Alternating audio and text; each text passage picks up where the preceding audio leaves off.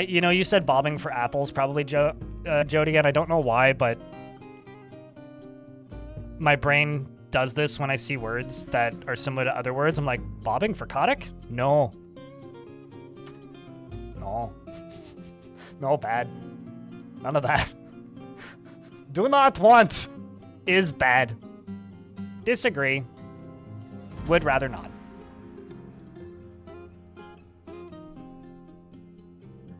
Is there a way to force removal of corpses? Just make sure... Are they above ground? So removing corpses is one of the lowest priority jobs in the game. So if you want to make sure that corpses get put away, it's not a bad idea to do like a cleaning season where you just pause every job and just let dwarves put stuff away. That being said, you could specialize it by making a custom hauling job. Alternatively, make sure that you have haul outdoor refuse enabled, because rotted corpses that are outdoors are considered refuse, and by default, they will not haul those if they're outside. So you have to go to place labor, standing orders, refuse, and gather outdoor refuse. I do have ignore vermin remains, but you have to enable this.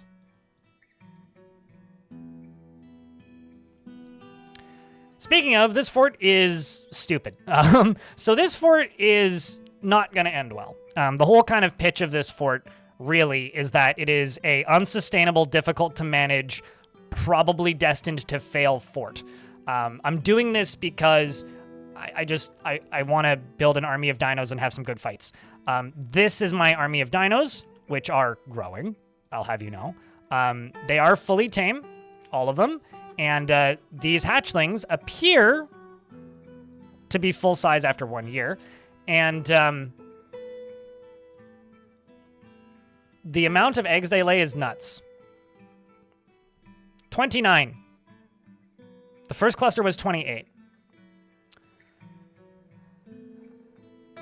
So,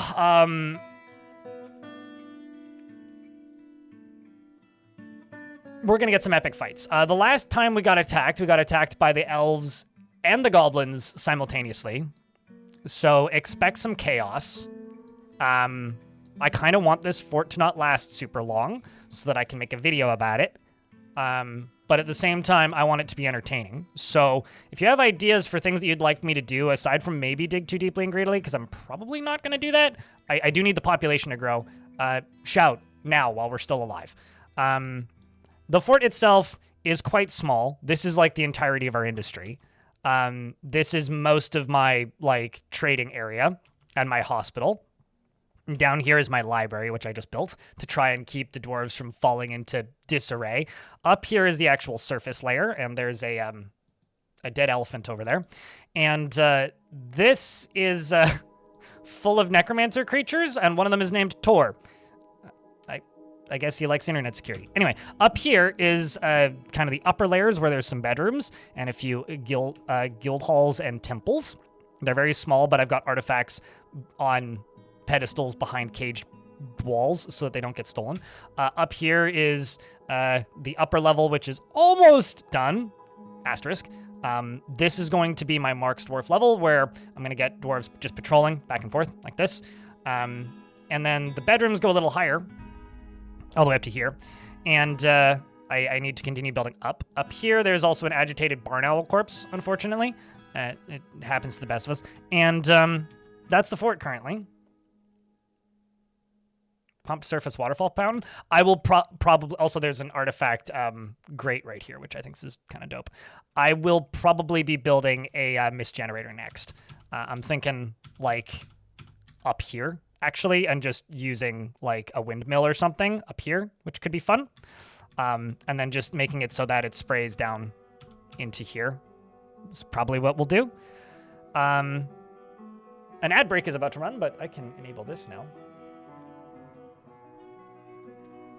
The named dwarves in the fort, because some have died, are Cassie, Cowardice, Darius, Dino T, Eric Key, Frosty Noodle, Fulgur, and Lucio, as well as Matlock, Romanoid, Sax, and Shadow, as well as Silius, and Adil, and that's actually everybody. Adil's not a named dwarf. That's everybody that's named. A lot of people died.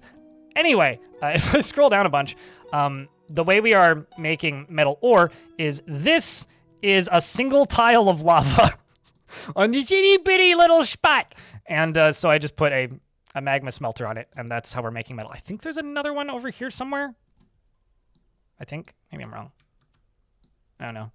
Guess no, there is one over here. So maybe I'll go make another one, but it's like kind of awkward. This whole fort has been a pain in the ass to build in because this is like not the most aquifer I've ever seen, but there's a lot of aquifer on this map. Like it is kind of a pain in the ass to build within. So we are going to be seeing if we can finish up this fort this week. Can I name it Dino Kevin?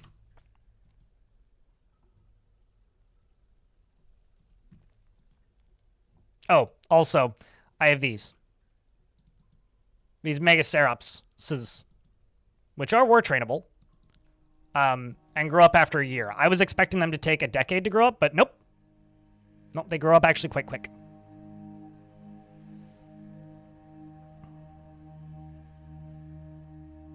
Might be my best one. Very entertaining. I feel like people often say the one they watched most recently was the best one, but I'm glad everybody has favorites because that means that I have consistency.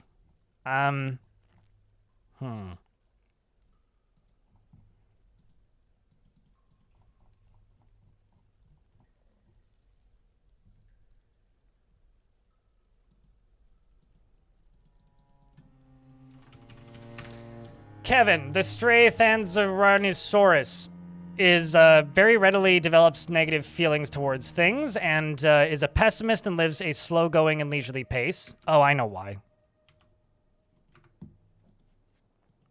I know why.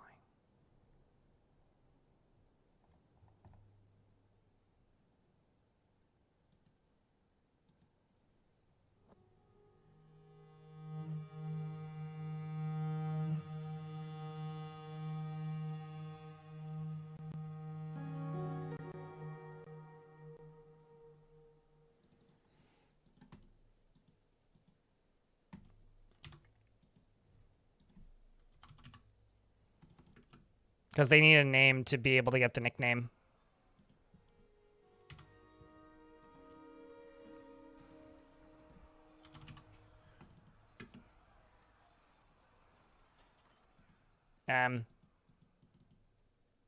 It's a bunch of hungry heads going to war, apparently. With jabbers. But the ad should be done, so let's see if I can find Kevin here.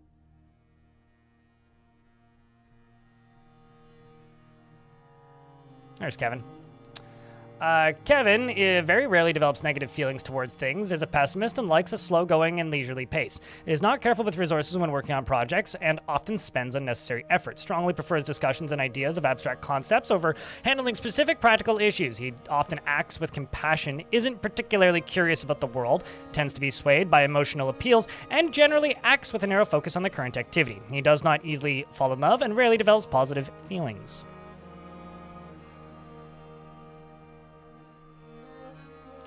So there are Twitch redemptions, which you earn pretty quick. If you follow the channel, you get 300, and then I think you get... Anyway, you'll get enough within an hour, but I have them on a cooldown so that it's every 30 minutes. And I do that so that we don't just get, like 3 people naming every single thing very quickly, and then nothing available to be named. Mostly because, I just feel like that is more fair. So I do kind of intentionally restrict the speed at which people name things. You like the use of dragons as medieval flamethrower towers? Yeah, fair. I think that might be the best produced video I've made, at least in recent history. Anyway, so that's the current fortress. It's a bit of a mess. That's kind of intended. This is all right above an aquifer, so I've been channeling down into here to build more workshops and such. It's, like I said, it's a pain. It's a pain in the ass. It's an absolute pain in the ass. But I do hope that you've been enjoying it, at least so far. I need to cook a bunch of seeds. This is getting silly. So hold on. I'm just going to... Let's go labor. Seeds. So all the seeds that I don't want, we need to cook. We need to cook.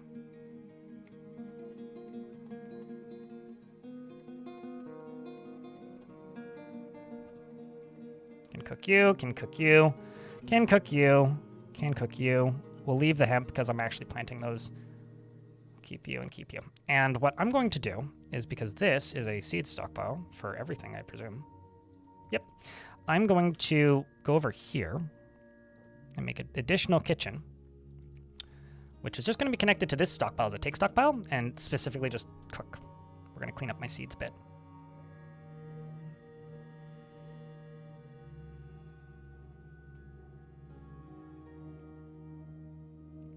You usually just limit yourself to naming one thing per fort. Oh, wow, okay. That's a unique one. I feel like people either name nothing or they name, like, literally everything.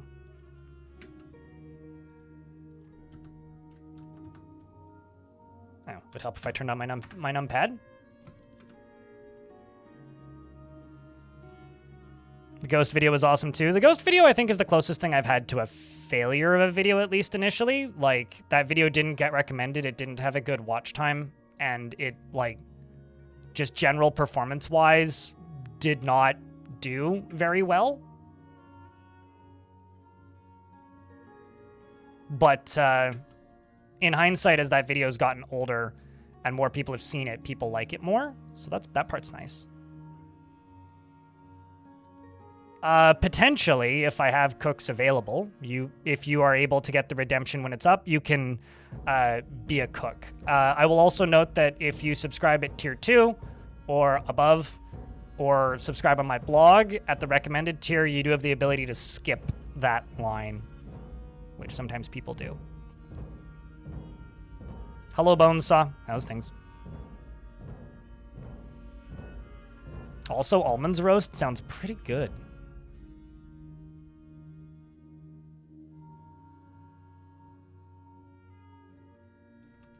Okay, well, we'll get that rolling. And I'm just going to make bag. I'm just going to make some cloth bags. Because I do need to clear a bunch of things. Okay, I'm going to go down here. Actually, I'm going to do this. I'm going to go to these guys, these Mega Serops. No. Whoopsies. Nope, not that tool. Wrong button. I'm going to go to the one that's gelded.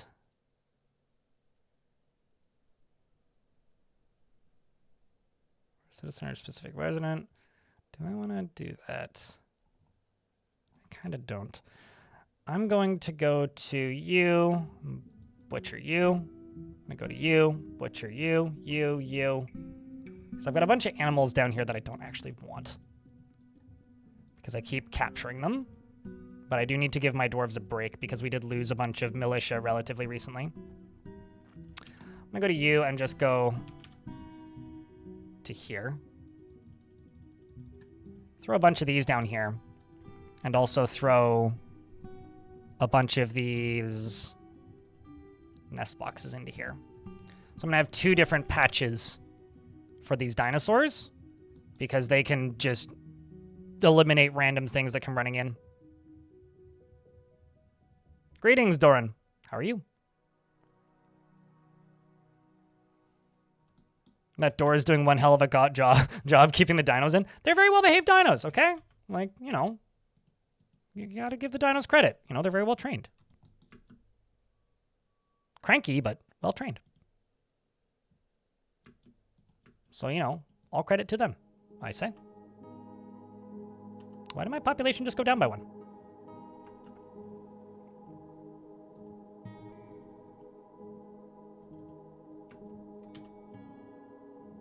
That's a little sus. Was I at 6-6? I thought I was at 6-7. I'm sure someone's gonna pop up dead in a minute. Awkward.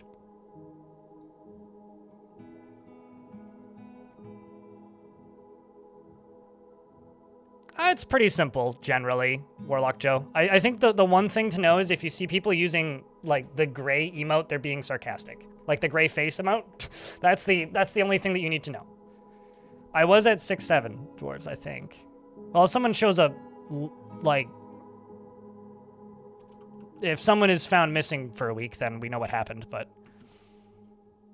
that actually wouldn't surprise me all that much. Let's also go all the way down to this magma sea here, because I was in the process of building this. This is going to be trash disposal. And since I've got this, I'm actually going to go bump and just go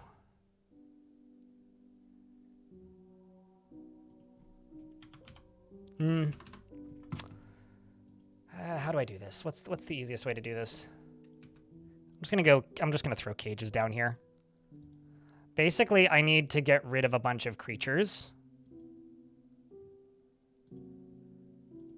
And I don't really...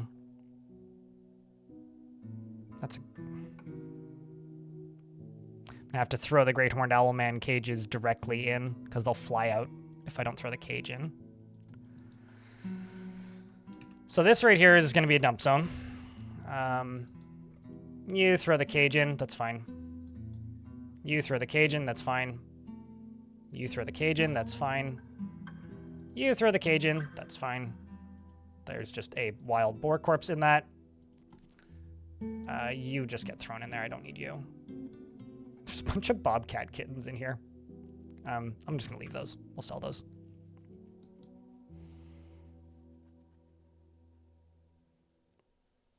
As long as he's in a very heavy cage, it'll work just fine. Is that for food? I mean, I'm butchering them when they become full size, yeah. As you might notice, I kind of have a lot of meat. I was correct. Oh, human pikeman. That makes sense. Human pikeman most certainly just went off somewhere and did dumb.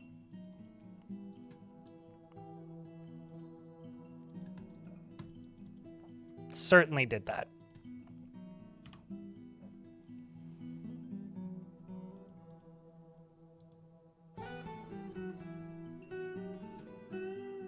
Now let's see, where did Necronteer's body and such end up? Okay, so most of the bodies ended up in this little catacomb, which I'm going to start filling in if I have the chance.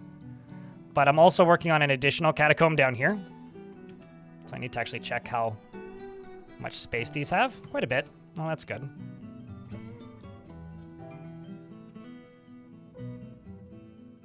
I'm not taking precautions.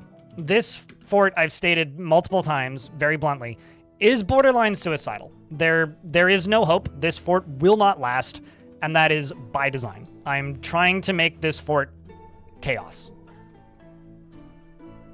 So if I was taking precautions, it would last a lot longer, most likely. I'm not taking precautions because I don't care. I don't want it to. Like, the point of this fort is that it falls apart.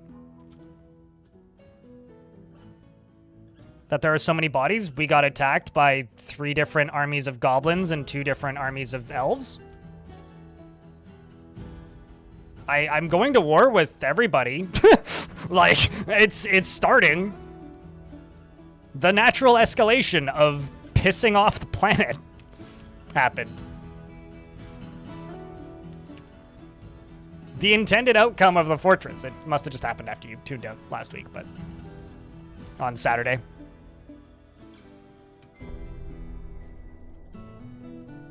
Let's see, I've stolen stuff from the elves.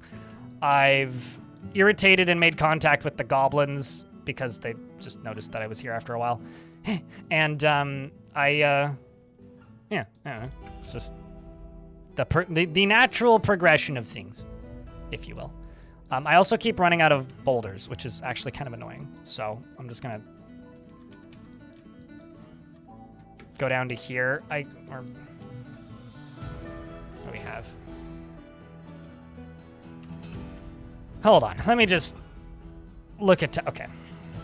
It is time officially to take a break. These dwarves, they need a nap, they need to stop, they need to just construct buildings and put shit away.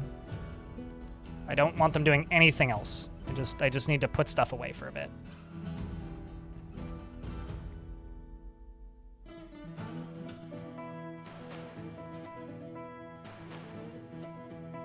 I did like less than 10 minutes ago, John, and you're on YouTube, so you have this magical ability to scroll back in the VOD. We have dinos, and we have a prehistoric rhinoceros, and we have these bird things that the elves brought us. I will scroll through real quick, but I'm not giving you a full tour. If you want the full tour, go watch the VOD. These guys, Whoopsies.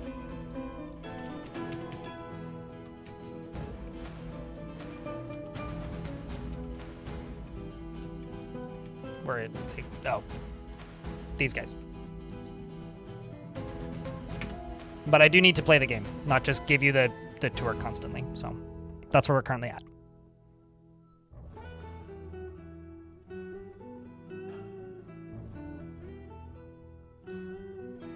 If you're looking for water, you've already missed step 1, which is you need to make alcohol. Dwarves don't drink water unless they're desperate. It would be like telling a human to only drink vinegar. They eat grass. These prehistoric rhinos do. They're grazers. That's why they're living with my elephants. The dinos don't, though. They just kind of chill.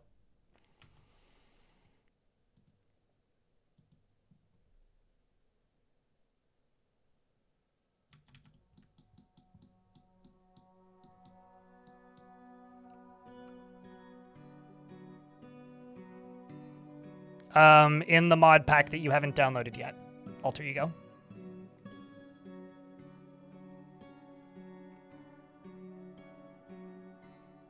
Sometimes you guys need a nap and put all your shit away. I feel like that's just like should be the most commonly stated thing as a parent. If parenting is as I imagine it to be.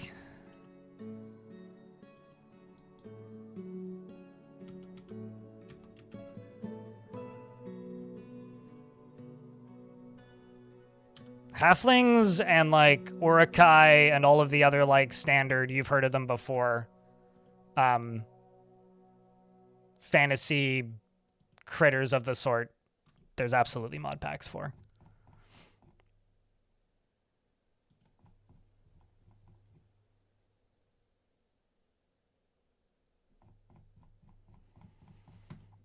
Okay, the other thing I'm going to do is I'm going to turn off this and I'm going to turn off these. Just go everywhere and do everything. Although it's just agitated ravens on the map right now. Those aren't too big of a threat. So if I go here, now I've got a lot of dwarves putting things into stockpiles.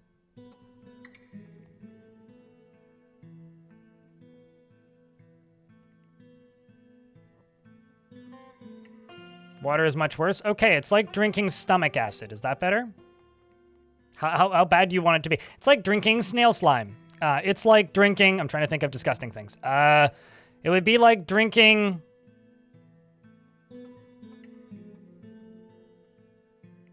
detergent. How's that? Am I hoarding meat? Not intentionally. If more dwarves would move in, we'd have the right number. I've just had a lot of creatures I've needed to butcher relatively recently. It's like eating Tide Pods, sure.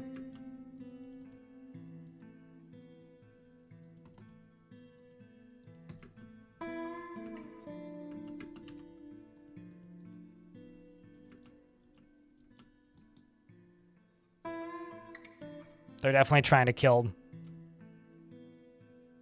ravens. Oh, there they are.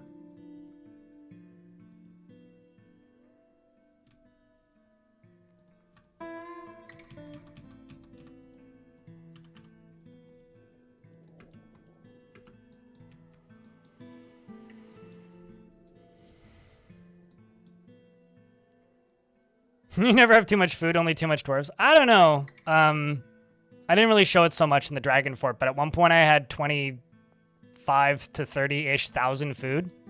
That was too much food.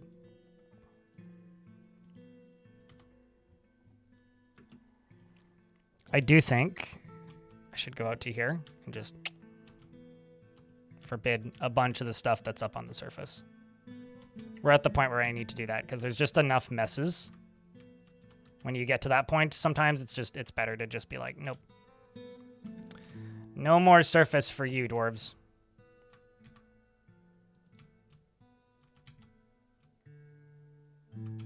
I will unforbid the stuff that's right in front of the fort. But everything else can just go inside.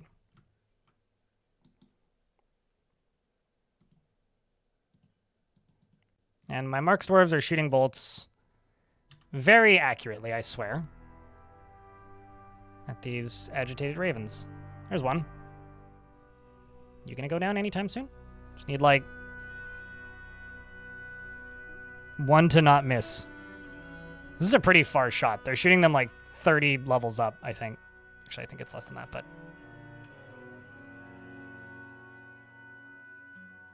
that was not unique to Brazil. Trust me. Neither was the reasons for it. That was not, in fact, unique to Brazil. Holy fucking bolts.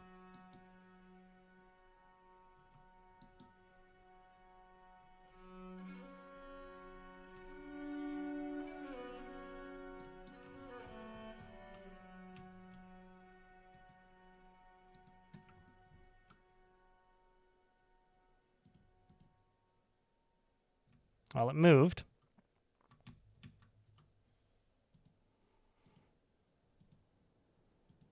Come on, dwarves. A lot of them are off to go get more ammo.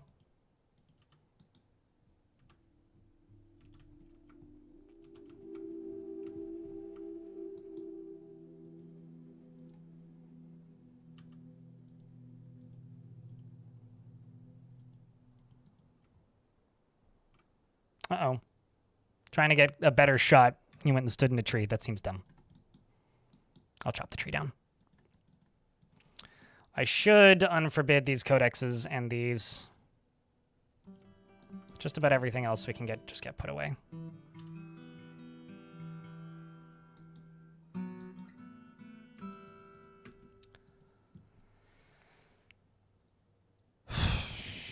You think the bolts fell onto someone? Oh, probably.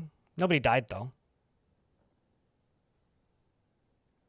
Why do I have clouds in a cage? Actually, those are moons.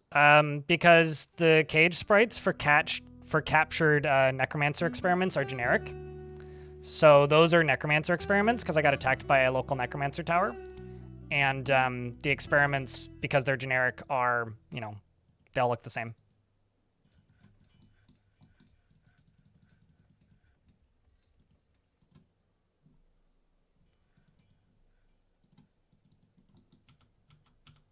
Which kind of sucks, but is what it is.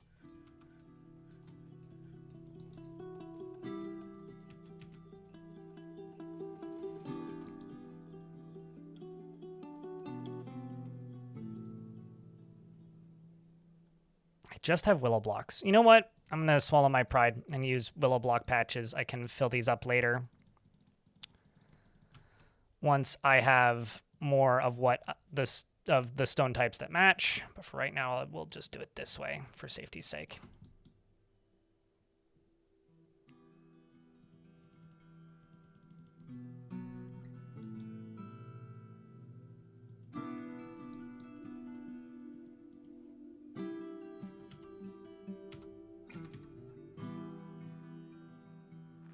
That's the case for any night creature.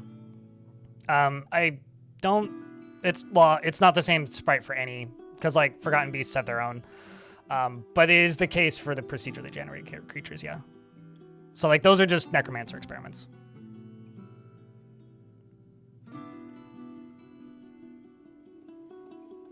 Well, I mean, it's like, how do you get an elephant out of a tree in Dwarf Fortress? Genshin VRC. You wait for fall and hope it's standing on a leaf.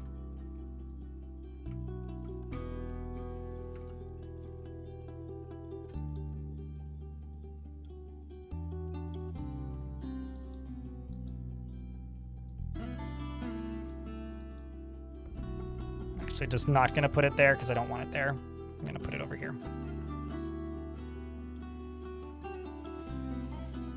Need to expand my ammo stockpile pretty dramatically.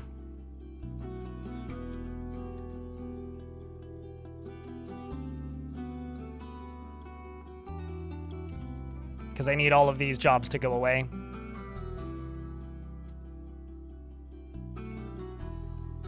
All of these jobs need to go away for now. Those can stick around for a little bit.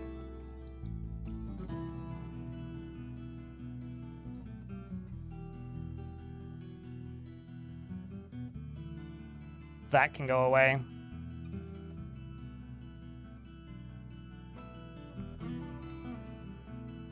Harvest from step ladders is too unreliable.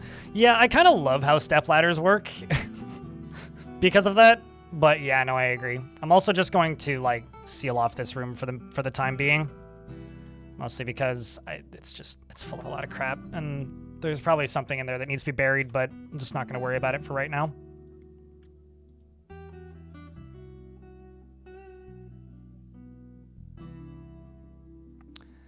I could also just go to forbidding. Forbid used ammunition. I've got enough now. I need to just stop worrying about ammo outside of stuff that's close by. Because it's getting ridiculous to actually manage.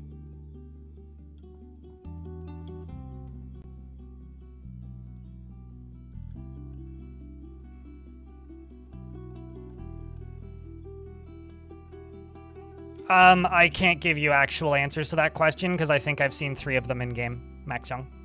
But they're often very large, which would make them more comparable to the giant varieties of creatures. It's like, think more giant elephant instead of elephant. But how comparable are they to other creatures? It's kind of hard to say right now. Because we're, like, I haven't seen enough of them in game or dealt with enough of them in game. A were-buffalo. This is one of the ones that was made in my fortress. Named Imoth has returned. A very large buffalo twisted into humanoid form. It is crazed for blood and flesh, and its eyes glow scarlet. Its raw umber hair is curly. You will know why you fear the night. Where is it? Quite far away.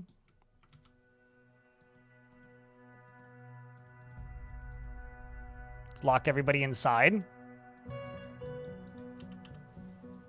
Set up the firing squad. And see where it goes. Wish us luck, chat. It was actually just a normal-ass visitor. It was just walking into the fort, and it just dropped its pants and its, Faki instrument on the ground. Check, and I get a big round of beers for good luck. Okay, it's fighting with Ezum the mechanic, who hopefully it just kills, which it did. It's unfortunate, but I've nicknamed it Buff because it's a buffalo. Cassie, you better run. You better run, Cassie.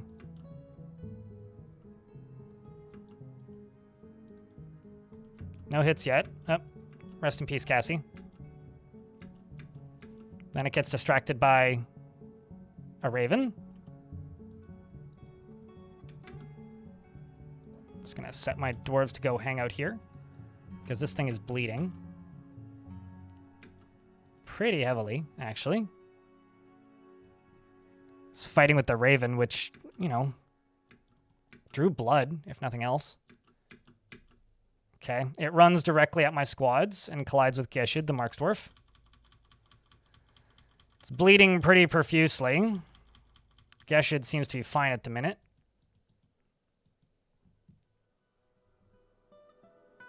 Strikes at the Marks Dwarf. Have you been bit? Nope. There's a whole bunch of dodging. Dwarves are continuing to just fire bolts into the thing.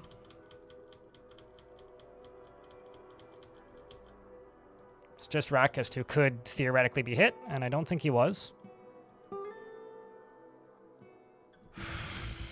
You cannot leave a stream in a fort like this that's designed for failure and, like, be upset if you miss things.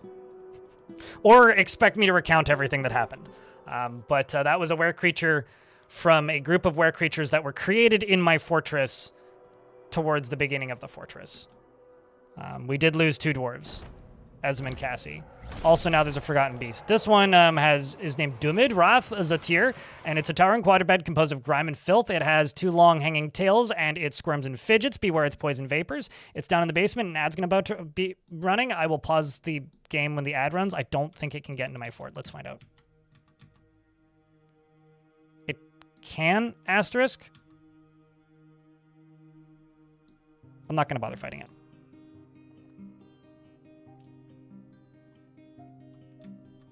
It's going to die to, like, something random. I just don't want to open up the caverns.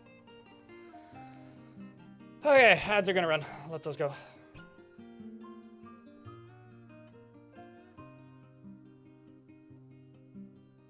I mean, it would just be more variety, Darut. How do you get items off prisoners? If they're in cages, you have to dump the items. So use the trash tool to just dump them off the body. It's kind of time consuming and generally not worth it, unless you're like out of metal, but realistically, people make a big deal about harvesting Goblinite. Most people don't need it. Like, I just don't bother 90% of the time.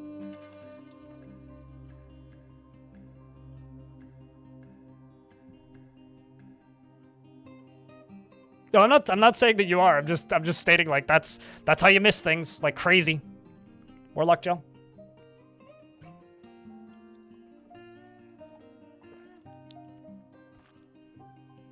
Goblinite is kind of pointless if you're even remotely decent at like managing materials.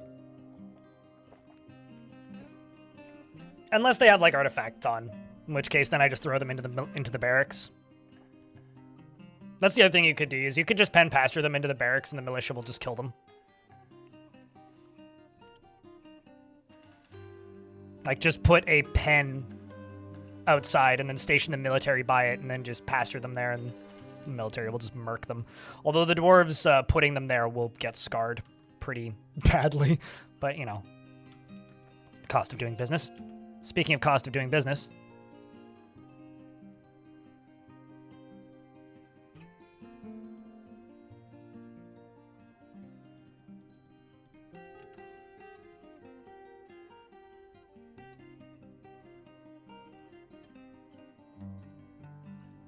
I think those are the right ones.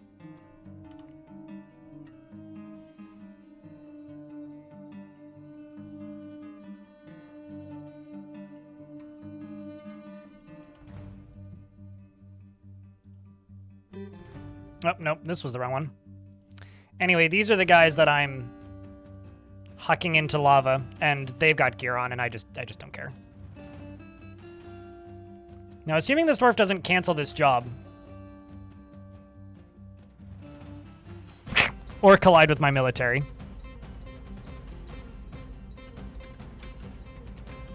Everything will be fine, but it collided with my military, so nothing is fine.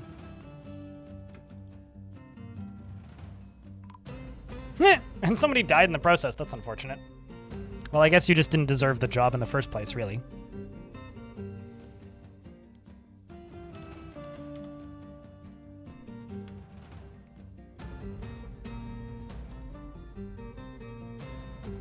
Well, the others all made it down in there, so that's good, I suppose.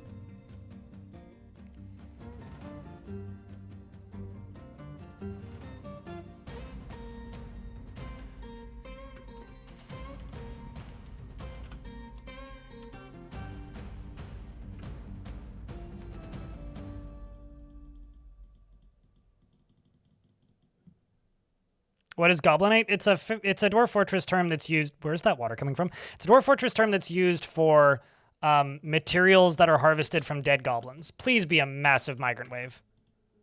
Oh, my Squirtle. I really need this.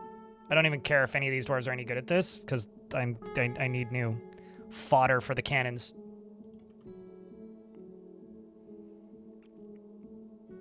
$70 dwarves? Is that it? Well, I mean, it's something. I also wouldn't really want to move here, so I don't really blame them.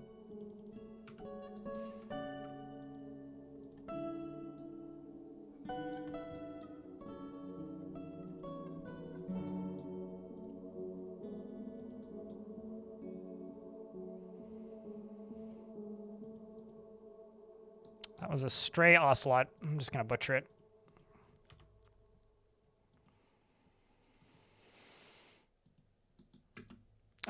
Then the next thing I'm going to do is this. I'm going to add one of you.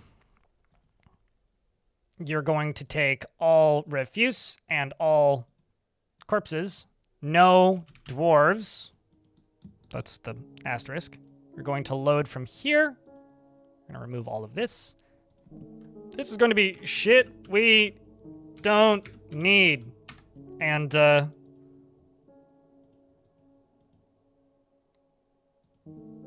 let's also do leather, or no, hides. Fresh raw hide. Don't throw out fresh raw hide. And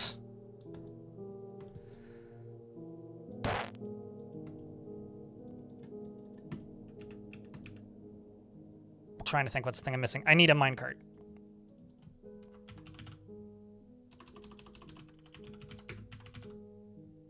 Only if you claim the thingy, so you have to get the redemption.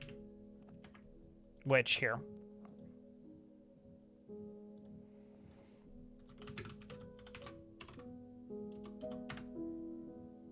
There you go. You have to get the redemption or you don't get a dwarf. Like, if I just give everybody who asks a dwarf, every dwarf would always be named and none of them would be in the chat. Because there's, like, on average, like 2 times the people watching of that I have dwarves in the fort. So would you like a dwarf with a beard or a dwarf without a beard? No, nobody gifted you one. Somebody claimed one for themselves. But I just gifted you one. So now it's all yours.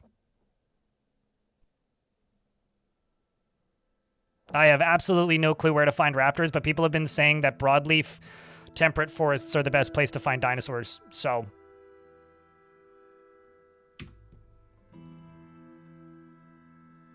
You are now an elite Marks dwarf.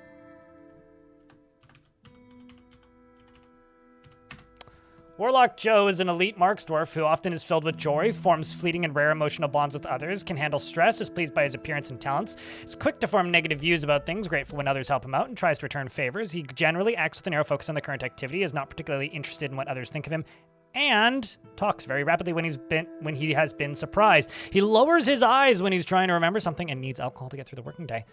Doesn't really care about anything anymore. Dreams of mastering a skill, and this dream is realized. Personally finds blind honesty foolish, sees guile and cunning as indirect and somewhat worthless, and doesn't really value merrymaking and doesn't think one way or another about leisure time. He likes native platinum, pig iron, onyx, carambola wood, white-browed gibbon tooth, cotton paper, the color chartreuse, goblets, lions for their roars, and the words of the gravel of aquamarine, and when possible, prefers to consume common snapping turtle, dwarven cheese, and barley wine, and absolutely hates jumping spiders. All of the ocelots? Is that what you're asking? I don't know, maybe. Temperate Savannah's good too. Yeah, I believe it. Basically, probably not cold places if you're trying to find dinos. His very long beard is braided, and his sideburns are clean-shaven. You're a legendary Marks dwarf. You've got 12 kills. You killed a Smilodon, 5 hounds of Thykit, 5 dogs, and a barn owl. Welcome to the fort. Yes, this map is still fucked up and suicidal. Absolutely. Warlock Joe, thanks for the $1. Appreciate you, man.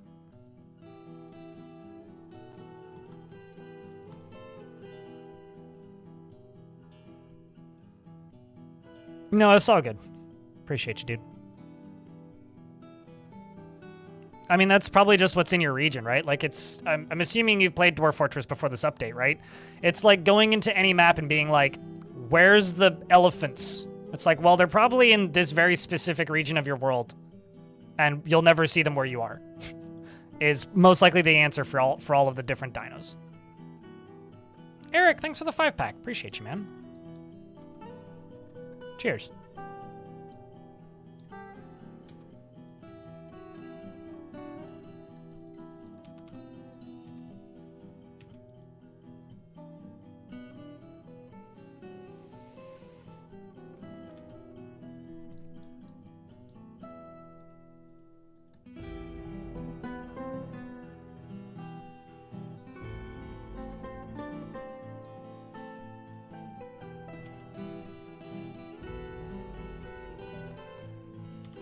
And let's just go here. Slaughter you, because I don't need you.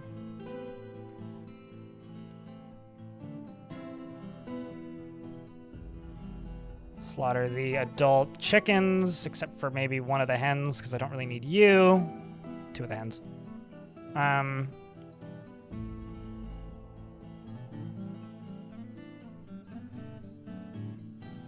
that's what we'll do for the minute. I need to make a farmer's guild. Okay. Okay. Farmer's guild. Got it. Let's put a farmer's guild down here.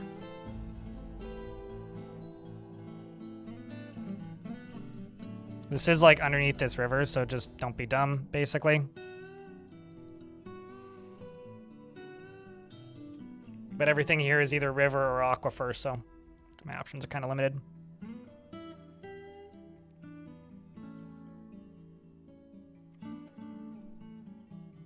Uh... 100%. If you don't have the allowance to haul outdoor refuse, 100% that's the cause. But also, you just need to plain old remember that that is the lowest priority job in Dwarf Fortress. So if you hit this and everybody has some sort of job, they will do literally everything else before hauling a corpse. So either you need specialized labor for that specifically, or you need to just go out of your way to make sure that that task gets done. Those are your two options. It's also not the end of the world that there's a corpse outside. Like, that's pretty... Like, as long as it's not a dwarf, that's kind of fine. Dwarves don't really care.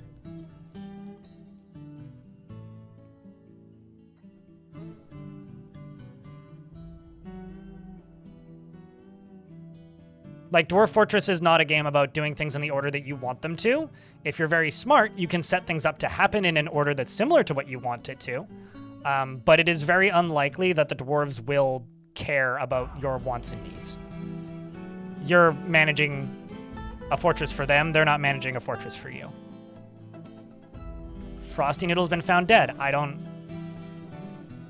even know how.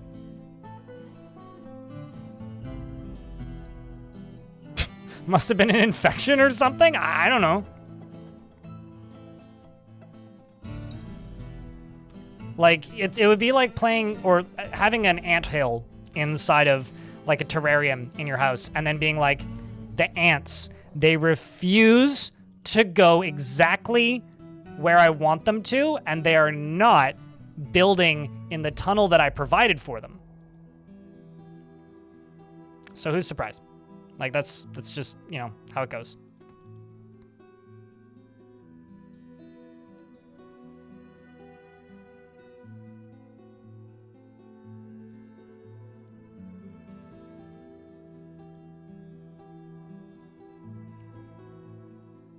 So you, right here, should get buried. Yes. Frosty Noodle, no? Yeah, I don't even know what happened to Frosty. He just disappeared one day. It's a shame.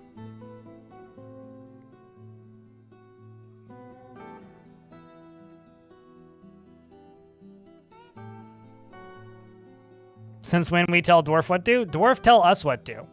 Play game. Punch elf. Eat biscuit. Drink burr.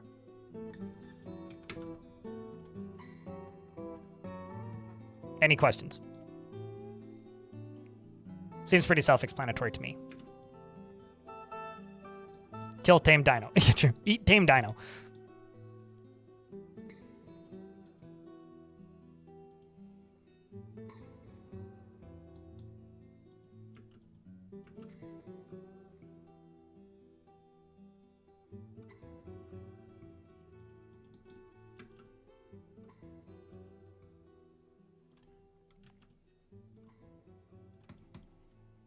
And I'm just going to go to you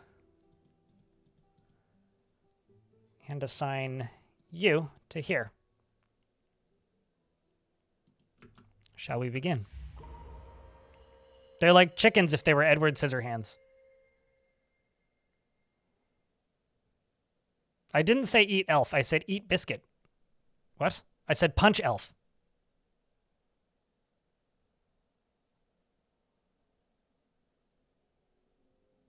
You have very selective hearing vines. Oh, I see. Lynn first said, why punch elf? Because we're not elf. Elf eat elf. Dwarf eat biscuit. That's not very dwarfy of you. That's actually, I think, a capital punishment crime. I'd need to double check, but I'm pretty sure that's the case. Pretty major crime in Dwarven society. Riding hell pigs? Please explain what the fuck a hell pig is. Is this some proc-gen critter, or is this like...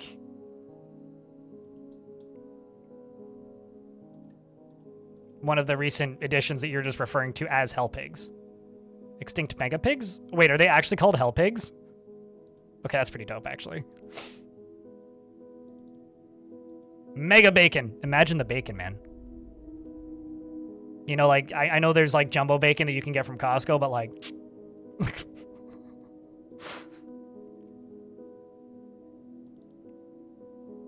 Biggest pork shoulder. Not all of them can. These ones can.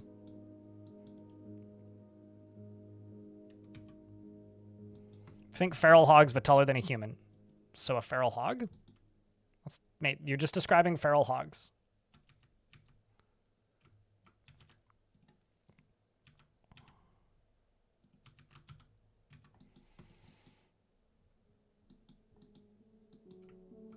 Yeah, fuck it. Let's just get rid of that.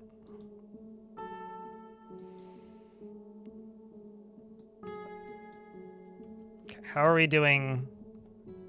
Okay, this is what I want to see. I want to see like a much lower list of stuff that needs to get put away. That's what I want to see. Okay, so I need like a clothing stockpile somewhere. I'm thinking like back here, because currently I don't have one.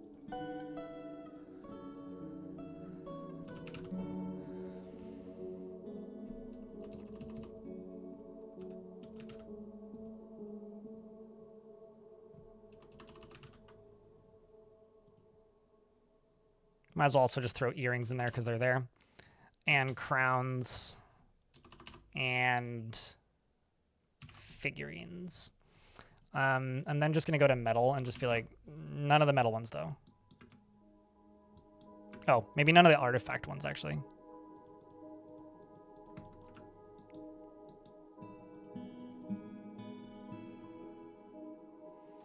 So now let's see how many hauling jobs that just created. Kind of a lot. Just for that new stockpile.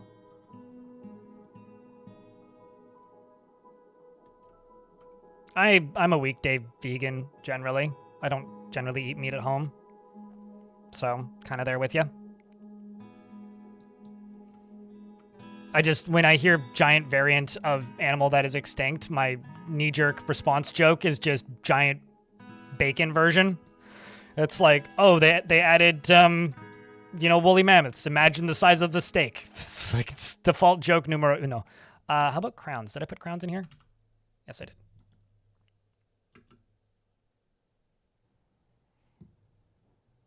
Also, apparently, shearing a woolly rhino gives you like 40, like, cloth,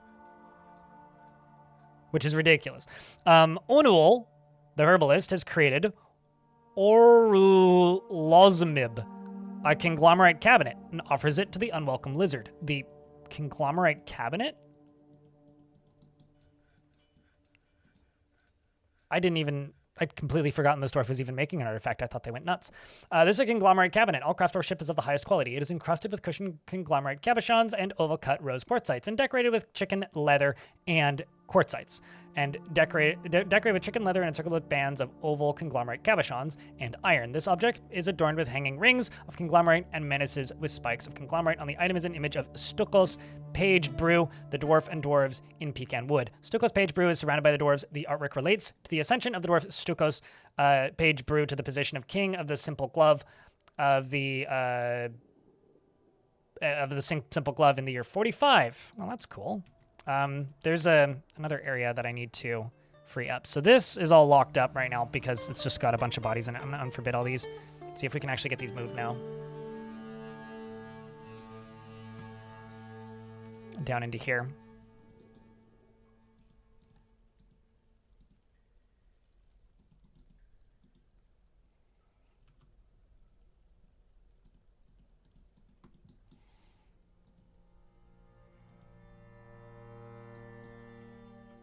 There we go. That's what we need to see.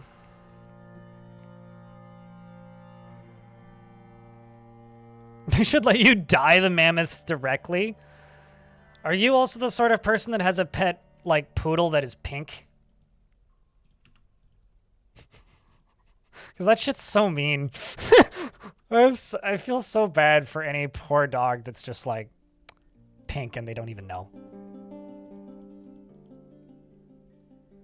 It just feels wrong. So this creature is already down in the lava because that's where I threw it. And there it goes, burns up.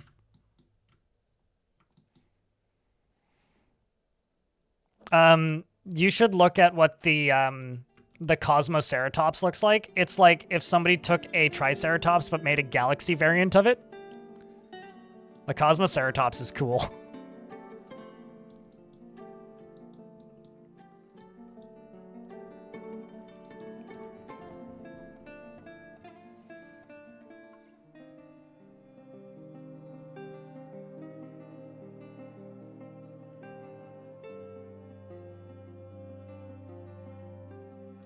Okay, so the next thing I want to do is I want to go to stocks and I want to get ammunition and unforbid all the ammo.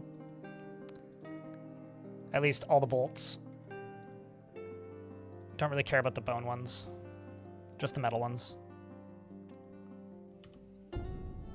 Because there's going to be a lot of pickup equipment and like storing items now.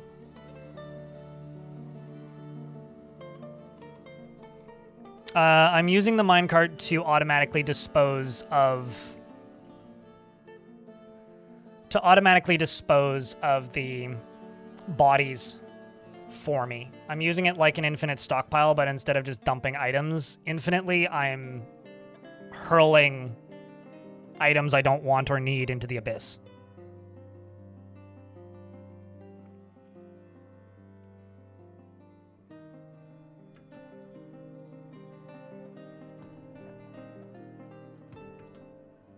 And as well as ideally as safely as possible.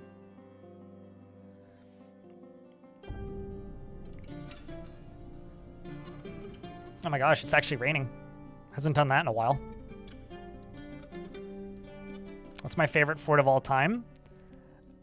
Dude, I've played so many forts. Like when you're, that's maybe like a possible to answer question when you've, only played hundreds of forts, maybe dozens. I've played thousands. I don't know, man. Chat probably has a better answer. I think like my default answer to that question now, because I do get it a lot, is Godly Tombs, which was the worst map in Dwarf Fortress history, and that's purely because that fort bought me an apartment. Like that was the fort that like made my YouTube channel take off. So probably that one.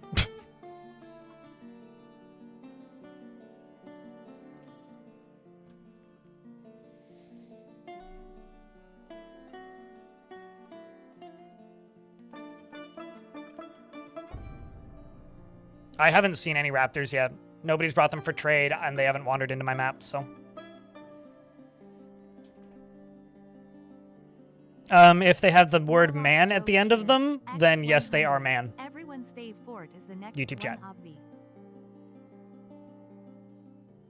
Everyone's favorite fort is the last one, and your least favorite fort is the one that's currently frustrating to play. A Cosmoceratops showed up at your fort. They're really cool and look magical. It would be interesting.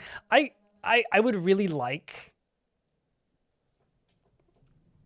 the artist / Zach and Tarn to put in like maybe a dozen more dinos. I know they just added like 100, but like a dozen more that are like Dwarf Fortress specific fantasy variants of the dinos, like maybe like a winged megalodon. It's like a megalodon, what can fly? Maybe like a magma ceratops. I don't know, I'm just saying words. You could do like the deep stegosaurus, which is just like a stegosaurus, but it only lives in cavern level 3, and it's like got no eyes and giant, oh my gosh, spikes coming out of its face. We just had okay, first off, there's an agitated Wolverine, so that's just a normal Wolverine. But we got attacked by one of these guys. These creepy fucking, like, giant millipedes. And the dwarves just, like, beat it to death. Like, it didn't even make it into the fort. It's kind of funny.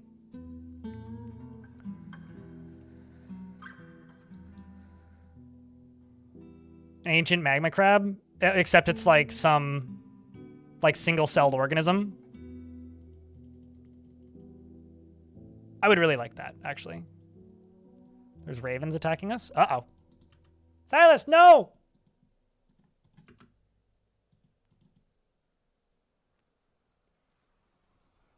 I mean, he is sunk into depression. He's been kind of useless as a dwarf for a minute.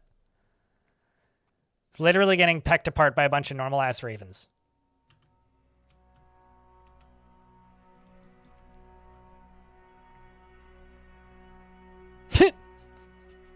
Matlock just like runs through and just like brrr, just knocks them all down.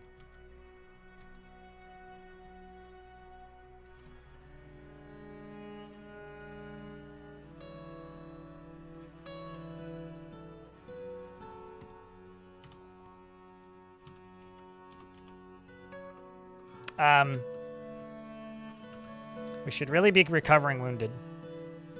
Oh, it's because all my doctors are dead. Got it. Makes sense. I get it now, okay?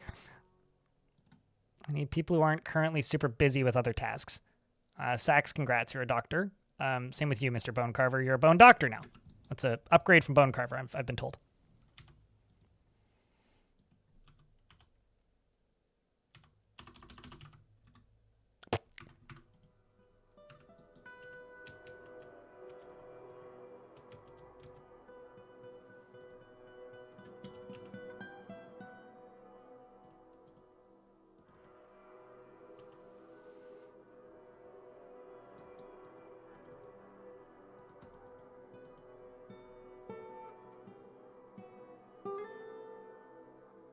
There have been Forgotten Beast dinos as long as I've played Dwarf Fortress. So yes, there are in fact Forgotten Beast dinos.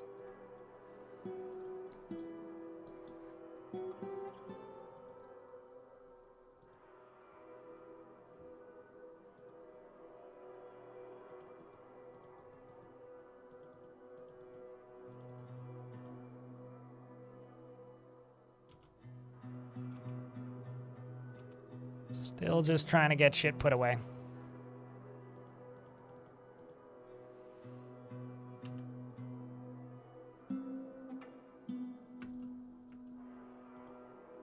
Tried to click on this and instead got a louse. Why would you apologize? But does increasing wildlife related options and settings also affect the dinosaurs? Dinosaurs are wildlife. They're not mega beasts, they're wildlife. They're wild animals, so they're exactly the same as normal wildlife.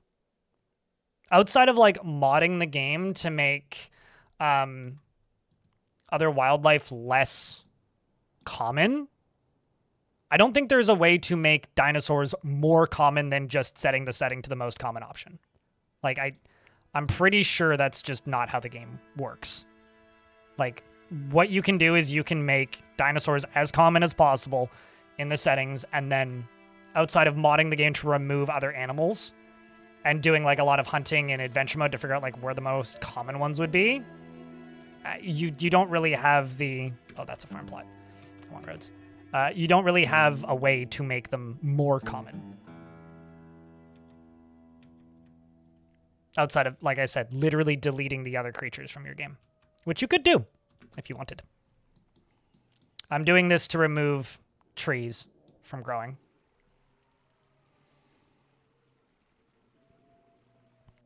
Also, hey, Bobble. Hope things are good. Let's make this guild hall.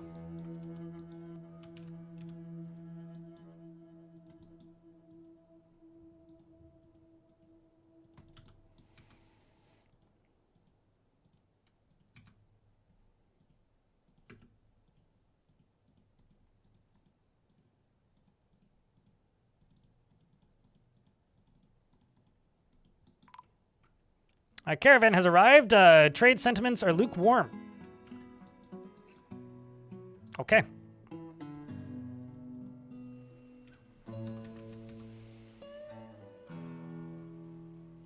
Can sell the bobcat cage. Trade all the used stuff. Trade the busted gauntlets. Trade that. Trade everything but the iron. I'm in an ad break. There's also a ghost. Apparently I only have X number of prepared meals, but Barrels. Prepared food barrel. Just gonna sell food.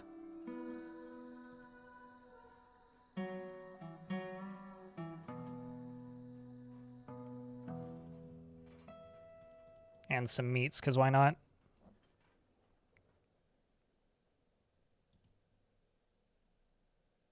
Got so many rendered fat barrels. Should probably just cook that, actually.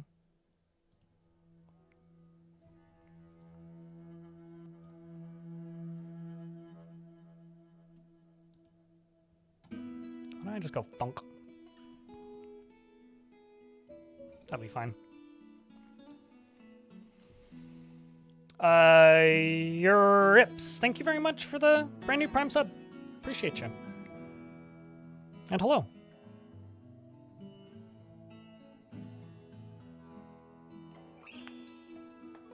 There are no blue whales.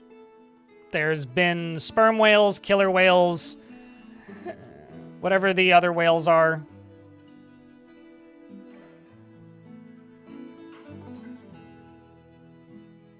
I think that's it. There's like 4 kinds of whales, but there isn't any blue whales. I wouldn't be against blue whales, though.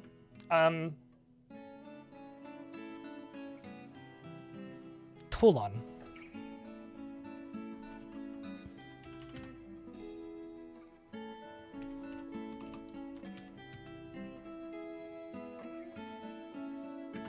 Okay. I need to use the washroom chat. I know an ad just finished, so it's kind of bad timing. That sounds But like a whale of a time. Also, it Devilish seems it is Potato, that thanks time for of the month 42 numbers go months. We've been wailing about it for a while. That's for sure. I mean, chat doesn't even know what to do with all of the blubber because it's been beached since we got here. Anyway, I'll be right back.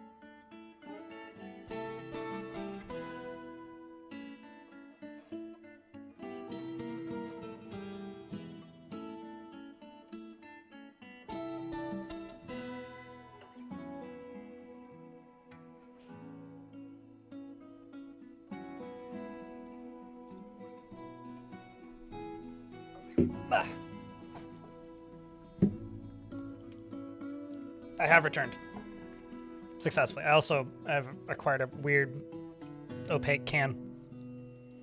Where did he go? To use the toilet.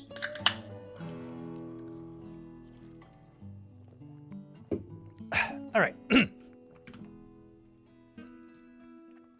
It is perfect timing. Absolutely. I mean, I heard the notice go off and was like, oh, hey, notification. Commented on it, made a pun about whales, and went and used the washroom. Now I'm back. I think perfect timing.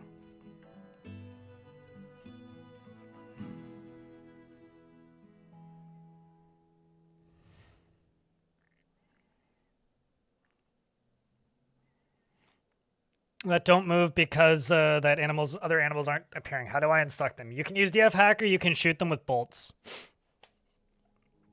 Although I find exterminate easier. Although I would also say thank your lucky stars that they're stuck, because it'll give you time to build up. They will eventually move. If there's dwarves close to them, it'll sometimes reroute their pathing to the dwarves. So like if you station a squad beneath them, that'll sometimes help.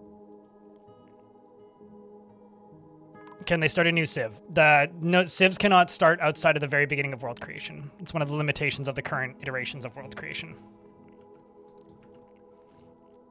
Which kind of sucks, but is what it is.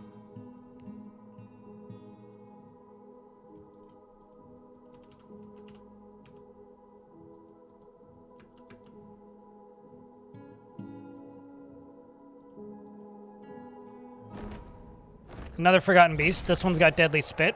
Has come. This is a sauropod composed of peridot. It has 2 narrow tails and it undulates rhythmically. Beware its deadly spit. Okay, well this one can just go fight with the other one that I don't have the ability to see right now. Have fun there, beastie.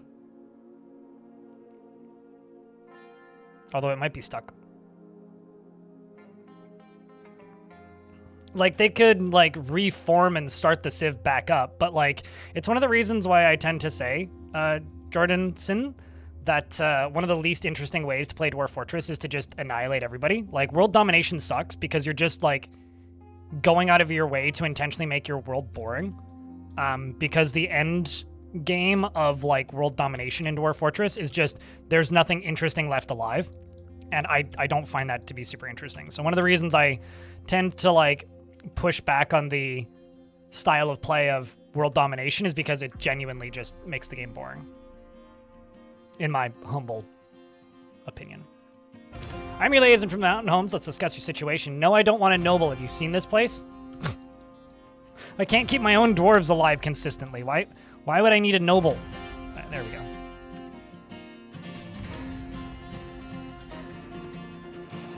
What are we sipping on? It's a lime-flavored bubbly, which is also invisible color. Because I use a green screen.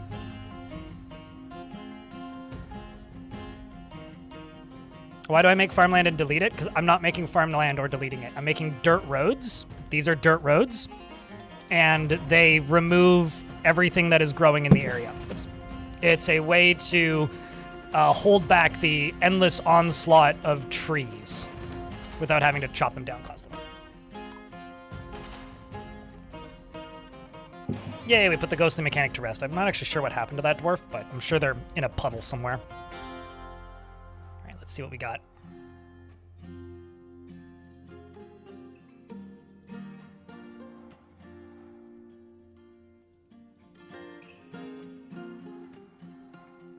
They brought some random livestock I do not really want.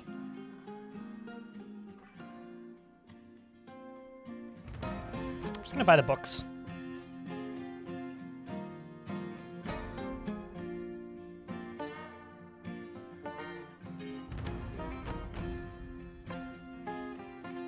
Until it gets green, and then I will add other heavy things in so that I have the weight down.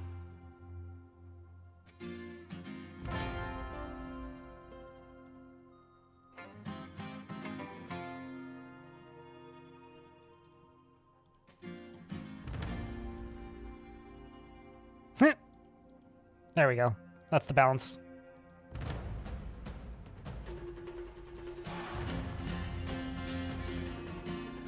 That was the one I just traded with, was it not?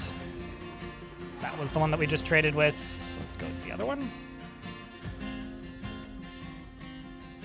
Kind of looking for bears, but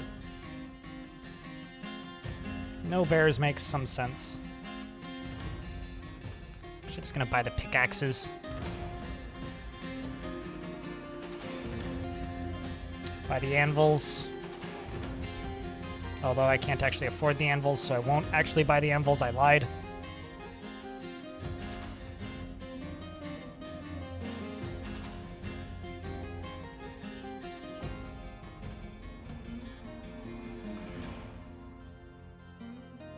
How heavy were those frickin' pickaxes?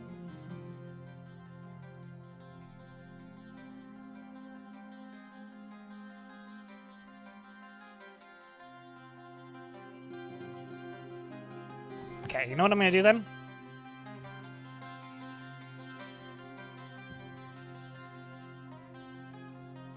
Bring in a whole bunch of bolts.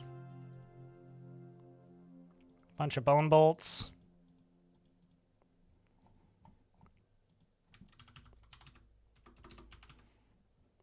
All of the arrows. Oh, that's interesting.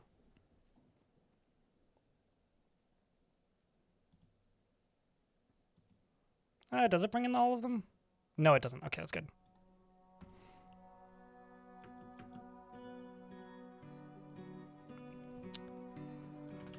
Let's go up to here and type in bars. What do I have? What do I have for coke?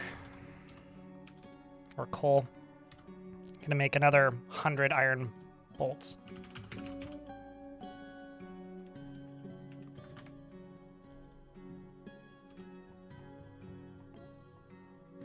And I can go into here and unforbid all these tasks.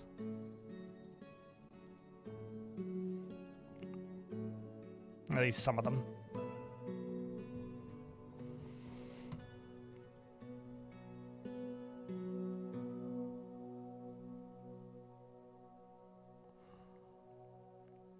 What job is a chieftain? That would be running some or one of the different variants of mercenary groups. So like a minor faction that won't appear on the overworld by default, that exists mostly as a Legends mode boon.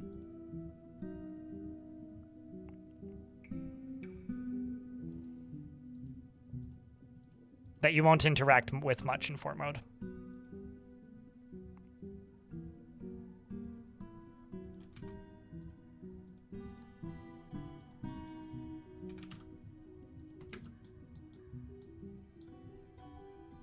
Or a bandit gang, yeah. Although, don't bandit gangs usually have warlords? Or does it depend? I thought they were generally warlords, but...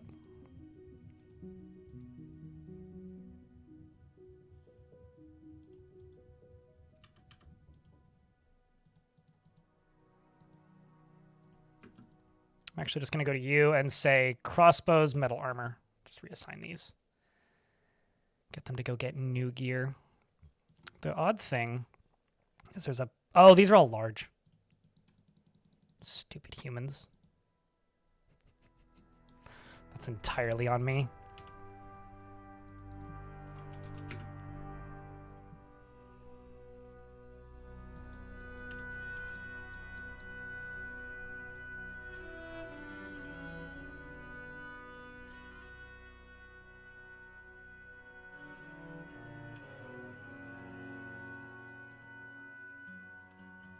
Okay, now you super can't carry anything because it's all too heavy. But I could just buy a horse, and that'll clear most of the weight. Oh, wrong one.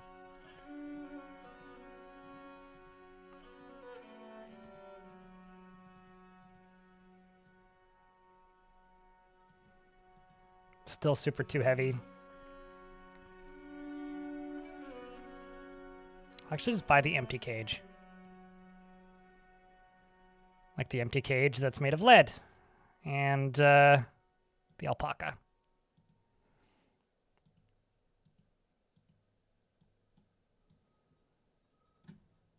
Buy the books.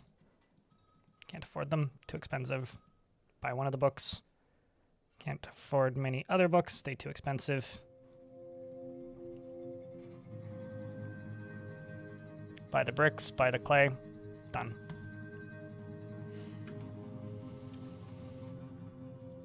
Okay, well, let's make a farmer's guild before it times out on me. Maybe the game will give me 5 minutes where I can catch up on chat. Maybe. What do you think? I'm saying unlikely, but I can hope.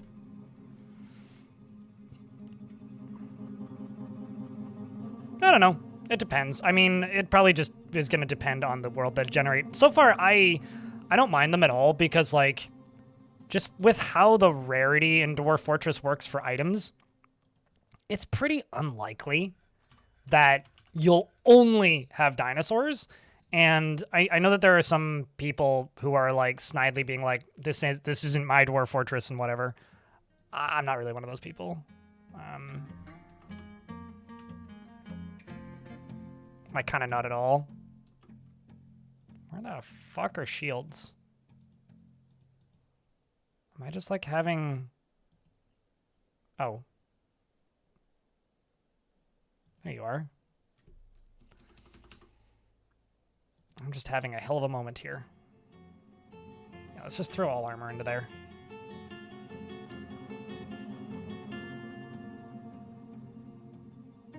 Is exclusively a bandit position? Okay. I thought the bandits had warlords. Maybe that's gangs. Probably just confusing them with gangs.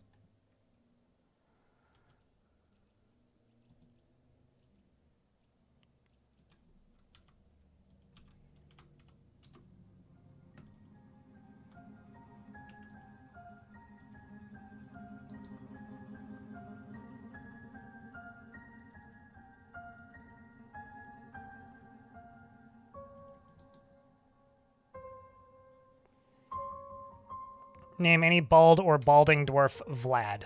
What's with you and Vlad? I feel like this is like the third or fourth fort that you've demanded a 1 balding and 2 dwarf named Vlad. I don't think there are any. These all seem to be well-headed hares. The only ones that are impossible... Yeah, literally everybody has hair. That's not true. There's this one, but you don't want this one, and he's already named.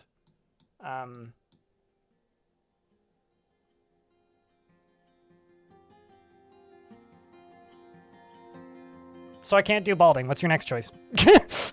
Because the only one is named. At least the only one that I saw. Could do another pass, though. Pilot, hello! It's good to see you. Makes sense, though, if your name's Vlad.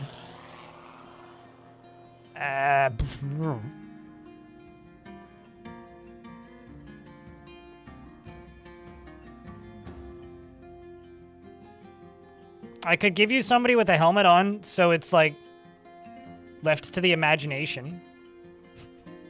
You know? Like, we could go with like this. He could be bald. We're just going to agree not to look. Vlad the Messenger, who's also an axe dwarf in the military of the Kobold Bucks, is completely oblivious to the concept of neatness and will just leave things strewn about without a care. He cuts any corners possible when working on a project, regardless of the consequences, rather than wasting effort or resources, and is prone to hatreds and often develops negative feelings. He is bashful, and he feels best when everyone gets along without any strife or contention. He is very humble and sometimes acts with little determination and confidence. He tends to avoid any physical confrontations and works to square this natural tendency with his respective martial prowess. Yeah, I thought the Vlad thing was a vampire thing, but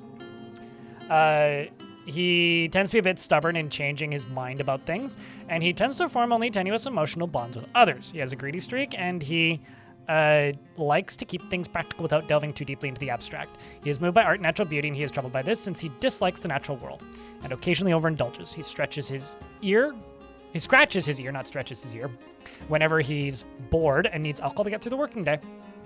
He dreams of raising a family, and personally sees those that attempt to maintain a dignified and proper behavior as vain and offensive, and doesn't see cooperation as valuable. And doesn't particularly care about craftsmanship, and dreams of raising a family. He's a medium-length beard which is braided, his sideburns are clean-shaven, and his very long mustache is neatly combed, and he has no hair.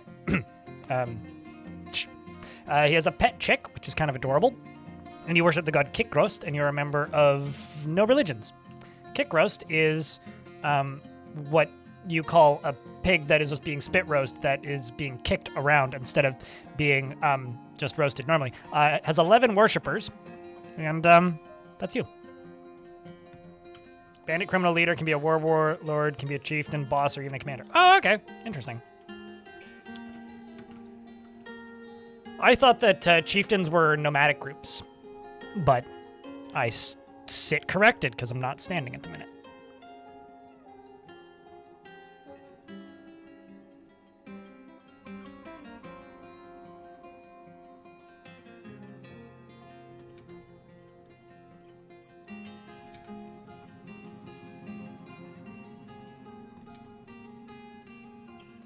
Oh, no tables then?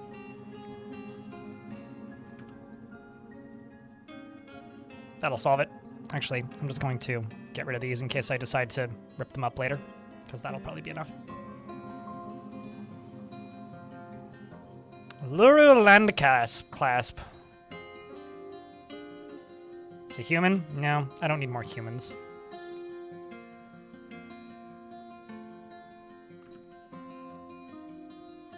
We're all still 0 years old. They gotta be getting close to 1 year. But welcome back to the land of the internet, pilot. Vlad sounds like a great dwarf, certainly. disagree. Never complain about having a good brave dwarf who's happily existing in this crazy place of death and nonsense.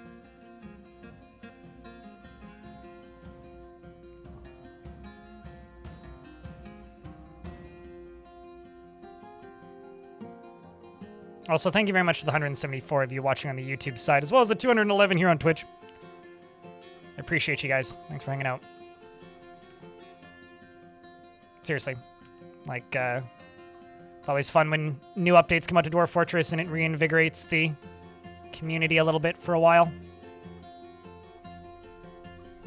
Still got me, like, actually kind of really excited for the next more major update. Let's just do 10. 10 plaster powder.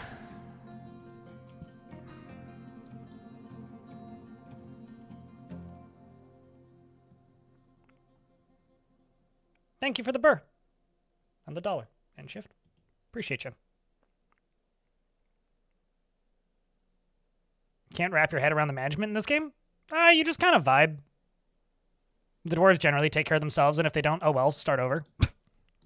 That's kind of how it works. Dwarf Fortress is actually like a chronically overthought game. Like if people just kind of let the game do its thing more, I feel like people would have an easier time getting into it.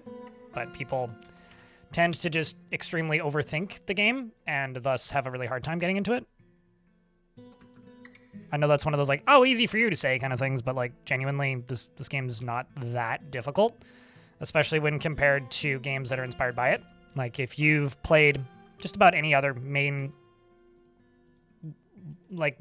don't even want to say mainstream, but like commonly played colony builder, you've already learned a harder game than Dwarf Fortress to play. It's just simply a matter of, you know, unlearning a few mechanics, usually.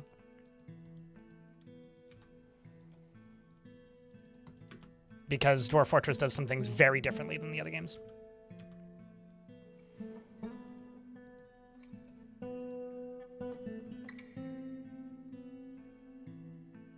So then you wouldn't play it, because this game wouldn't exist if it was hyper-realistic. I assume you mean graphically.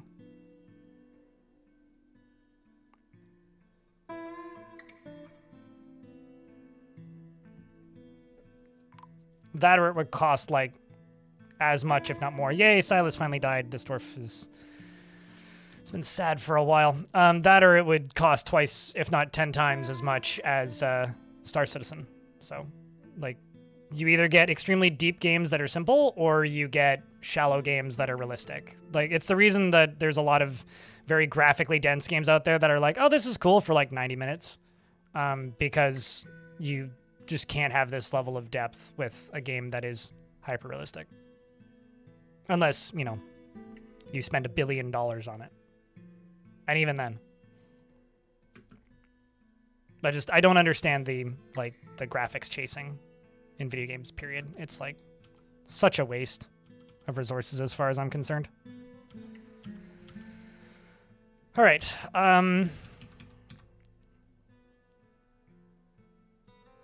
One of my dwarfs have bits and pieces of them up here.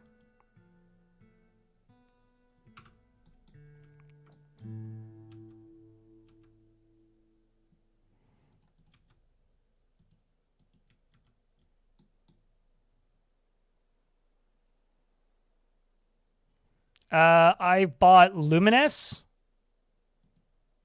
which has been fun to play again. I picked up Lumines was the big one. Lumines. Lumines and Rez are the two games I bought on the Steam sale. You know, modern games that normal people play. What? I've had several just like random deaths. It's gotta just be infections. Let's find out.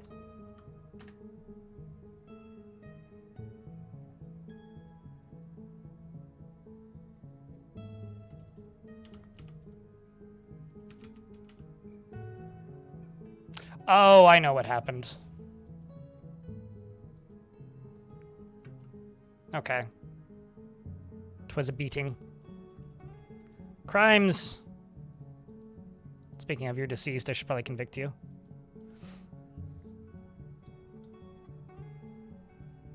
Well, I mean, like, one of the most realistic military strategy games you could buy and play is the Guy Gatsby games, the War in the East and War in the West, which, whenever I talk about these games, I immediately regret it because there's some people in my chat who play those games, and they're always like, Blind, you have no idea what you're talking about. And I'm like, yeah, no, you're right. But, like, they literally just look like... It looks like a board game, you know? Like, it's very, very detailed military strategy games, but, like, it just looks like a board game. Like, that is the way of deep games.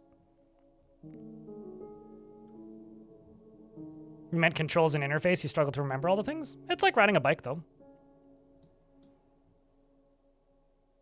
It is one of those games that you just kind of need to put the time in. Like, if you're going to learn Dwarf Fortress, you kind of just... And I realize that there are some people who can just not tolerate this, but you kind of just need to accept that you're going to spend a few, maybe a dozen or so hours, if not a little bit more, figuring out how to play. But once you get past that kind of initial hurdle, it gets a lot easier. And you just kind of need to believe me. It is what it is, though. No. There is scum. We had a bunch of deaths at the end of the last stream of this fort.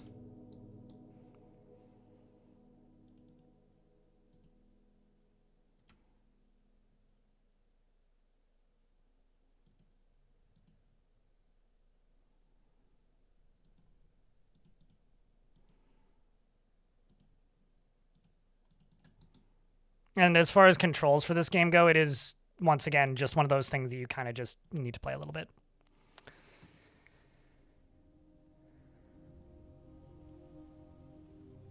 It's like saying I played... Here's an example that's maybe not that good in the grand scheme of things, but I'll try my best.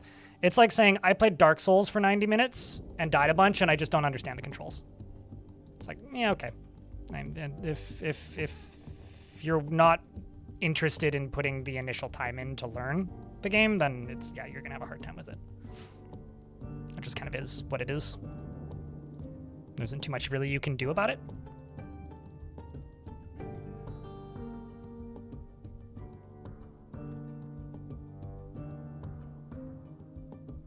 Very complex game to play as Terra Invicta. Yeah, no, true. Yeah.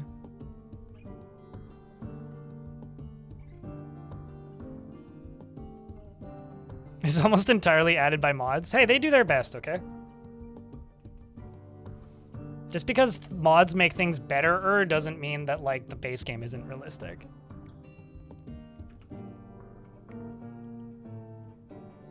The denomination of sins with, like, a temple and a priest. I would like to mine out all this rock, though. We're about to get hit by some ads, and I want to go rinse out my coffee mug because it's empty. So I'm going to pause the game, let the ads run, and go rinse out my coffee mug. I will be back in a moment.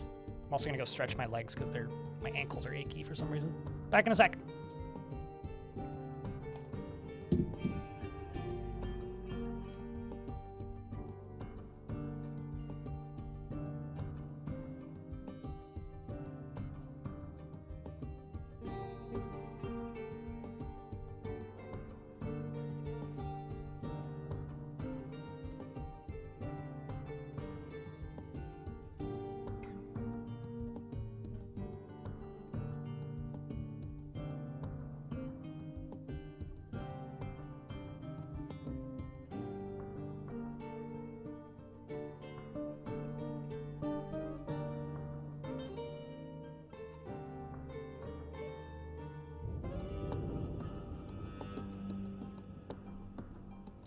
Lads, I made it back. It was because you wanted the controls to be closer to Monster Hunter. You see, normally I hear like that the other way around is the reason I didn't get into Monster Hunter was because the controls weren't like Dark Souls. I mean, that's one of the reasons I don't play CDDA is I find the controls to be fiddly.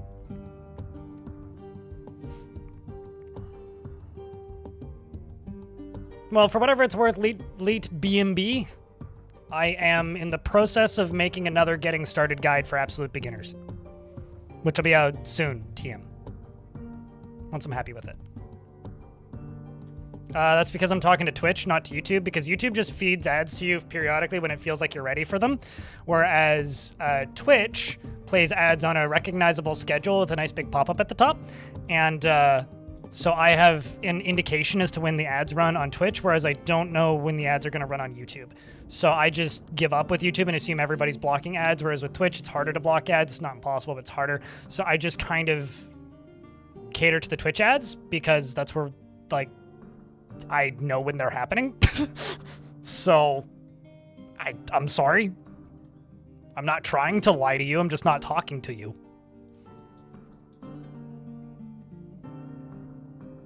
I got accused of lying, humorously. Need some more empty bags. Typical.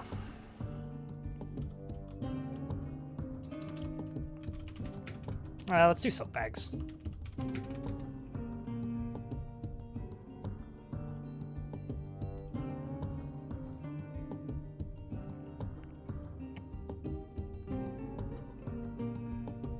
I don't know, I pay for YouTube Premium, it seems fine. MKLPA. I do hope that you support creators that you like, though.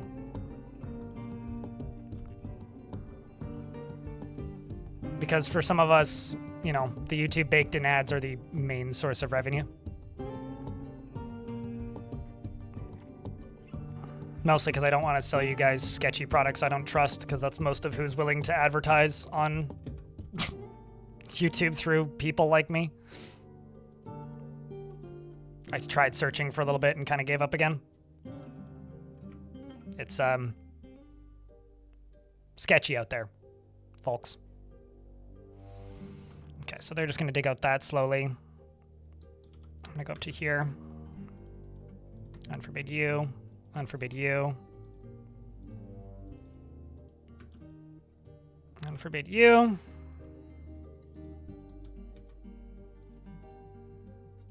Place that.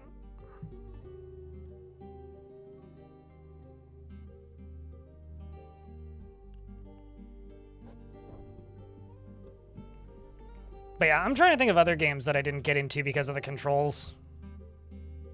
Oddly enough, I'm pretty immune to weird control schemes generally, but I think the only one that's really coming to mind is... Yeah, I think the only one that's really coming to mind would be CDDA.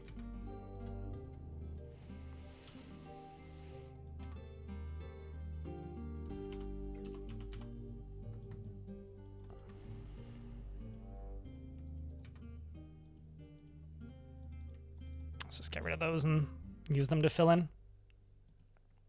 I've gotten 11 texts in a row from a friend of mine who doesn't know how to just send a paragraph.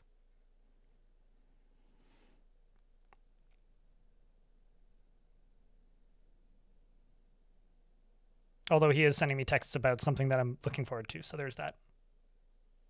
Thanks for becoming a YouTube member, MKLPA. Cheers, dude. Chat, can I get a round of beers for the brand new YouTube member?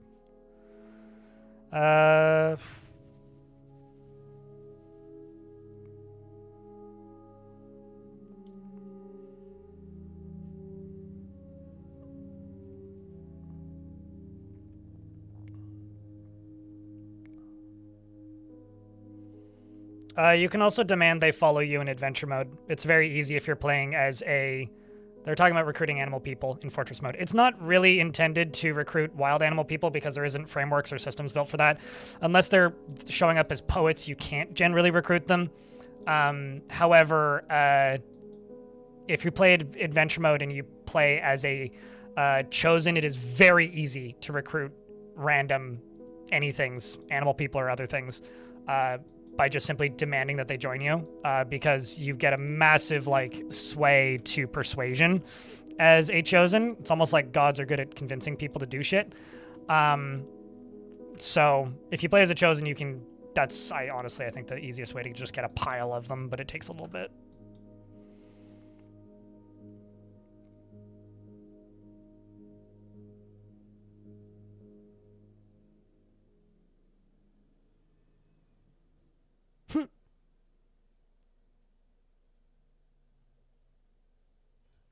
I can make one. Okay, number one. Stop using RimWorld terms, chats. Everybody keeps calling them colonies. This is a fortress. We're not talking about RimWorld. In RimWorld, it's a colony. In Dwarf Fortress, it's a fortress. Okay, that's the first thing. Second thing, how long do they last? I don't know. I usually, for me, like, I kind of cap out at like 20 years because if I go longer, it just goes too long and chat gets bored. But realistically, I could keep them. I've had them alive for hundreds of years. I've had them alive for dozens of years. Generally, like 15 to 20 years is around how long I go. This one's been alive for 4. But like as long as I want, really.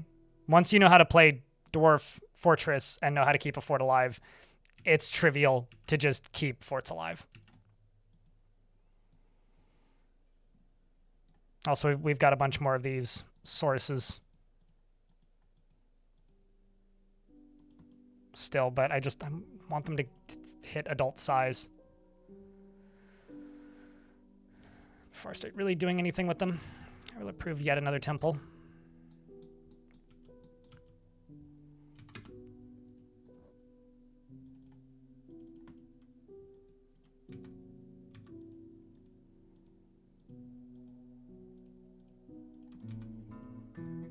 I am still going to keep probably doubling up these beds, but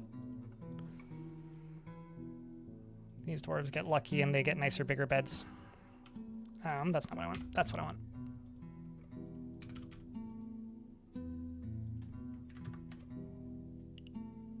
Till you get bored, yeah. Like, if it's sort of like, how do I put this? If I play a map that's hard enough to actually be a challenge, it's usually too tedious to be fun to play. Dwarf Fortress is a sandbox that has a lot of built-in functions and systems that are just completely busted, that are kind of left that way intentionally. So I could ignore those things, but Dwarf Fortress is at its best as a like sandbox that you can contort and kind of do what you want. If you play it as a difficulty game where like the numbers are high, it kind of falls apart in places because that's not really what it's designed to be. You lock the door. Sad Pongo. Like I've had multiple like were creature attacks this fort. I just use marks dwarves that usually kill it before it gets into range of them. If it catches dwarves outside, oh well. Anyways, and hope that it kills them. And if it doesn't, then you execute them when they come back to life. But they can't get through a locked door. So if you're not doing a mostly above ground fort like this, and I don't recommend you do mostly above ground forts like this, I recommend you mostly build underground. You literally like are just not going to have problems with them. Like they're not really a concern or a threat if you just lock the door.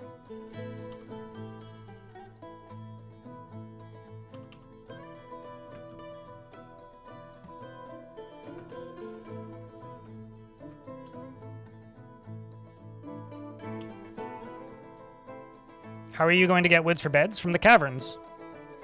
And then you'll be like, what about forgotten beasts? Well, you kill the forgotten beasts. Or like have like a sectioned off area with a wall where the creatures can't get past. Like that's just kind of part of the management of Dwarf Fortress. You have to come up with creative solutions to problems sometimes.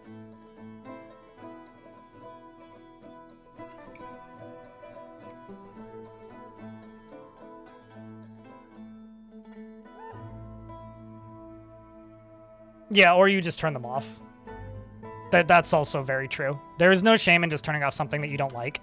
Like, you can just go here and just be like, bop! Done, you know? You think you spent the most time in Legends? That's really cool.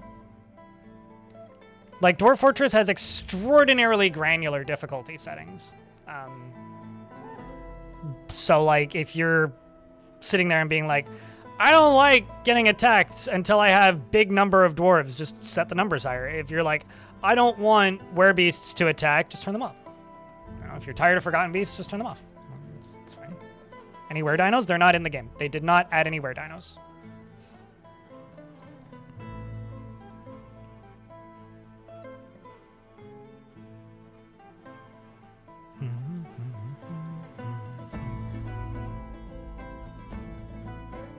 You do that with vampires? I like vampires. Vampires are fun. Vampires are fun because they're not like a fort ender. Were creatures could be a fort ender if they get out of hand. I don't mind the management of were creatures. I've said this before, like, the only thing that I really wish I could do is I wish I could filter by different hit types. So I wish I could filter by bite and just see all of the bite attacks on a dwarf. If I could do that, I wouldn't mind were creatures at all. But because I have to, like, scan through it, it's a little annoying, but I do quite like were creatures. I've grown to like them over the years.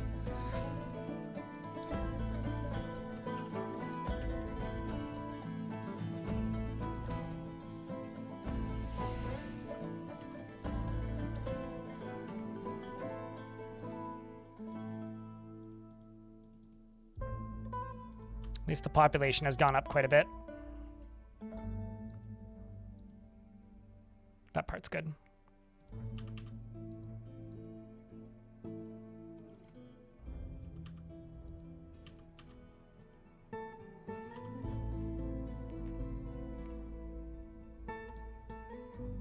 Elves? Not really. I mean, you could ally with them and give them large amounts of trade supplies.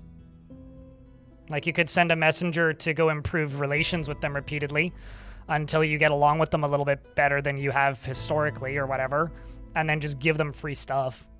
But the only thing that you can really improve by default are dwarves.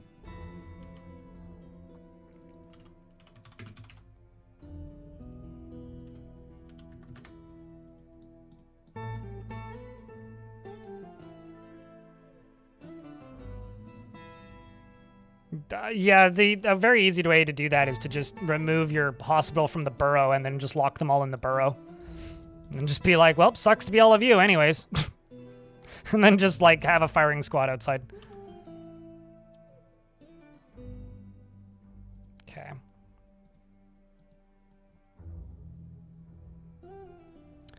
I'm gonna say now is the time to unforbid more stuff out here.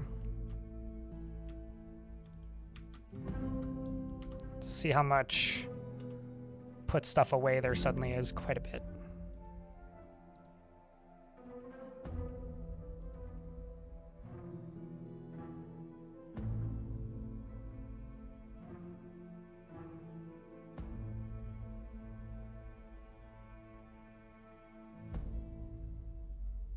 I mean, yeah, if managing a constant stream of Forgotten Beast isn't interesting.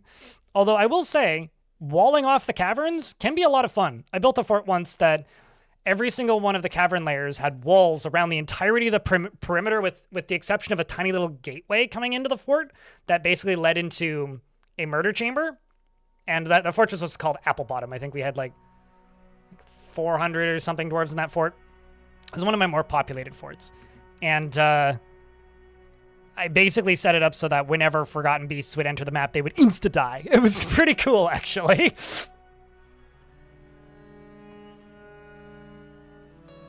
One of the humans who's been around for a while wants to join the fort properly. Sure, why not? Might as well.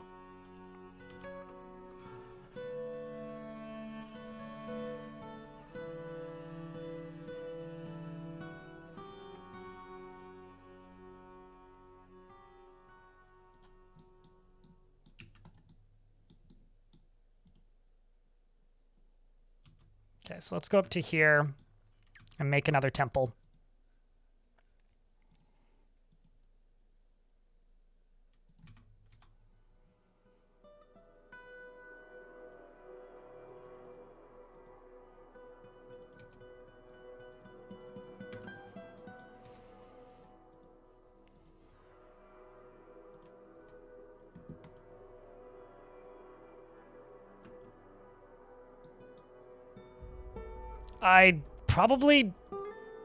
I mean, I'm trying to think. Like, in the first few years, the problem is I don't really do anything consistently. Because, like, personally, I don't need to farm in just about any fort. I don't need to have access to the caverns. I don't need to have access to the surface. I don't need to have access to wood to keep a fort going. So I don't really have like a, what do I do to kickstart my fortresses? Because I don't always want to kickstart them. Like maybe like half the time I just make unusable, practically, fortresses that are destined to fail. Because I find that fun. But like TLDR, what do you need in the first year of your fortress? You need a place for the dwarves to sleep. You need a source of food and a source of alcohol. That's it. You don't need anything else. I do recommend that you get underground and have a door that you can lock in case a were creature shows up. And if you put your livestock outside, they'll see the were creature before they get to your dwarves. So get your dwarves underground, put a door in the doorway, and make sure that you have something looking outside to be able to be like, were monster, if there is a were monster. And that's basically it. Like, quite literally, like, that's all you need. You just, and like a source of food can literally just be, if you're in an area like this where you have like vegetation, you can literally just go to the gather zone, click and drag on a square, click accept, and then click that button, and you will never need to farm. That will most likely get you enough food for the first 150 dwarves. So then you supplement that with some livestock and like, you know, maybe occasionally clicking on this command and clicking and dragging. And that's all the food supply you need.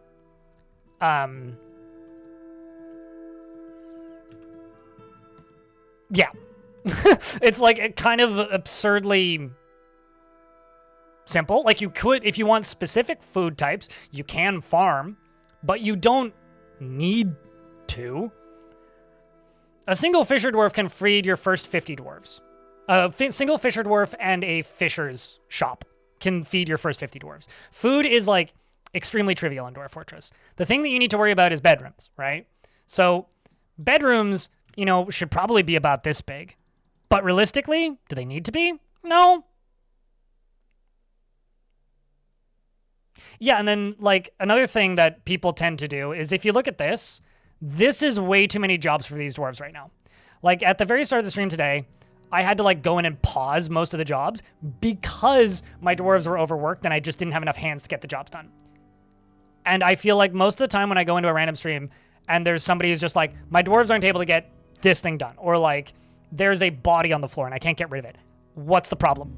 Hit T, turn off every job, or go to like this screen and get rid of every job, and just go to this screen and set everything to the default, and shit will start getting done. Because like all of these boulders are a hauling job that's queued up now. Every single one of them. And that will pollute your ability to put away a corpse. That will make it less efficient for your dwarves to make crafts or something else. Unless you're being extraordinarily granular with your management, there are so many tasks that these dwarves need to get done. It's like, why are my dwarves upset? Well, probably because they haven't socialized in 2 years. Well, what do you mean? Because they've been hauling the same boulders from the same thing that you mined out 6 months ago. Like, that is maybe the biggest bottleneck for people in this game, is just straight up overworking their dwarves. No, just turn off the option to gather stuff from trees. Warlock Joe. And then you don't need step ladders. Like, you just don't even need to worry about it.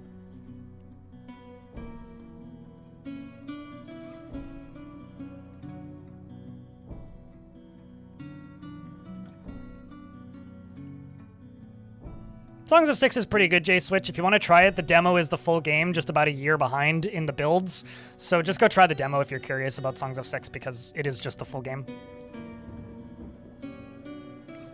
No, totally, LSU. But if you're brand new to the game and you don't know that wheelbarrows are in the game or what wheelbarrows do, wheelbarrows are going to do one of two things. Frustrate you because nothing's getting hauled to a stockpile because you only have one wheelbarrow assigned to the stockpile. Or they will frustrate you because all of your dwarves are hauling to the stockpile because you have no wheelbarrows assigned to your stockpile. Like, do you understand? Like, if you're brand new to the game and you don't know that wheelbarrows exist, sure, it could mean that you need more wheelbarrows, but like, That means nothing if you've never played this game before. Literally 0. In most cases, 0. Sad Pongo. I will usually specialize 1 or 2 minors early game. That's it. When I have like 200 and something dwarves or like 180 plus dwarves, I will maybe start assigning 1 or 2 specialists. Sometimes I will remove planters from everybody. Like if I have a lot of farming, I will have like maybe a dozen full-time planters that kind of focus on just doing that and then remove everybody else from planting. That's basically it. Sometimes I will specialize siege operators as like ex-military dwarves or dwarves that are in a squad that stays off duty. And that's usually about it.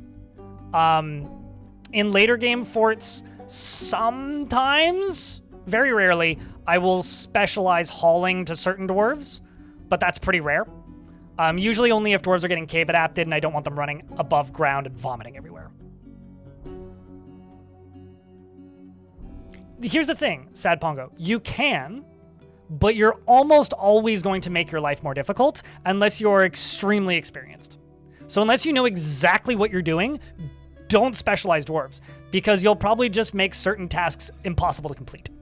And I know this because I have like 15,000 hours in this game, and I do that when I start to work and mess with like being hyper-specific with specialization.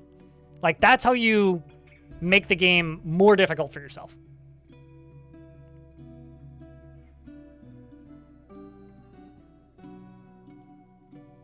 Food and alcohol. You don't manage water in Dwarf Fort. Dwarves don't need water. Remember that. Well, that's not true. They do need water for wounds, but...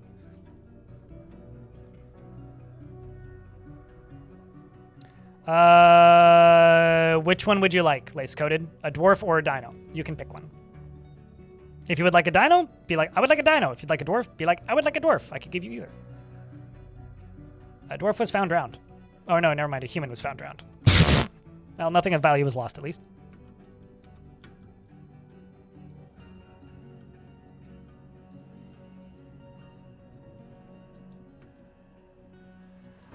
What are you doing? Dino is funnier. Okay.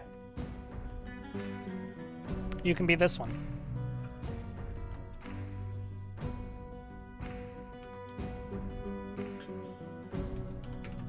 I don't know who Alan Grant is, but maybe we'll find out now that I've named him that. He finds a chaotic mess preferable to the boredom of harmonious living, has a noticeable lack of perseverance, has an active sense of humor, and is slow to anger. He doesn't tend to hold on to grievances and does not go out of his way to help others. He has a active sense of humor and is slow to anger and doesn't hold on to grievances and does not go out of his way to help others. He's often cheerful and is not particularly interested in what others think of him and is being rethrown back into the mosh pit.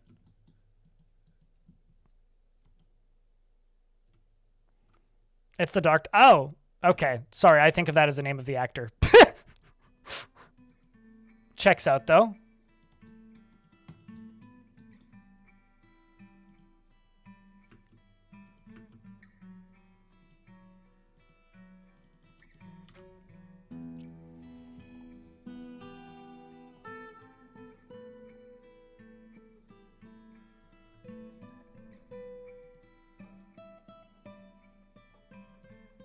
A lot of these books are just books going into the library.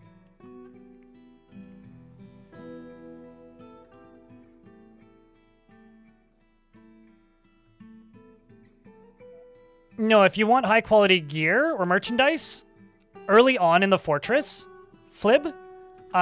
Okay, so here's the thing.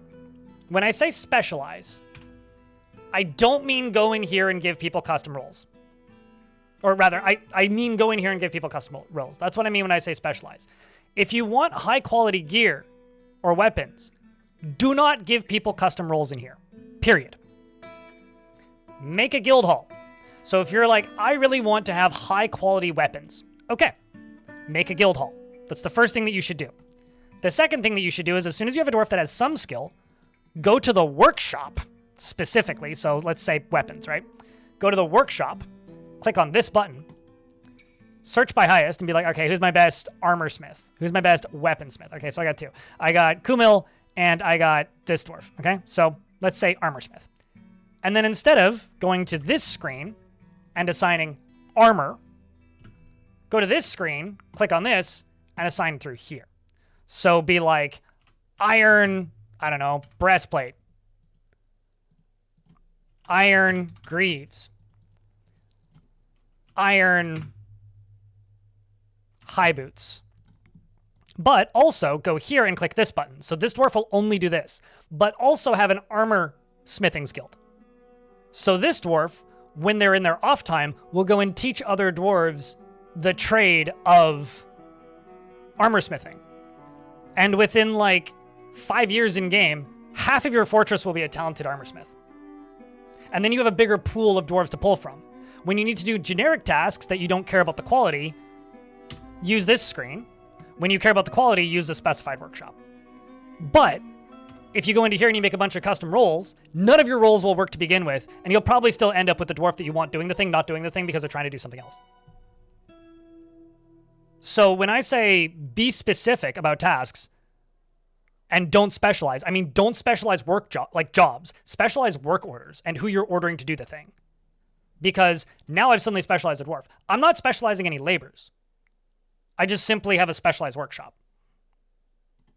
And also, don't use DF hack and don't recommend people use DF hack, because when we're talking to new players, Leah Coded, that is like saying, go download this mod and use this script command for Skyrim. Like, it's not a workaround. That's not a solution. That is a band-aid for a created problem. The game has solutions built in that you can utilize that will make the game run itself better, instead of making the game break itself and then forcing it to work with DF hack. It's like creating a problem so that you have a solution for it. It's not necessarily the best way to do things. Trust me. Like, there's lots of things in Dwarf Fortress that need band-aids, but there's ways in the game already to get around the need for that, and I would rather push that than continuing to utilize the problem and put a band-aid on it. If somebody could clip that, I could turn that into a short, but maybe I'll remember later. Burr the Armor has been possessed. In other news, we're going to get an armor artifact. An armor fact.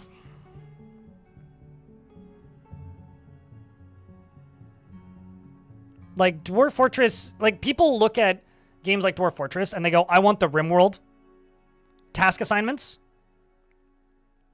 Dwarf Fortress has never really had that. Even in the old days, it had a system that was more similar to that, but it still never really had that. And Dwarf Fortress is built around a completely different methodology of providing and supplying jobs for your dwarves. That doesn't work. Nick Pop. Okay, I'll go clip it, you lazy fucks. If y'all insist, I will go back and clip the thing. Stating a timestamp in my chat, don't do shitballs. It's a complete and fucking waste of time. I'm now looking at the VOD, unmuting it so y'all get to listen to it. And I'm going to clip it. Go to the workshop, click on this button, search by thing not doing the thing because they're trying to do something else. So when I say blah, blah, blah, blah, blah, blah, blah, blah, there's also an ad break running in a minute, so it's not that bad timing.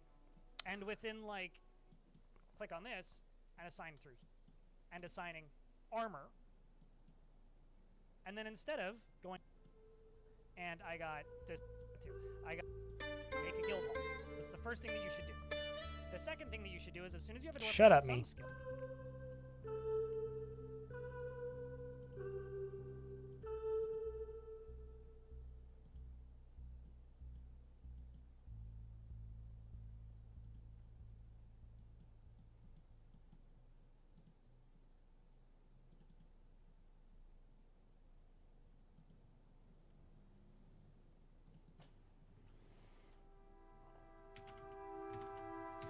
also, by the way, it doesn't matter if it's 60 seconds because you can make them a minute 30.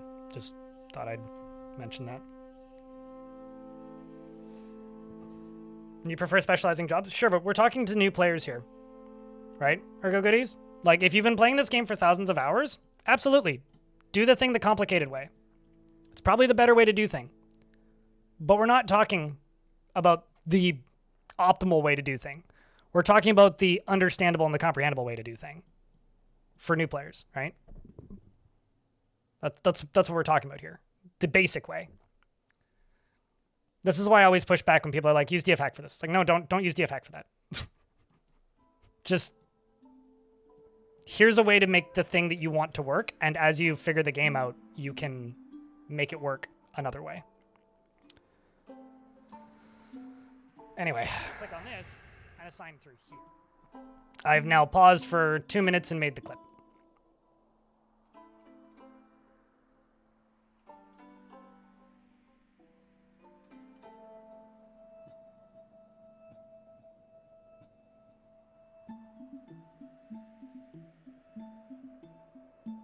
Thanks for the 45 pennies, Warlock Joe.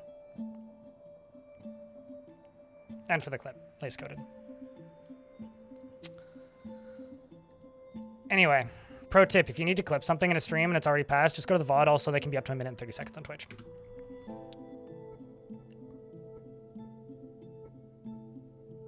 I have no idea, Jordanson.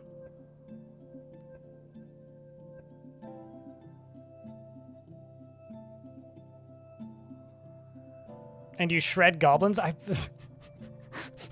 read that as you share goblins, Silver She.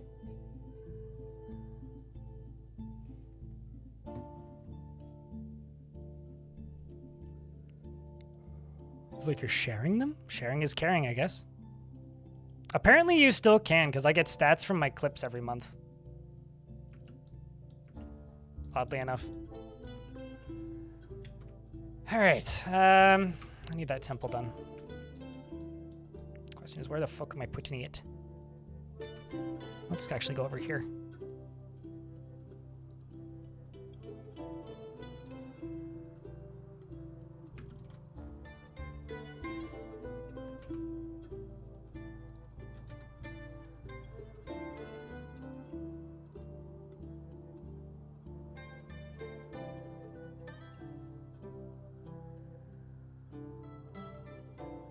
Dwarves, y'all are stressing me out building in these trees.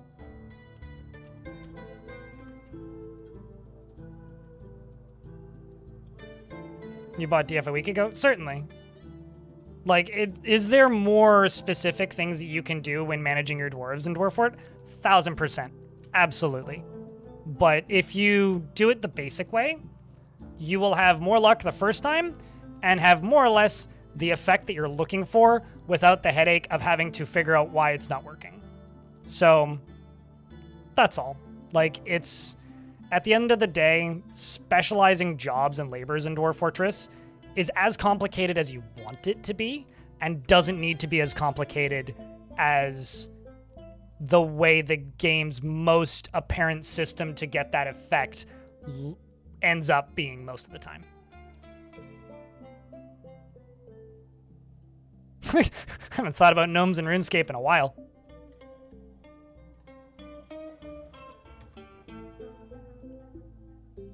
Like in general.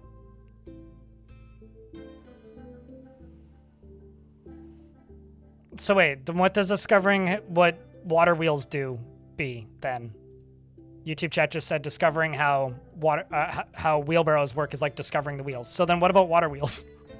Because those literally are wheels. Or rollers, or minecarts, or something else.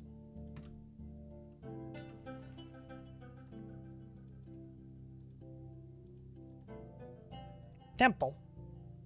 Have temple. Where's want temple? There it is. Death and murder. Lovely. The god of death and murder.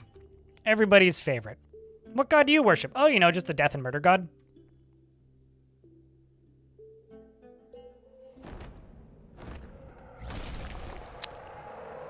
Forgotten Beast Unzo has come, a towering humanoid composed of diorite. It's time to make it diorite. It has a short tail and a bloated body. Beware its webs. Uh-oh. That's actually kind of rude. It's a good thing it doesn't have access to me, actually, because that would be kind of a pain to kill. I mean, I could kill it, but I'm going to instead ignore it. and actually go up to here and start working on this.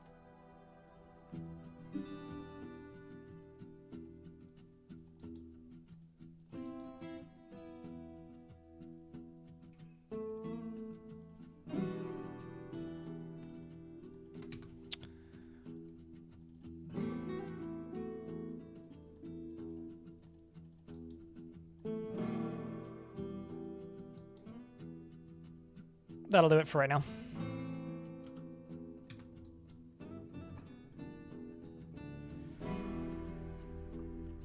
What's a water wheel? It's a thing that you use to make power with water in Dwarf Fort. They're right here. Water wheel. But I don't have access to 3 logs apparently, which is kind of amazing.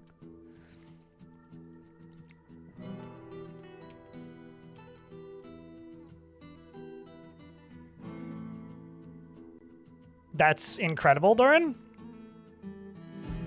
Like, actually, that's incredible. I will never forget the Fluffy Wambler God or the Chinchilla God. Both of those are very notable members of my personal history.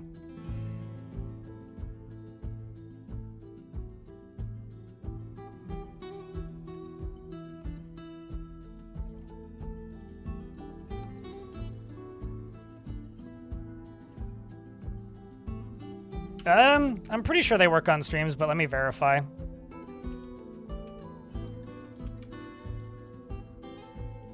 just gonna hack down some trees. I'm just gonna piss off wildlife again.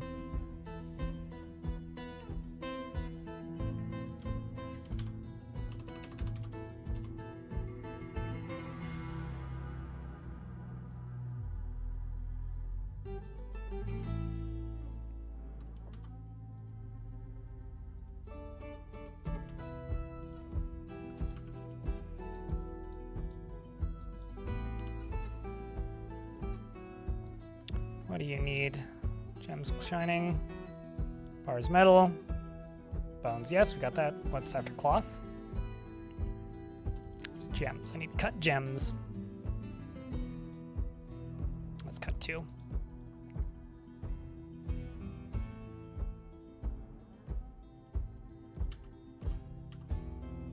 Let's also throw in 2 more miners. Maybe not Matlock, because you're also in the militia. What about the doctors?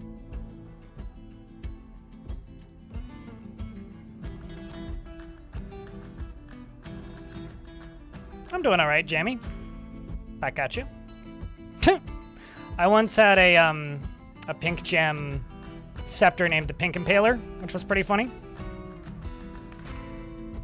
Happy to help, Shock.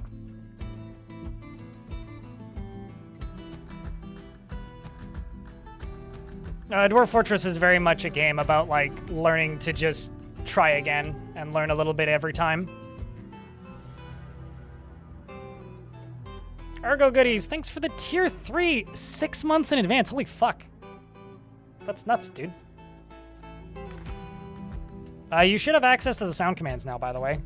So if you type in !sounds, you'll see the ones that you have access to now. Appreciate you. Also, !Dwarf lets you skip the naming lists.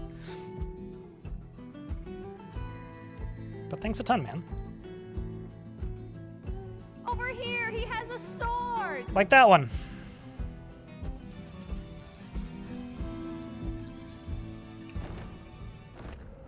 Another forgotten beast. This one's named a Muddy Ribby. A Muddy Ribby has come. A great hairy caddisfly. It has a curling trunk and a bloated body. Its sea blue hair is patchy. Beware its poison bite. Ooh, that's pretty. Why are they all down here? They're all on the lower level. Like, the last 4 of them have been on this layer. But seriously, man, thank you very much for the 6 months in advance. It's crazy.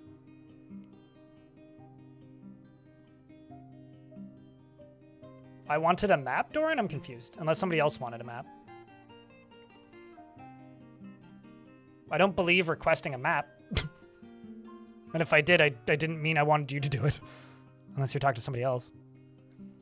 It's time for BeastCon, apparently. Yeah. MonsterCon? It's like Monster Prom. So I'll just repeat the same thing that I always say, which is if you're subscribed at tier 2 on my blog and you don't have access to the sound commands, it's like email me and I'll get you signed up, or just tell me and I'll believe you and then email me. But I have to do the ones through my blog manually. Otherwise, you have to subscribe at tier 2 or 3. Those do happen automatically, though. The armor has created Narust Marsarashin, a bulging iron breastplate, and claims it as a Hamley Fairlimb. Lovely. That's gonna get stolen. So... I'm gonna put it into a... to make more pedestals.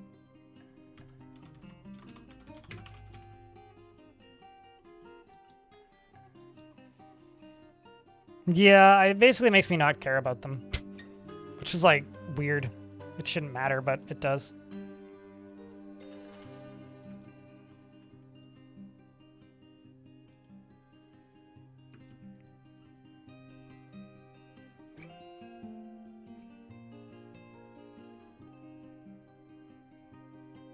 I think you get... I don't actually know. I'm pretty sure it's just 1 for 1. But, like, I could be mistaken. I don't know. It's got to be more than 1 for 1. I don't think I've ever actually thought about it for more than a couple seconds.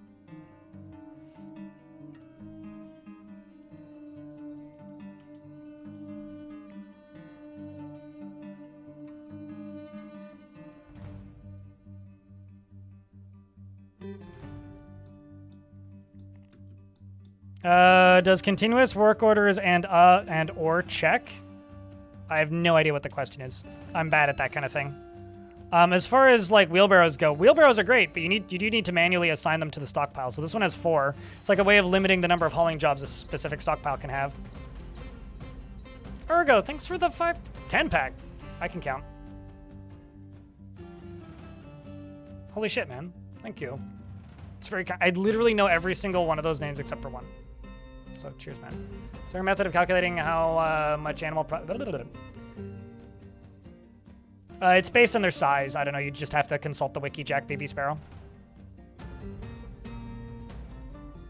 Wheelbarrows should be automatic? I don't agree, because I don't always want wheelbarrows. There should be an automatic option, though. Can you replant trees? They replant themselves. But you can't specifically replant them in places if that's what you're asking.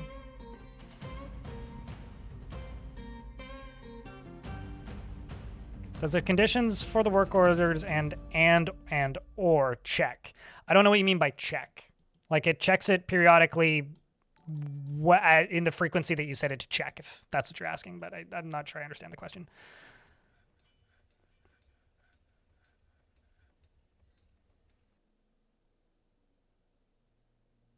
Not really, Ratatap. I'm pretty good at replicating what I want to see when I want to see them. Like, if there's things they don't already do that I want to see. I mean, I don't want to speculate and or imagine things that the game doesn't currently do. So I don't know. But currently, I'm pretty consistently capable of making the game do what I want it to do. With a frequency that is fine for me.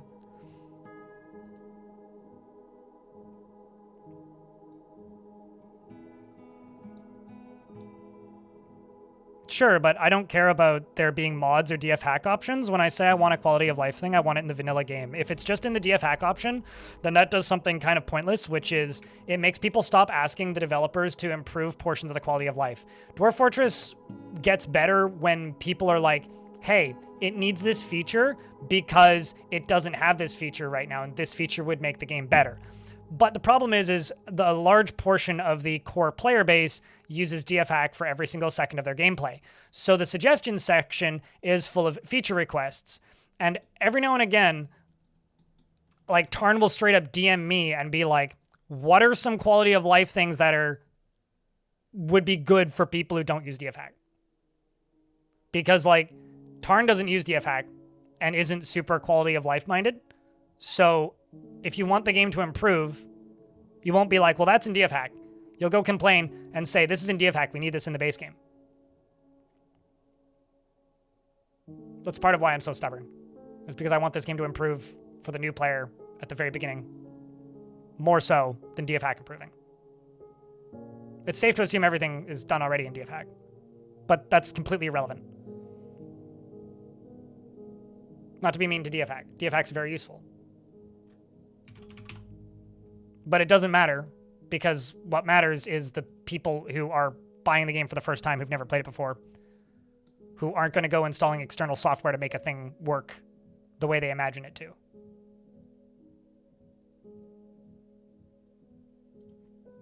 So, the better the vanilla game is, the better the game is. The better DFHack is, cool. That's nice. But it doesn't have that effect for everybody who plays.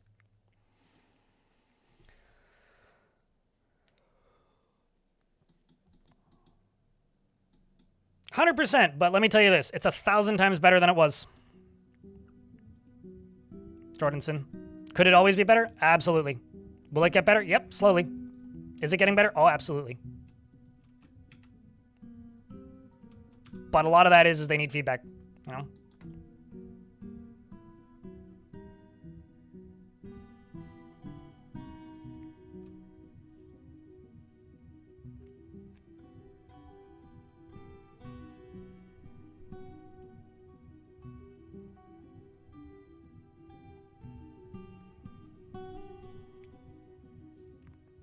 Certainly, Jordanson.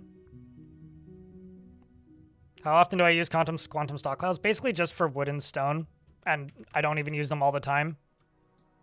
2 out of 3 forts. Maybe 1 in 10 forts I'll use more than just those 2. Actually, I use them for corpses very consistently. Like item disposal and stuff.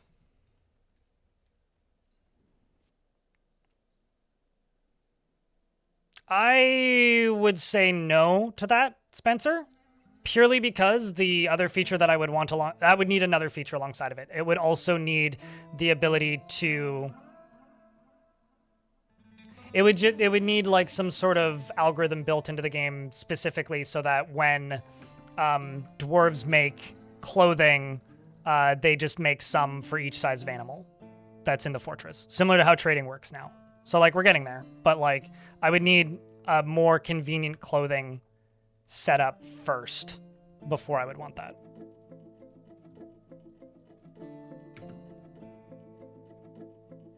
Like, for me, if I could point at any feature for Dwarf Fortress, I would just say completely moddable UI. And also let me mod the UI without generating a new world. Like, if I could just, like, wish cast a feature that probably will never happen, it would be that. The new world part is the one that will probably never happen. But, like, fully moddable UI, bare minimum, would be, like, if I could just wish one feature into existence, it would be that.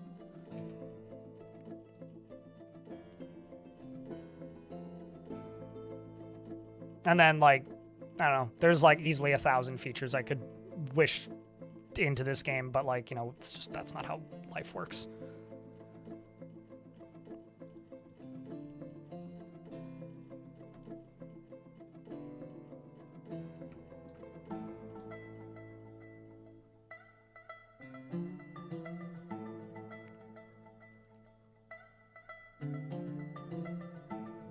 But I do also think that over-automating Dwarf Fortress is, like, not a good thing.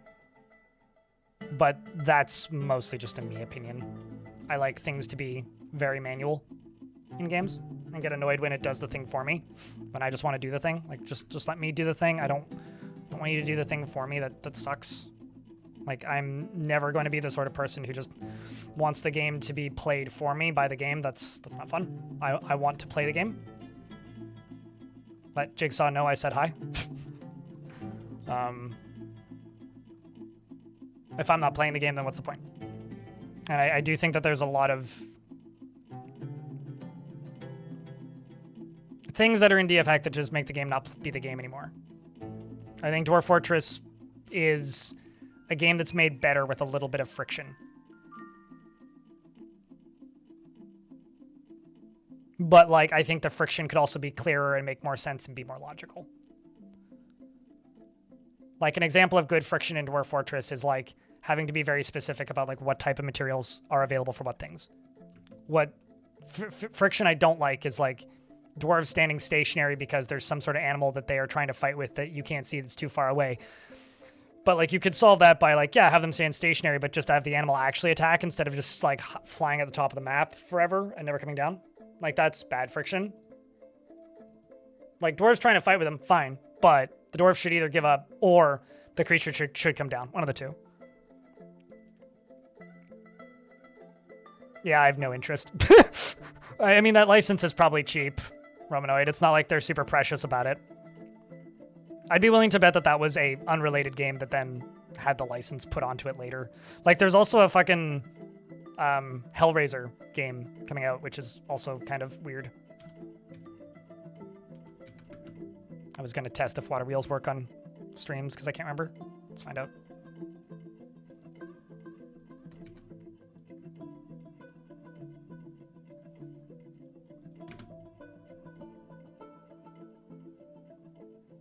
Go on, dig that sand by the river. You would like that, wouldn't you? I'll bet you I could do it. I just need some pumps here. And then I would need to channel down and have the pumps going straight off the side. Yeah, I could do it. It would probably like completely flood my hospital, but I could do it. Nope. Creeks do not power water wheels. There you go. Although if you channel down into them, then they'll power them.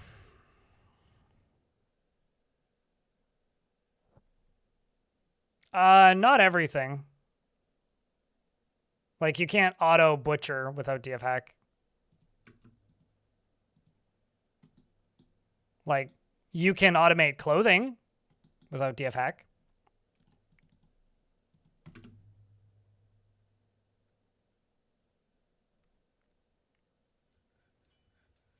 You know I'm a superhero? That's fine. I don't think I'm a superhero. Much more of a supervillain.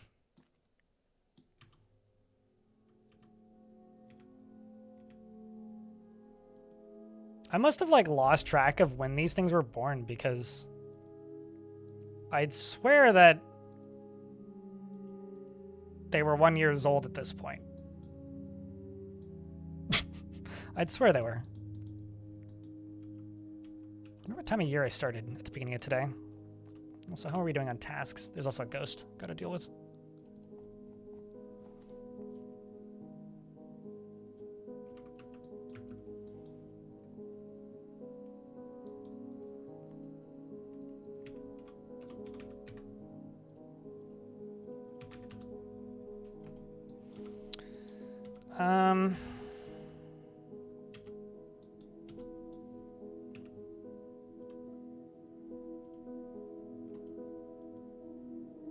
They haven't placed those bolts up there yet. I'm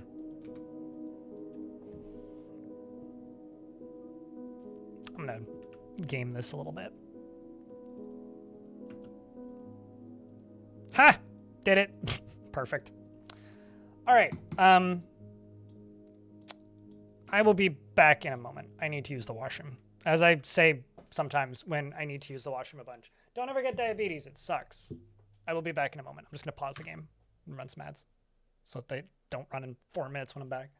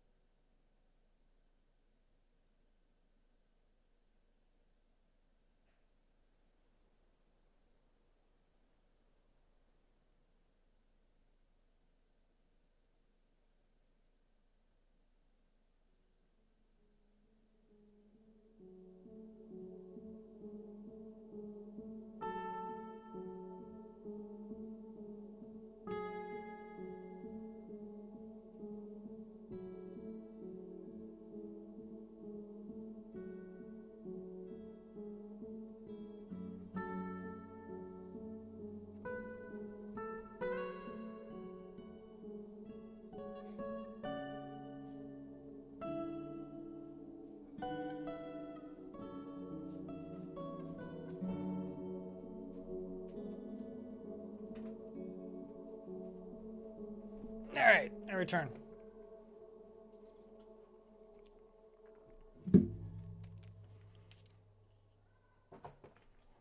Chaotic neutral? I don't know. I'm definitely lawful. Big ol' lawful waffle.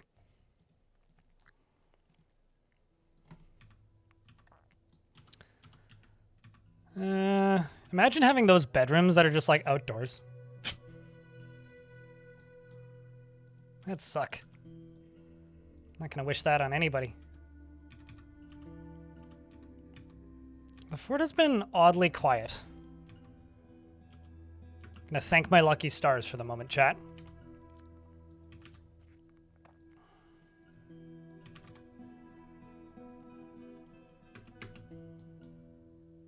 Going to thank my lucky stars. Your fave is chair stream? I need a new chair. This one's starting to get crappy and fall apart.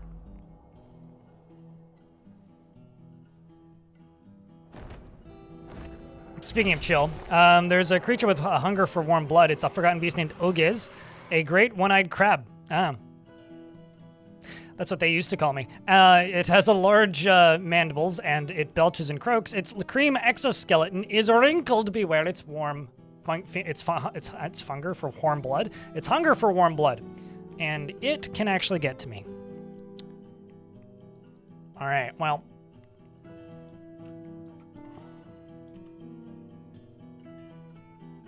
I'm just going to send the whole militia down here.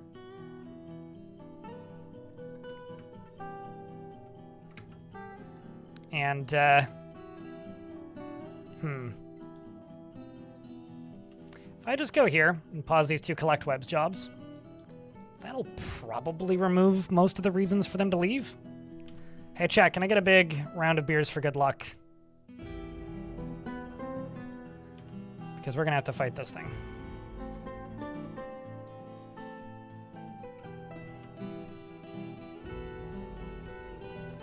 Hunger for warm blood usually means is scary, so.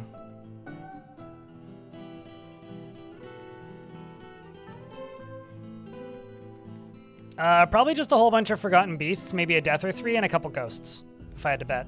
Bobtron. Nothing super crazy has happened.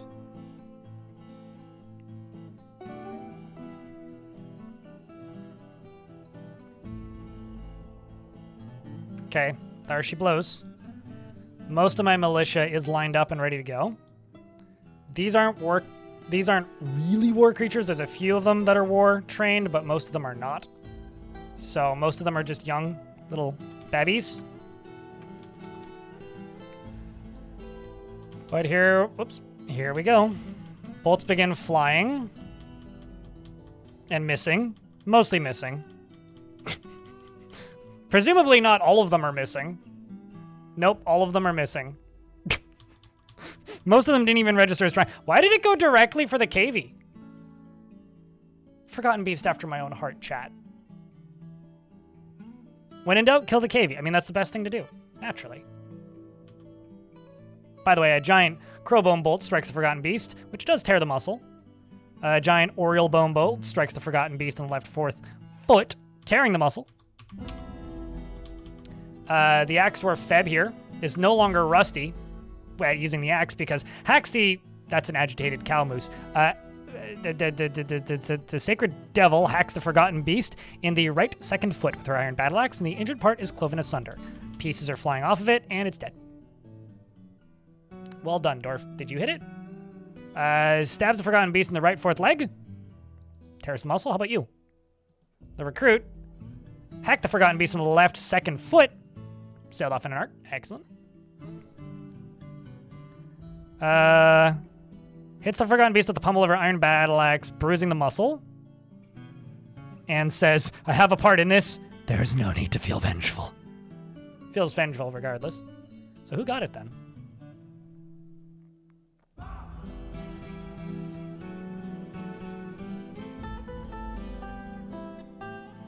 The War Megacerops kicks the forgotten beast in the right 1st leg, and tearing the muscle. So, like, you kicked it. Please tell me you got it. Damn it! Chinchilla did. The cavy, not the chinchilla, didn't get the kill. That's a shame, considering it cannot breathe. Did you hit it successfully? Bites the Forgotten Beast, fracturing it. Oh, it could have. Could have been a legendary little baby. Also, apparently the forest retreat, Flax and Labor, half a day's travel to the northwest has been conquered and now looks to your thriving economy for its future prosperity. I didn't do that. Chat, which one of you did that?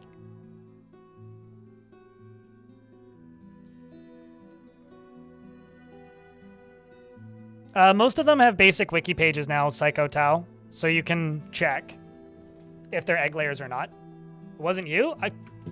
I wonder who went and did that.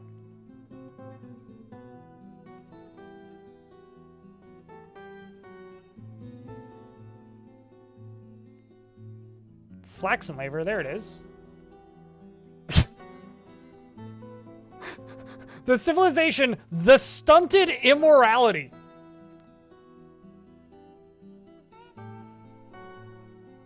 That probably isn't a dwarven faction, but holy shit, that's so funny.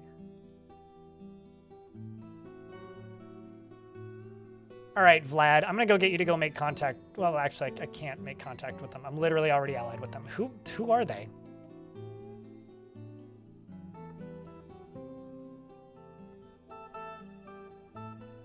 I have no idea.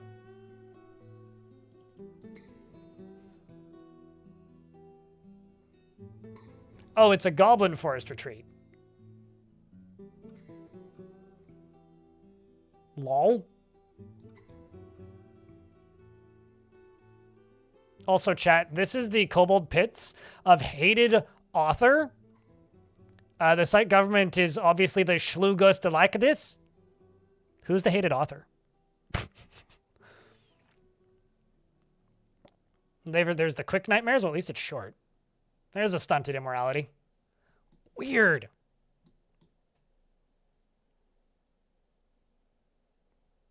The mahogany hates. These nuts.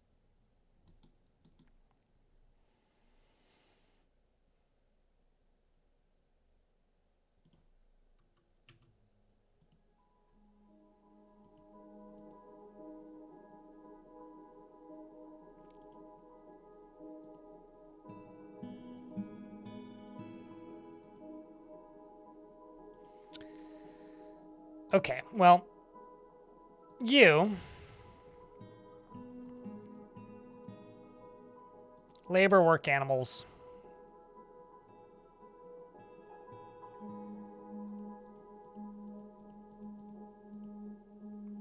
I'm going to assign all of the war animals that are currently available.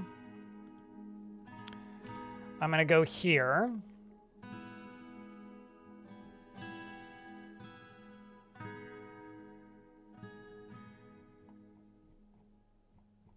And we're going to begin training an army of war animals.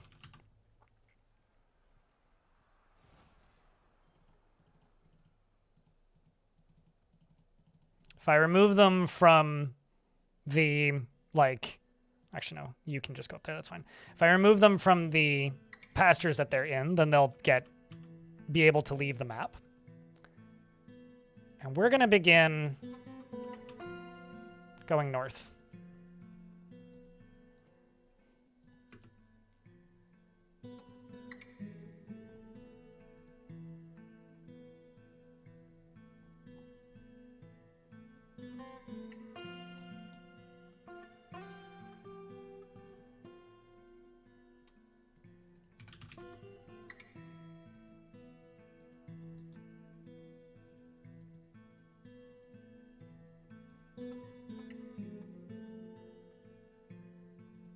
It says Dwarf up till.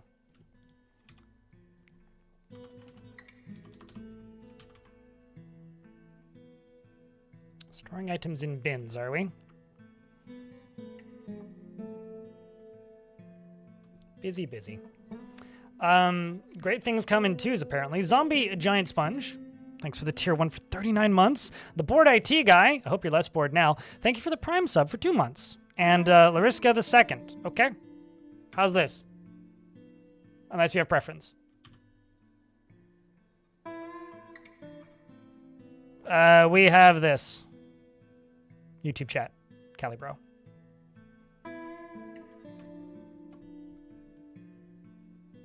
That's an odd-looking last name. Verse Labors. You don't see that very often for some reason. Or at least I don't recognize it immediately. Lariska 2. Hi, Riska. She is sloppy with her living space and sometimes cruel. She's curious and eager to learn, and she is trusting. She thinks she's fairly important in the grand scheme of things. Is not particularly interested in what others think of her, is somewhat quarrelsome, and is bothered by this, since she values friendship. She lives a fast-paced life and has a tendency towards forming deep and emotional bonds with others. She has a greedy streak and becomes very rigid when she's angry. She gets exasperated and often points and shakes her... When she gets exasperated, she often points and shakes her finger and needs alcohol to get through the working day, and doesn't really care about anything anymore. She is a bone doctor and personally holds nature and is the greater value than most aspects of civilization. She sees competition as wasteful and silly, and respects the development of a skill and values good craftsdwarfship, and dreams of seeing the great natural places of the world. Of course, she likes native aluminum and steel and 2x8, as well as groundhog leather, lion tooth, Ulm bone, the color carmine, the words of the lessons of sweetness, and the sound of the tulip of pantomiming, and when possible prefers to consume grizzly bear, fisher berries, and teff beer, and absolutely hates mosquitoes. Worship Raster, Rakust, Elkur, Gacket. And, you have no friends. Welcome to the fort. Good things for a world. I don't like a super young world because I feel like there's nothing really happening, and there's enough things that require a new world that old worlds are, like, young worlds are bored. Or there's enough things that require the world to generate for, like, a little chunk of time that I find very young worlds to be very boring and just uninteresting. Like, nothing really happens. That's about it, really.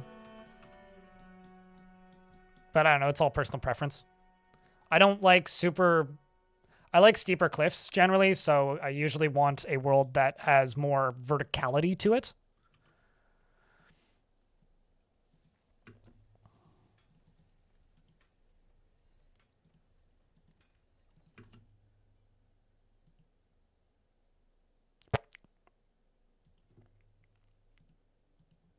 All right, well,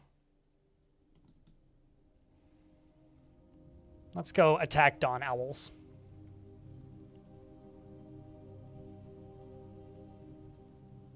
Good luck, dwarves.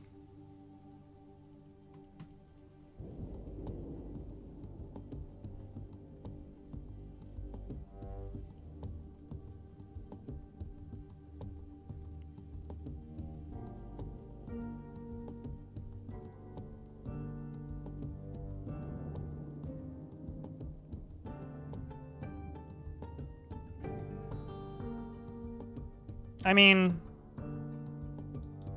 there's very few creatures that there's giant ravens, apparently.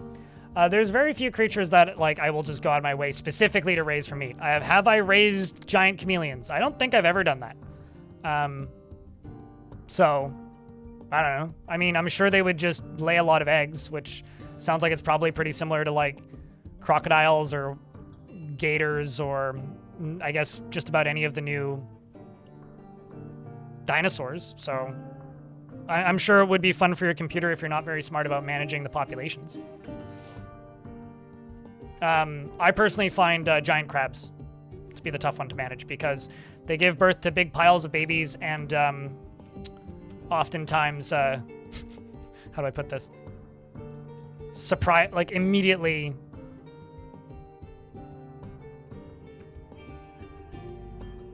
Am I just out of charcoal? Is that the problem? I think I'm just out of charcoal. Yeah, out of charcoal.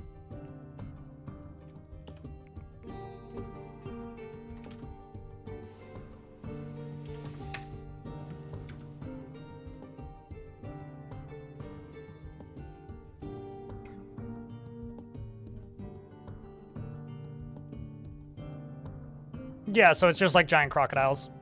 I've like raised crocodiles before. Crocodiles do the same thing. Well, saltwater crocodiles do. 40 to 50 eggs per cluster. I mean, these are laying like 30. It's like 20 to 30. They seem to take a long time to incubate, but, you know.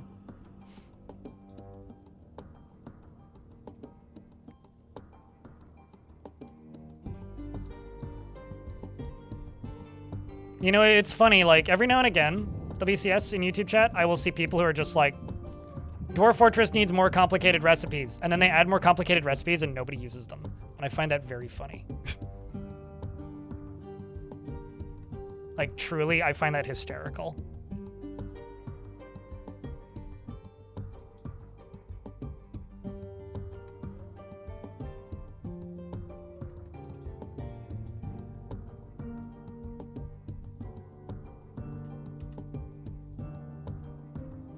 I'm actually going to stop cooking plump helmets. I had them on and then I turned them off, and then now I've turned them back on.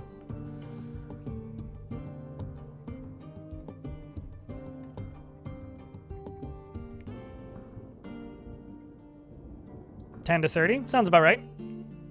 Yeah, no, there's a few creatures that are kind of like that, where it's just like they just have ridiculous numbers of young.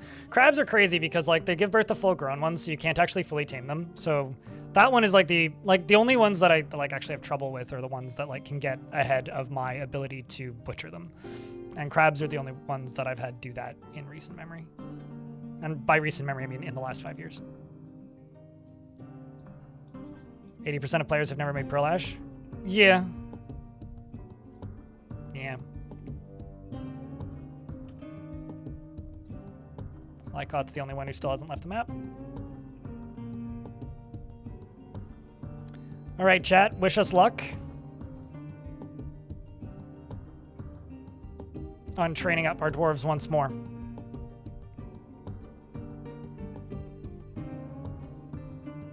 Wish us luck.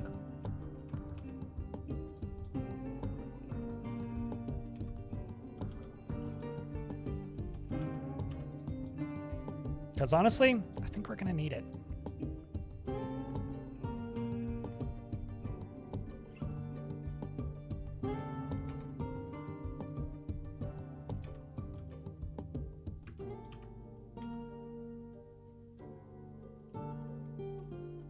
Create new route.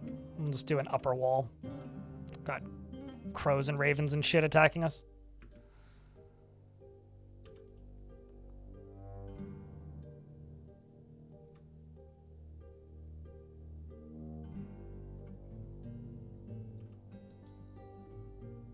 Specifically giant ravens. And also ravens. Ravens, but also giant ravens.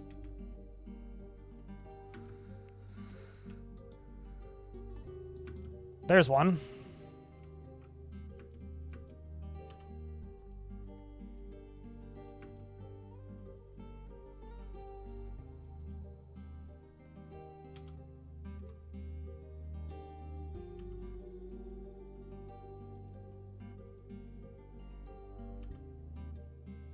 Yep, squads are coming back. That was quick. So we went and made contact with some people up here a while ago, who hopefully they will trade with us because the proposal succeeded. But let's see how this very close by attack did. No, this is temperate and it's pretty warm. I kind of figured that dinos are reptiles, so if I settled somewhere where stuff freezes, I wouldn't see much of them. Or a lot of them are, anyway. Not all of them, but I figured they'd want warmer areas regardless. The simple glove attacked the barbs of the Lacy Pass at Dawn Owls, and Ast led the attack, and the defenders were led by a human named Athis. The dwarf outmatched the human, but the defenders had a strong positional advantage. Let's see how this went. Their human Attis was immediately struck down, and the unwelcome lizard searched the place and found nothing. Okay. I'm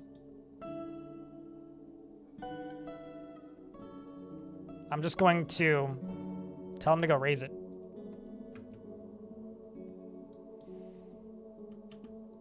They immediately leave the map again. Excellent.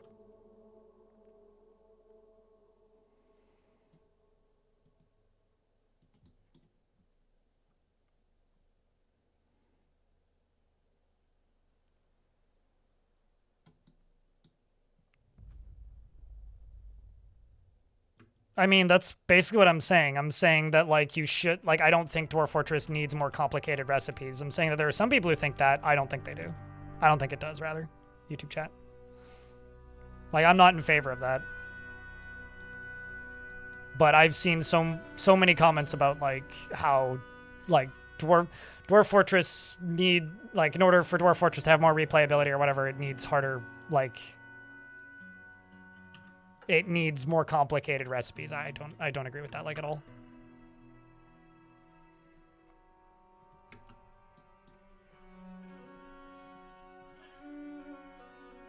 Is what I'm trying to say.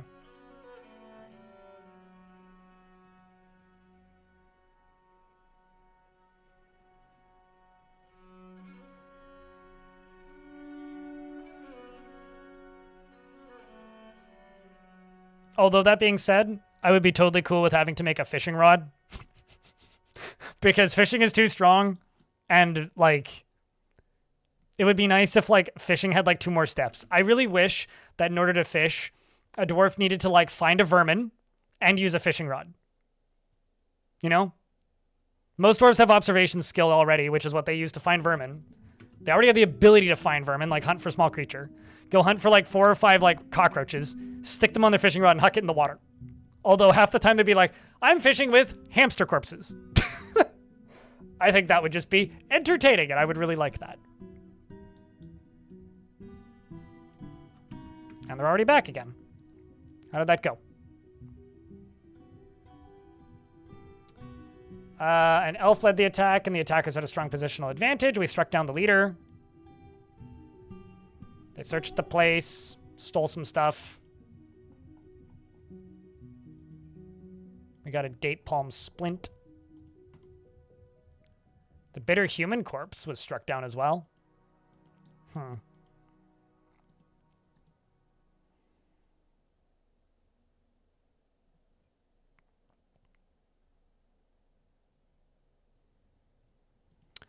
going to go attack this necromancer tower down here. I'm going to tell them to pillage it.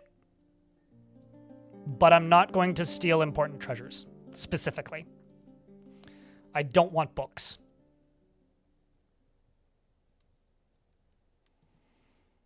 I'm not saying it wouldn't. I'm just saying it would be hilarious. Sheep herder. How come you have one big bird outside and the rest in a nest box? Because, like, I don't have a breeding pair of them, so it doesn't actually matter, and because I put it there by mistake. Literally, that's why. I don't have a breeding pair, and I fucked up. But I can put it back.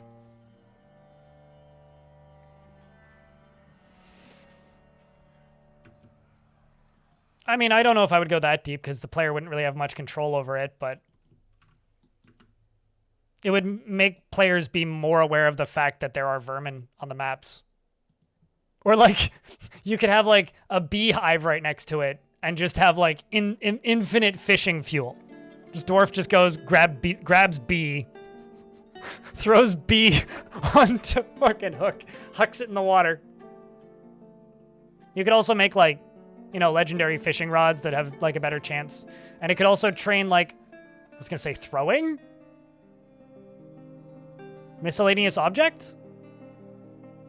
And that's how you could end with a dwarf killing a forgotten beast by hitting it in the head with a fishing rod.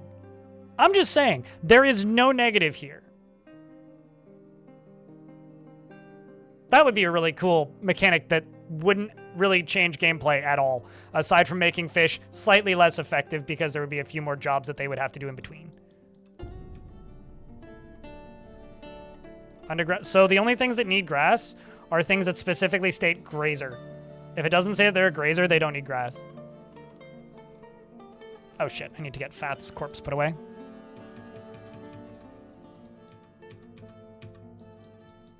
Also, don't worry about feeling dumb when it comes to Dwarf Fortress mechanics. This game makes me feel dumb with pretty consistency, with pretty, like, frequency, with a pretty high frequency. That's the word-ish that I'm looking for.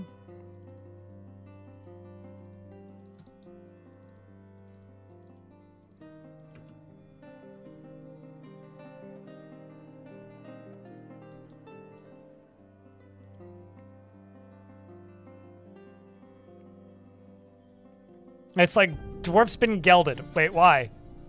Failed to cast line correctly. Saying that out loud just made my balls hurt.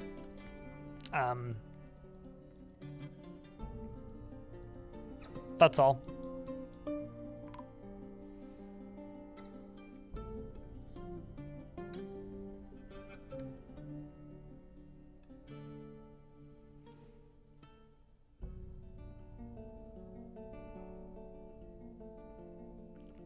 Have dwarves been grabbing tuna with their hands? So Kelly bro, in YouTube chat, dwarves fish by standing in a river and then magically they have fish in their hands.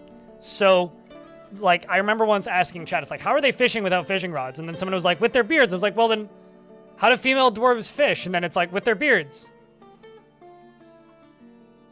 Do with that information what you will. Just like sitting there with their arms wide open like this, just T-posing in the water, waiting. They've got double nets.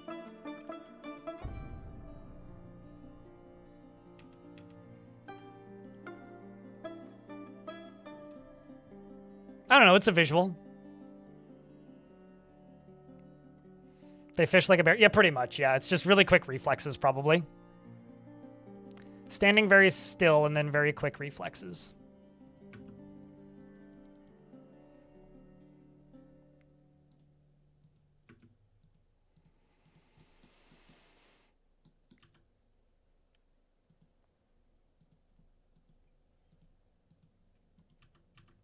Okay, let's see. And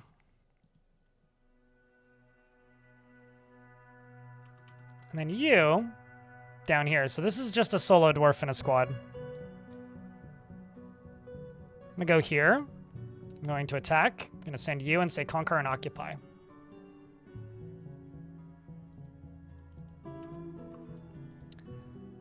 This is a dwarf who got very injured early on in the fortress. Is an axe dwarf. One of my better dwarves. I just would like you to wish this dwarf luck.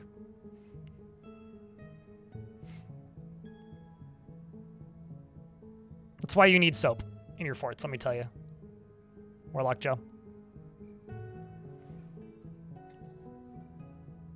I don't actually know. I think it's the Brontosaurus person, but I'm not sure. YouTube chat. I think it's the Brontosaurus, but I could be wrong.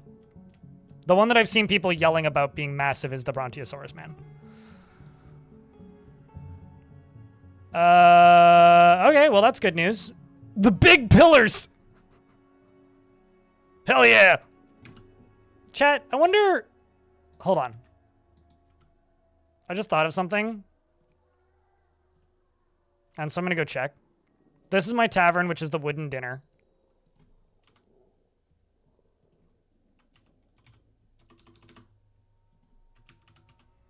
You could name something the Pillar of Autumn. Why have I never thought of that before?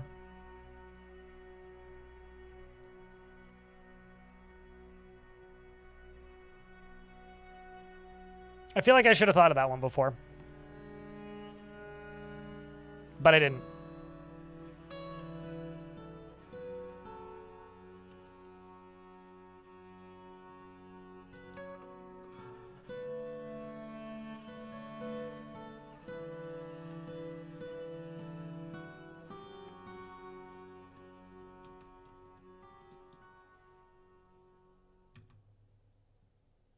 Halo reference in your dwarf fortress? You can name them Skyrim.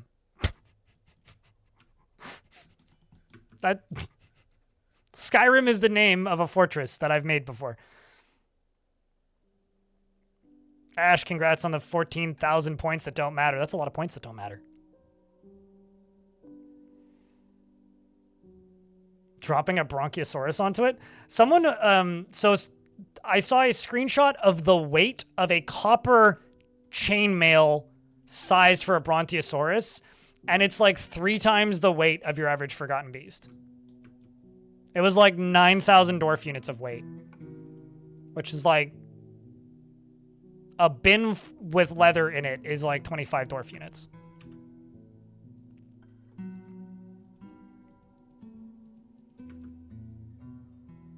This dwarf is just like sitting here shooting bolts at something. Also, we're gonna go attack a tower called Clobber Throwers, which is a good name.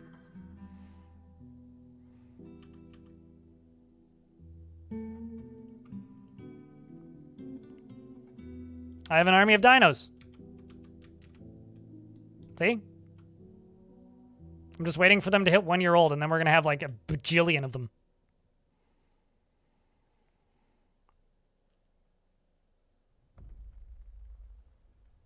You wish that the king don't come here as an option? Yeah, they really need to do that scenarios thing that they've talked about. How are they still trading with me?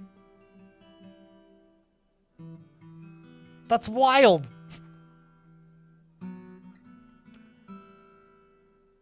Exactly, Metroid John.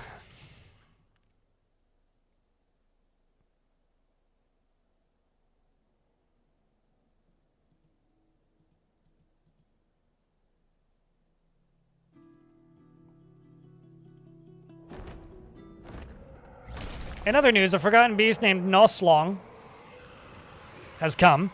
A towering, scaly scorpion. It has thin wings of stretched skin and a bloated body. Its periwinkle scales are oval-shaped and overlapping. Beware its poison stinger. It's a bit of a zinger. It's cool looking, but... Floodlark. It can't get to me. So, it's fine. I haven't really been butchering the dinos because I've been waiting for them to grow up.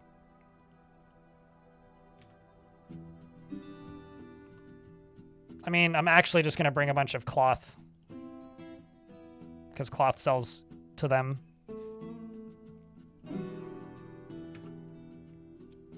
And then I'll just pick out the things that I do actually want. Assuming they make it into the fort, which they may or may not.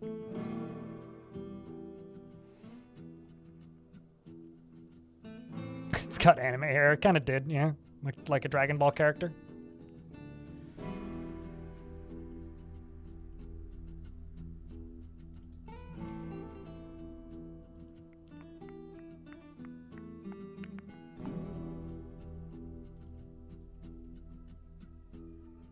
I'm already at war with a different elven faction, so I don't need to be at war with 2.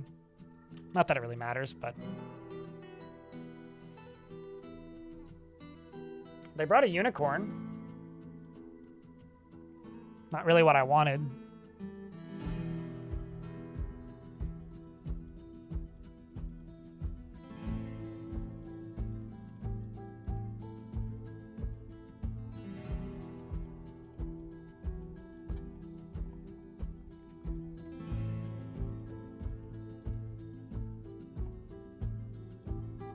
But I'll take it.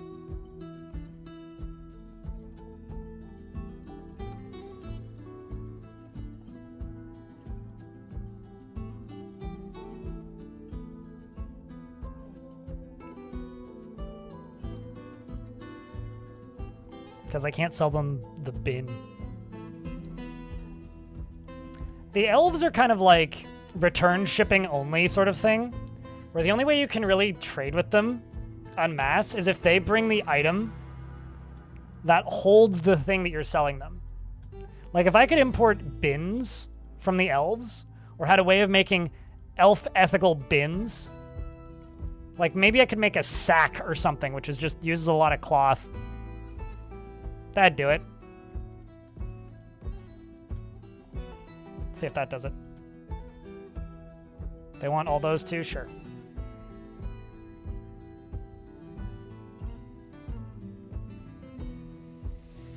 I just want a search function for the detailed world options.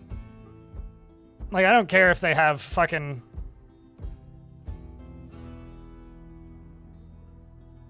Like, I don't really care if they have, tooltips. I just want them to, like, let me search those options.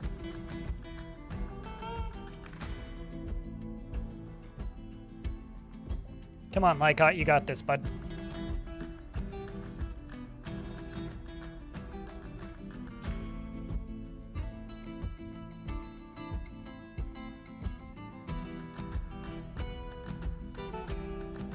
Well, they've been docking their ears since they were young to, like, try and get along better with the dwarves, because holy shit, that's a moose.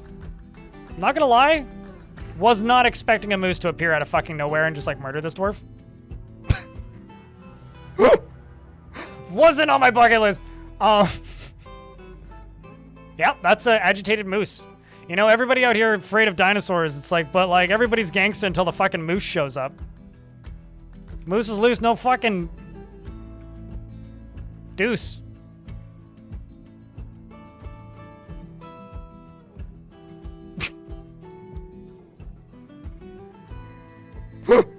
That's funny. That is so goddamn funny, man. Oh my god. Suddenly moose. Yeah, it wasn't really on my to-do's list. Yeah.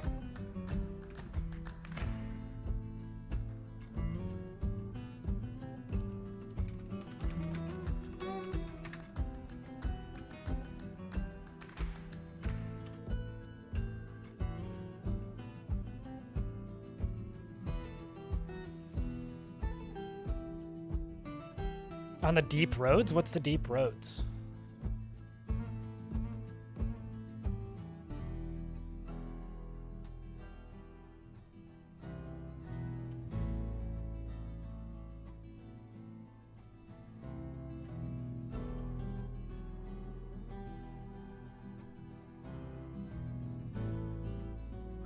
Murder moose?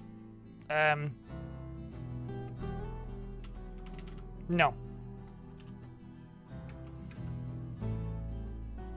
No, I can't. God, clothing takes so long to degrade now. It's actually kind of nuts. It's almost the opposite of what it used to be. Oh, wow, they're already back. That was fast. So we just went and pillaged. Okay, first off, we seized Dawn Owls. The new government is called the Big Pillars. But the other location was this tower that we attacked. The dwarves were led by Ast. The defenders were led by a dwarf necromancer named Sathril. Flash Heats. Okay. The dwarf outmatched the necromancer with a cunning plan, and the attackers had a strong positional advantage. That's very funny, Ash. Thanks. The Years of Bolting, ably led by the dwarf, Ast collided with 15 animated humans, slaying 6.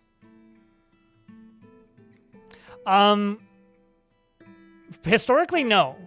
Beagle Weagle. But for me, I'm just so used to automating it, I forget about it. But since that last patch came out that limited the amount of stress clothing takes naturally, I've been intentionally not making clothing to see how long it takes for me to need to make clothing. I haven't made clothing yet in this fort, outside of a few pairs for kids. Like, quite literally, just haven't made clothing yet. My elephant clashed with 5 animated Allah's demons and slayed them. My elephant then clashed with 14 animated humans, slaying 10. Elephant clashed with 3 animated humans, slaying them. Elephant clashed with 3 animated humans, slaying them. The dwarves of Bolting, ably led by Ast, clashed with 2 animated elves, slaying them. Smashed up a necromancer, beat the shit out of him. His name is Focused Anvil. Okay. And the human necromancer Turin was struck down by the Megacerops Monom Helm Trummeled. I'm not gonna lie. Invading necromancer towers, if you know what you're doing, is like free military experience in a lot of cases. Like, this is just free XP for me. Because they're not that strong in a one-on-one battle, which is how off-map fights work. Nation Odor is the name of one of my elephants. Clashed with 9 humans, animated, of course, slaying them. They searched the place and found nothing. Okay. Attack. Don't steal important treasures or other items. And we're just going to try and raise it. Go hit.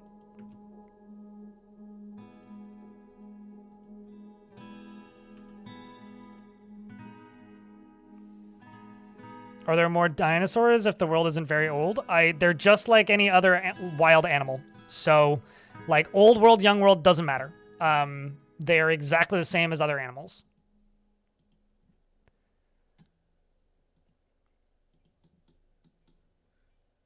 If they were, what's it called?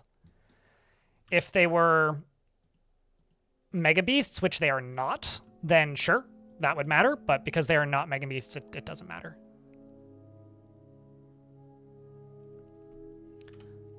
I'm just going to queue up iron helms for both.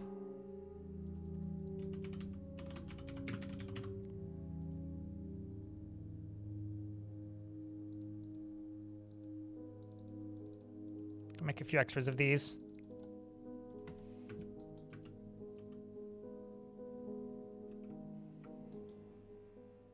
Uh-oh. Forms twisted from their nature, Legion of Night. What hope remains? Chat, what hope remains?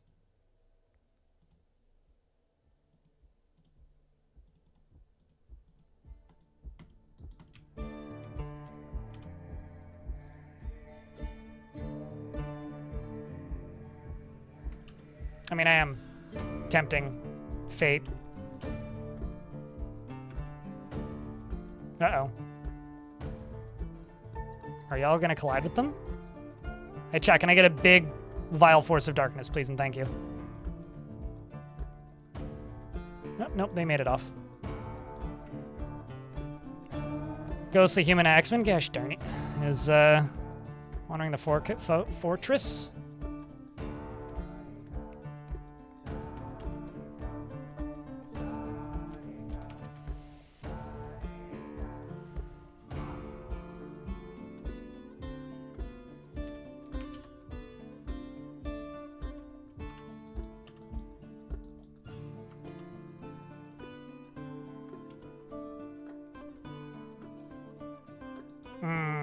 That sucks.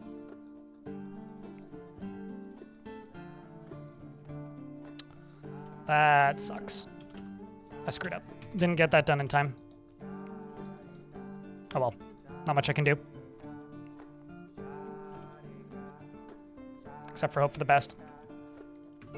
There goes the war animals.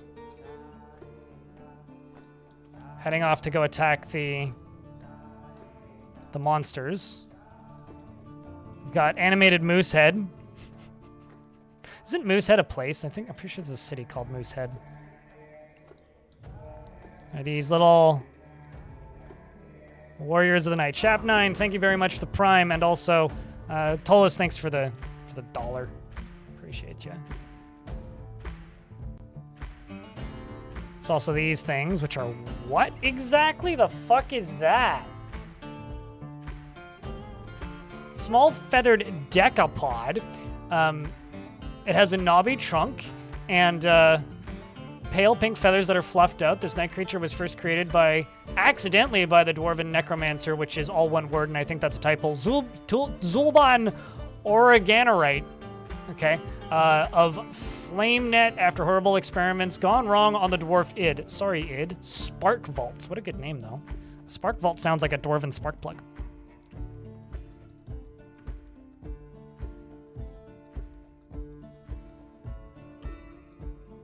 There's also a moose jaw. I love the accidental creations because that's how you get the really weird ones. That's how you get like the kind of useless ones. I once fought a necromancer faction that was almost entirely populated by blobs with an eyeball. It's like single eyeball set in its forehead. It was a blob. They had hunger for warm blood and they didn't really do much. They were not particularly threatening.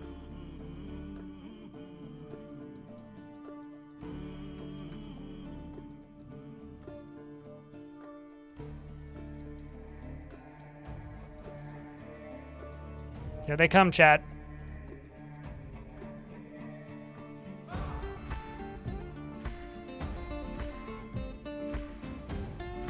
Dwarves are beginning to fire bolts. There goes the first boulder.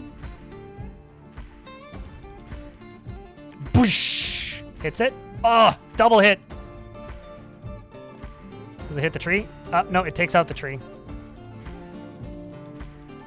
I think these actually do, in fact, count towards the trees cut down now, which I think is really funny. The bolts are flying out of the bolt throwers as well. And the Mark Dwarves up top.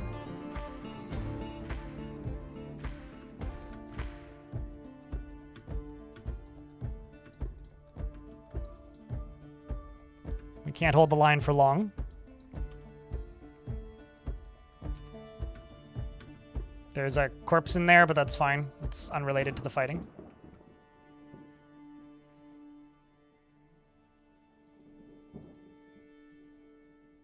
Oh no. Just gonna remove these two from the squad because they both became religious figures for reasons I'll explain later if someone reminds me.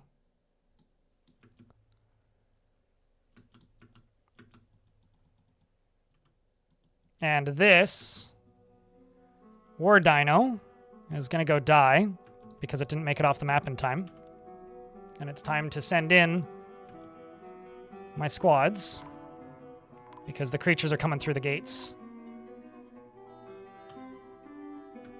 Some of the dwarves didn't make it in time. Some of them did. They're fighting through with pretty visceral conviction. We shall be proud as they chase the creatures away from the gates. Uh-oh. Some have made it up and into the walkways.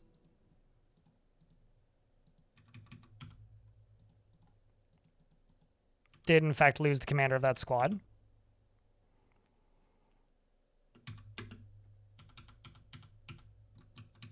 Now, where did it go? That's the question. Down towards the other Mark's dwarves.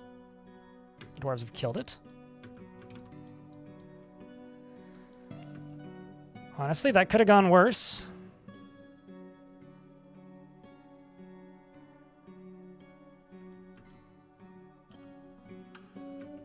And the squad returns.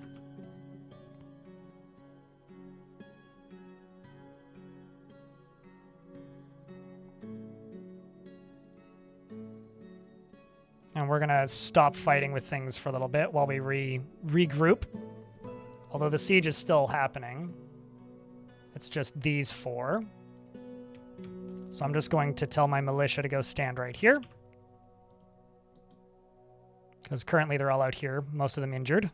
I'm actually going to re-enable this zone so we can get these dwarves rescued, such as Vlad. But we are getting the dwarves regrouped. We're going to move forward and go where?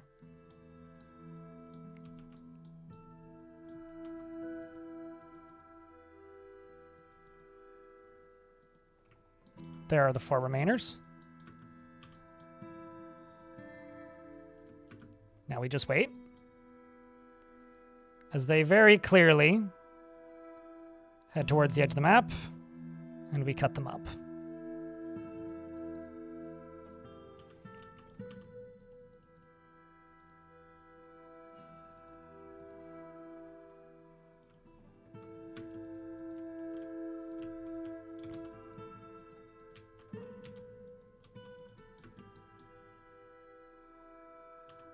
Honestly, not all that bad. That could have gone a lot worse. Let's see how the off-map fight did. The girl boss ran wide because the front of it was pink. Yeah, kinda. We have destroyed clobber throwers, which is one of the towers. So that's one down.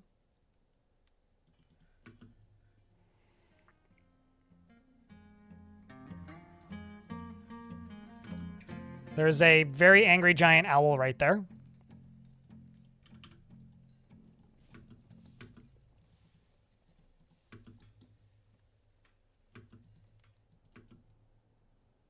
I love how big the giant barn owls are and how silly they look. Clean up on gate 1, more like. I don't know about no aisle 5. Lots of dwarves down in the hospital, too. Vlad is seriously injured. I mean, his foot is mangled beyond recognition and his right wrist is bruised. That'll be fine. That'll heal up. Upper arm fractured. How's these supplies doing in here? Need more soap. Need more buckets. Need more powder for casts if we have it. Need more crutches if we have them. Need more splints if we have them. Need more cloth if we have it. Need more of that. Actually, let's just go 40 cloth. I like to just turn up the amount of cloth.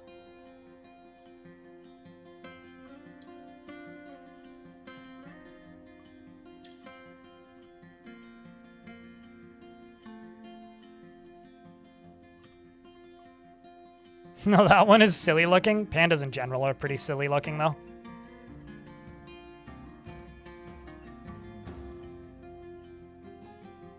Speaking of silly looking, fox squirrels.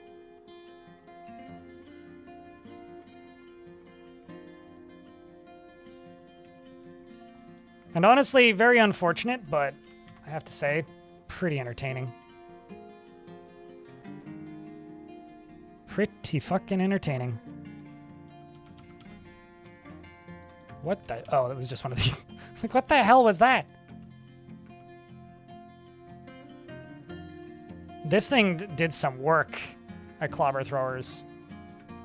Killed a necromancer? I mean, come on, dude. They all killed necromancers. I killed an Allah's demon. Okay, let's go here. Let's go places. Siege engines. Boop.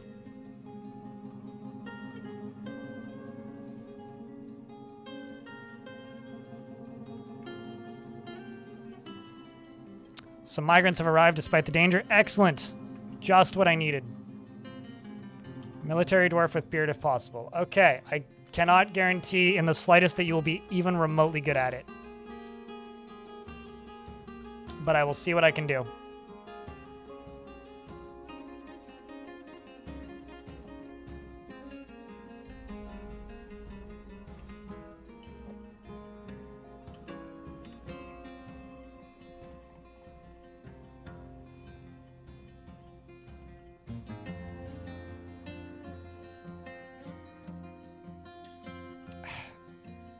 Puzzle staff.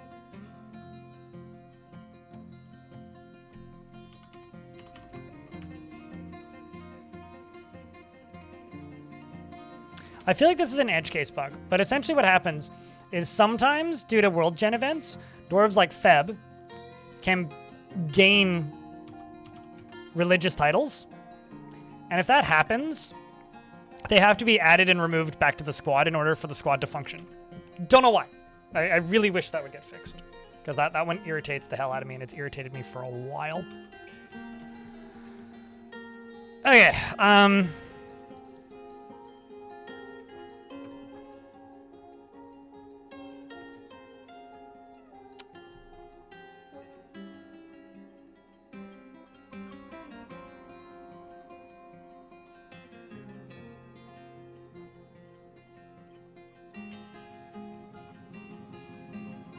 Okay, so Jangles wants somebody in the military. Why are you underwater? Swimming isn't a good idea, Dwarf. Okay, well, at least you're no longer swimming. Are you trying to fight with something? Just gonna grab these squads and just set them to go clear. Make the area safe. Ish, sort of, if we can. I need to get you a military dwarf. So...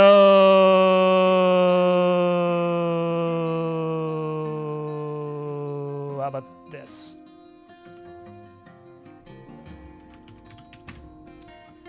Jangles.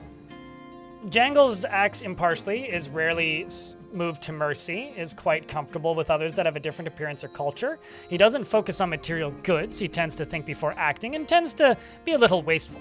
when working on projects. He is curious and, of course, eager to learn. He is somewhat fearful in the face of imminent danger, which is why he uses a crossbow so that the danger is at a safe distance. And he tends to be a little wasteful when working on projects and is curious and eager to learn and somewhat fearful when others in the face of imminent danger, and lowers his eyes when he's angry and needs alcohol to get through the working day and likes working outdoors but grumbles mildly at crap weather. He dreams of creating a great work of art, and personally believes that peace is preferable to war, sees the pursuit of good craftsmanship to be a total waste, values nature and finds that maintaining decorum a silly and fumbling waste of time, and doesn't see cooperation as valuable, and does not care about fairness. He likes bituminous coal as well as billin and white chalcedony and the color dark pink. Reindeer for their large herds, and the words of the cover of saying, and when possible prefers to consume ocean sunfish, chicory, dwarven beer, and alpaca's milk, and white millet and dates, and absolutely hates large roaches. We're gonna go murder this tower. Or try. Good luck.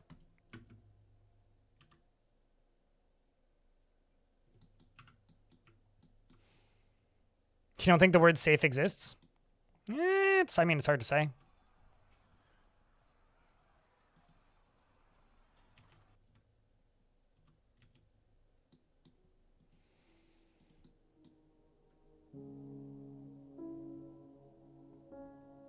Do need to figure out where my tombs are.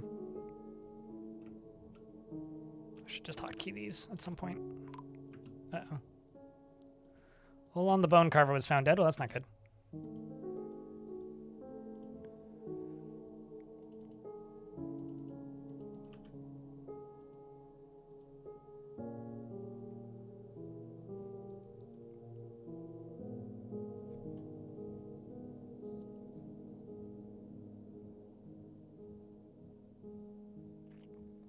Yeah, you can literally just go set it to whatever you want in the game settings. Well, maybe not. There is a cap. I think 2,000 is the cap. Don't set it to that. But it is just like something that you can go adjust in the game settings. Dobar the Diagnoser has been possessed.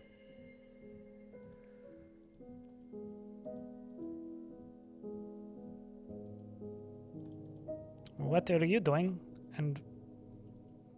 oh. Yeah, I don't think this dwarf should be in the military. Go do literally anything else with your life, dwarf.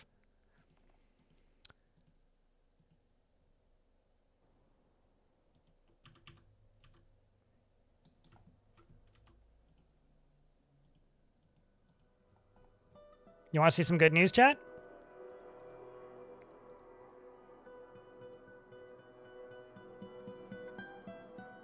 These are all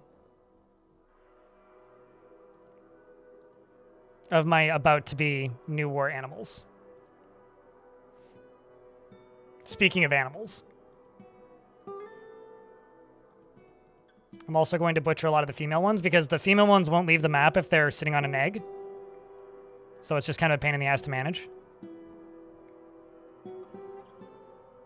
I'll leave just kind of these bottom ones here.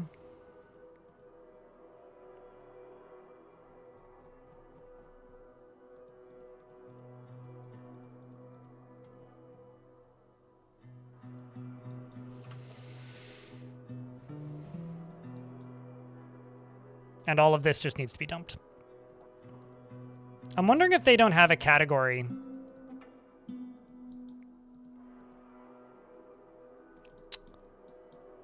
for the underground, because I feel like none of this stuff's getting put into the refuse or corpse pile, even though I have one. It's a bit odd.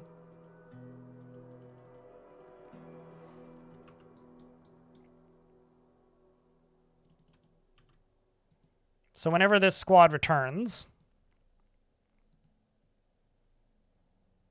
I will give them their new pets. I don't really have any dogs in this fortress to butcher. Although I do usually butcher dogs. So that wouldn't be anything out of the ordinary. What's in all those cages? Soldiers from the last siege that didn't successfully make it to the fort that tried. I can. It's maybe the last thing that I'm interested in genuinely. Jordanson. I would like it as an abstract thing. I don't really want to build boats. Tarn seems to really want us to be able to build boats I kind of don't care.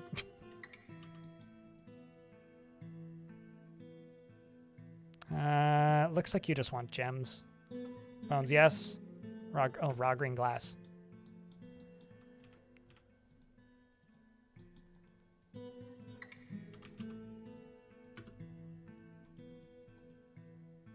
Don't have sand. Okay. Go collect some sand then.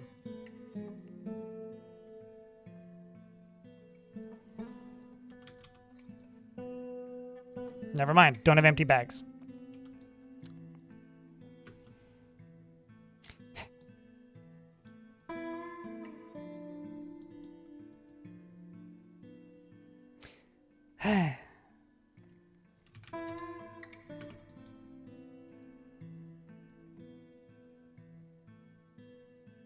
I wish I could just discard some of the seeds in the vanilla game. That'd be nice.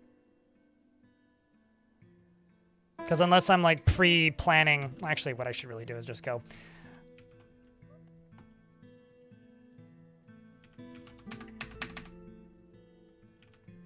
Silk bag. 100. Just make me some silk bags and make a bajillion of them. Then go here, collect sand.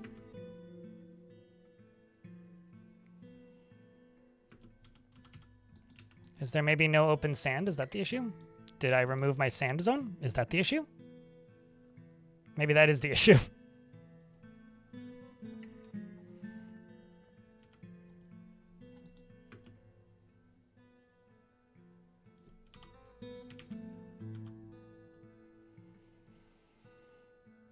Looks like it was the issue.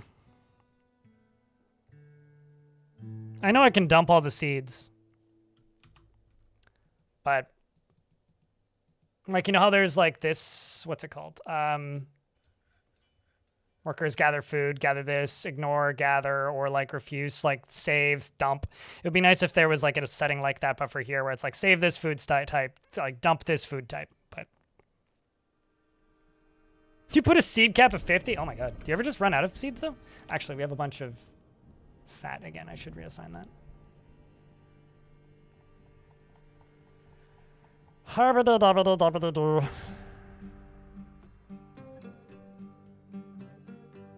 Oh, it is all set to cook.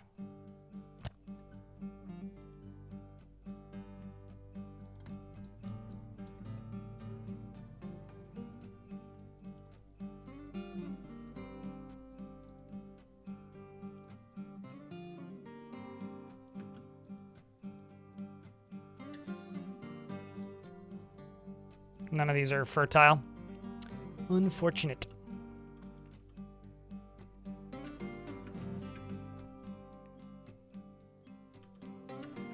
I'm not going to say the thing that I've said 245 times today, Electrode, so I will just say please refer to earlier in the VOD for what I said about that the last time somebody said that, which is, that's not the point of me complaining. But sure, you're not wrong. I'm going to pause the game because there's an ad break. That's just one successful breeding round. YouTube chat.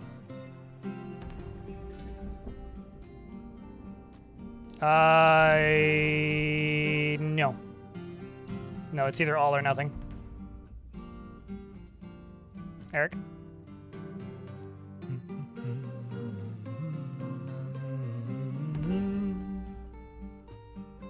Will there be a video of this? I don't guarantee videos on any forts. Because if I made a video on every fort, I would have like 70 by this point. So maybe. Maybe not. I don't believe I have mentioned Alienware once. You are the first person to mention Alienware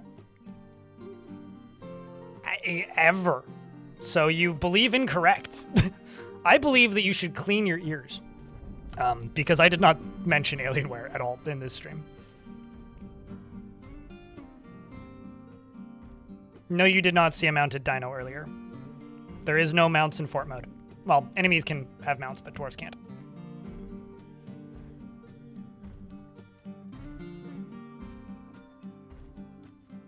No, it's just egg or no egg. Stockpile doesn't really worry about egg. If I want to breed creatures, I literally just lock the door and just put a fuckload of nest boxes in. That's all I do. And then just forbid the fertilized ones.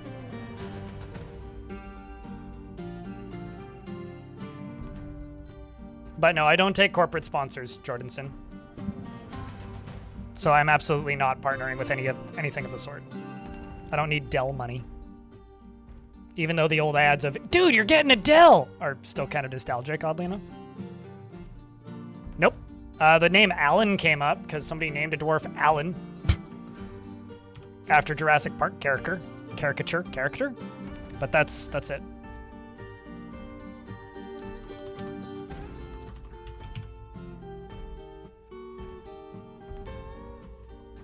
So I don't know where you earhold that, but I didn't say it, so.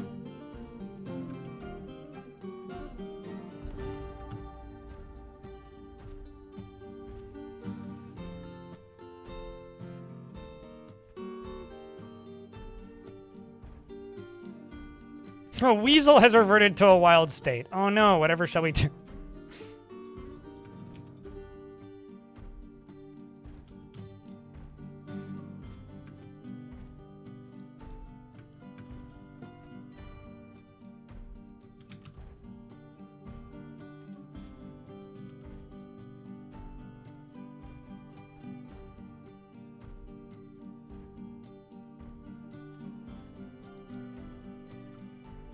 Hell yeah, Ranger Rick. Congratulations on having no free time for the next 16 years. But also, congratulations. Yeah. No free time and no sleep. Minimum 16 years. Or at least, like, I don't know, 3 years until they gain sentience. Item was missing from its proper place. I clearly didn't care about it all that much because it was in the middle of, like, a field.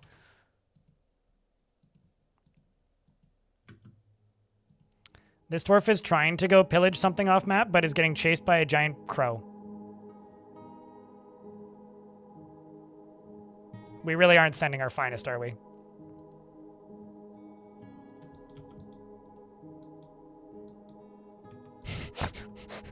It's like, imagine being a dwarf who's like, I'm going to go help ravage the necromancers, and is just getting chased by not even like a giant crow, just a crow.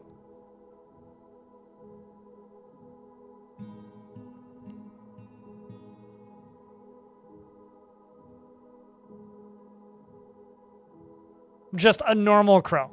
No, it's literally just a crow.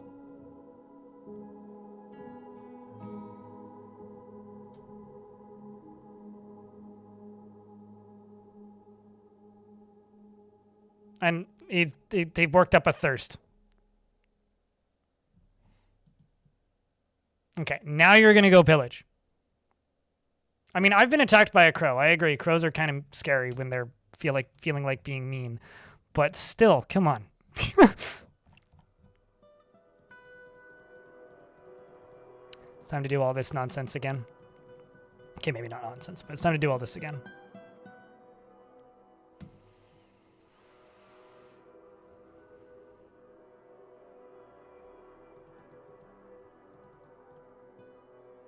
Maybe you can make it off the map. Come on, dwarf.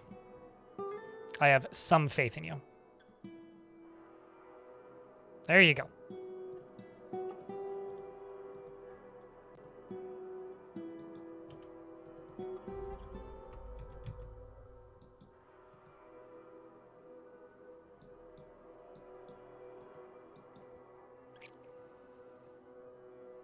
If you mess with them? Oh, no, absolutely. I agree. Like... And they have real good memories. Freaky little buggers. Although, honestly, I think the most startling death this fort has had was that moose that just murked a dwarf out of nowhere. Moose, also, real fucking scary. Turns out.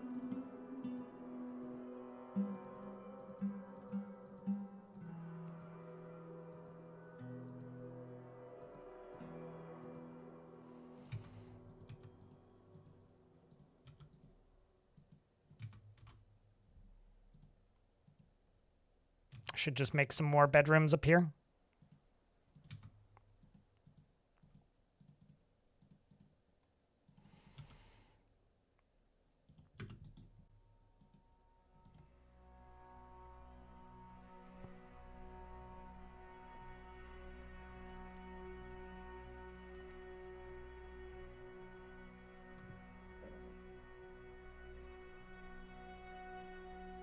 You're 20 days off the cola now?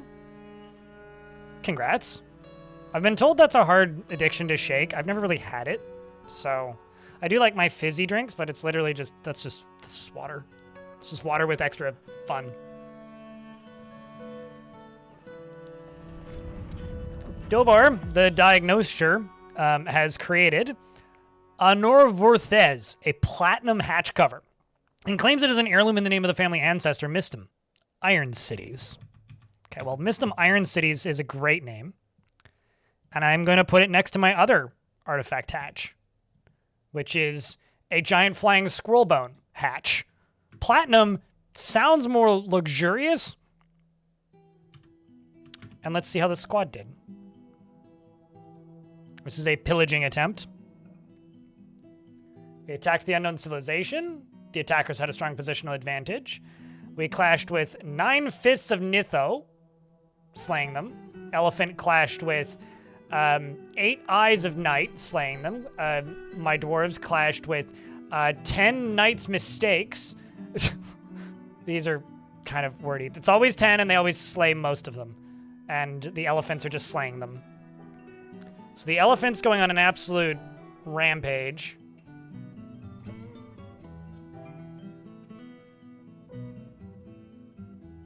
Oh no, not the Wear 4K. Good luck, Romanoid. That's 8 Beasts of Udos. 8 Beasts of Udos. 9 Hands of Urist. 12, 7 Night's Eye and a partridge and a pear tree. I don't even know where I'm going with this. And a pickaxe and a pear tree. There we go.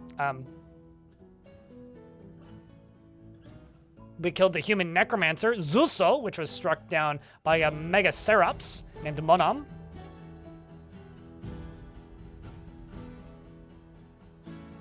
There's so many. It's mostly Ast leading this. And the secrets of life and death. There you go. That actually works.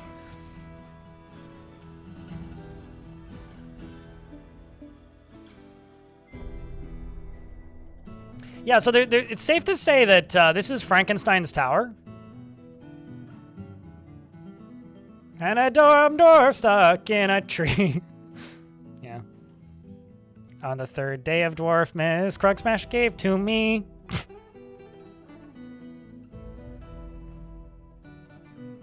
30 crayon drawings is in there somewhere.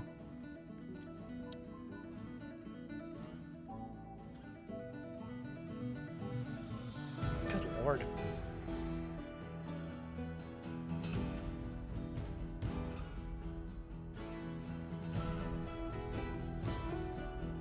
This got attacked by a giant red squirrel. I'm imagining this just happened to you in real life.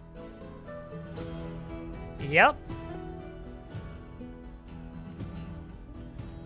You know, I think that if this necromancer could just focus and make one type of necromancer experiment, they'd be much more efficient. But because they've just got so many different random ones, 76 Follies of Night. Okay, they made a lot of Follies of Night. But because there's so many different ones, they're all in very small squads. So it's like, oh, there's 9 of them. 62, 54. Brilliantly led by the dwarf Ast, clashed with 47 Follies of Night, slaying 8. Okay, how many are left? 10. Excellent. Let's go demolish it. Raise it. Send it. Ship it. This is now a legendary Marks dwarf with 50 other kills total. And 10 pets, but we're gonna bring some additions.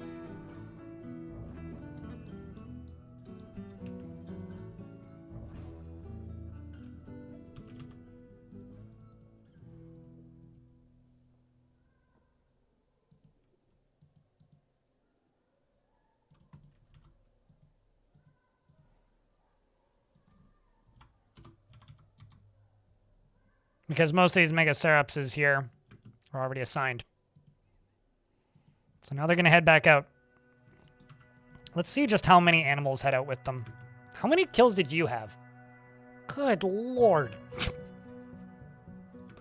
That's ridiculous, dude.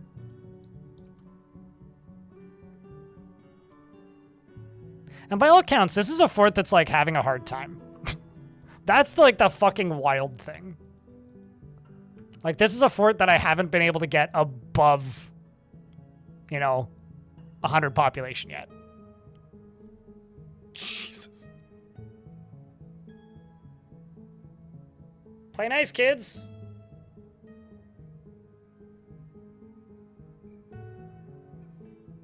I would say they're fighting for a dying, but they'll be living eventually.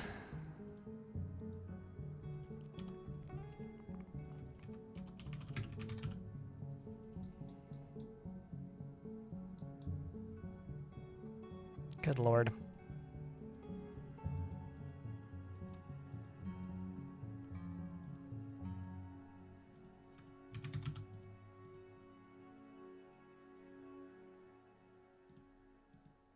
I think I'm just out of bars. Yep. I am, in fact, out of bars.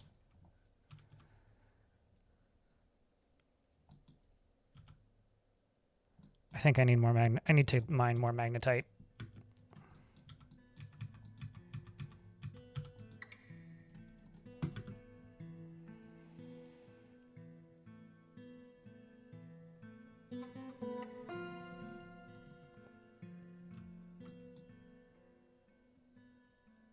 As we go down here and just mine more magnetite.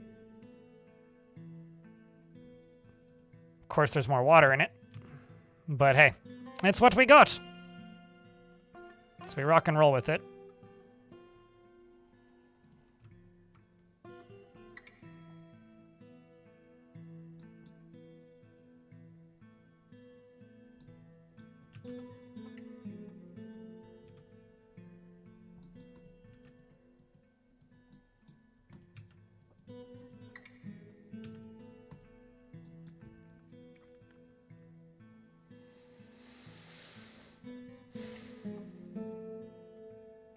Crows like to collect shiny things. So do I. What of it?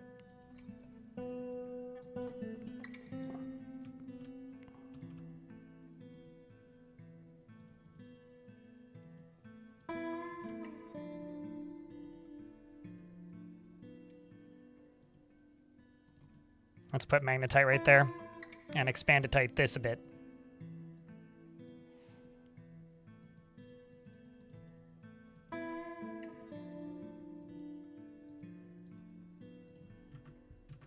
Not sure why bins are in that, but they are.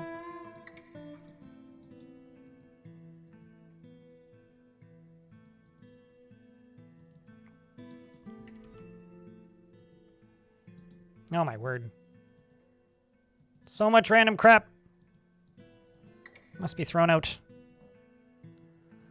You can be deconstructed. All this can be got rid. All this can be got rid. I don't actually care. Actually, let's not get rid of all this. Mostly because I want to make some totems. I'm going to go to you and just say, totem. Uh-oh. I'm seeing some stinky stuff. I require bigger food stockpile. That's what I require. And I'm doing too much butchering for the amount of food stockpile I currently have, so to make bigger food stockpile.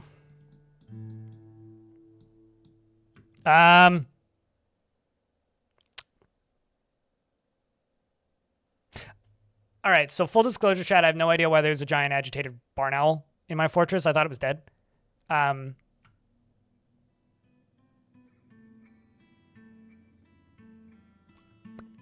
Yep. Yeah, that. I will forever be sad about the wear monitor because the wear donkey is just a wear donkey instead of a wear ass. They were wear asses for forever. Now they're just wear donkeys. And that will forever make me very sad.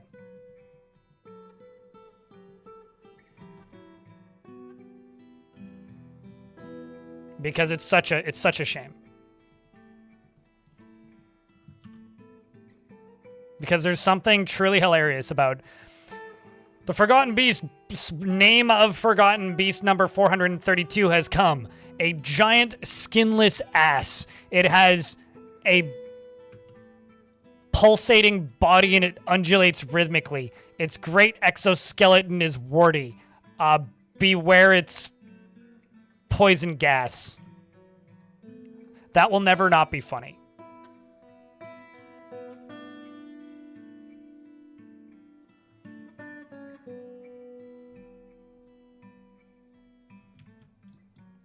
Considering Tarn's actual answer as to why, like... I just saw some ore get thrown in there. Considering the actual answer as to why it was changed, been a while since I have caught a stream. Was Tarn thought it was too immature. The bus home and thought I would drop in Smiley. Says a lot. Big Bang, it has been a minute. It's good to see you, dude. How you been?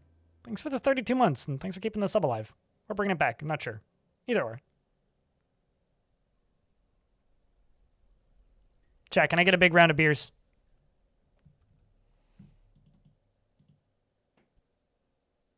For the good friend of the channel, Big Bang. A1. What are you doing, you lazy doofus? Dwarfus? Dumpfus? Come on.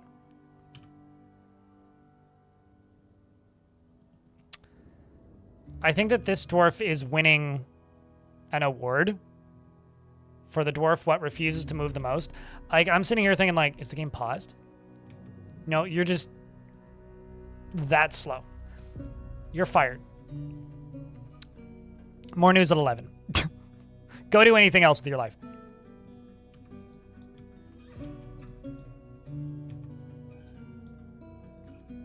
Squirrel. Quinn Raleigh, thank you very much for the Prime sub for a third month. Welcome back, dude.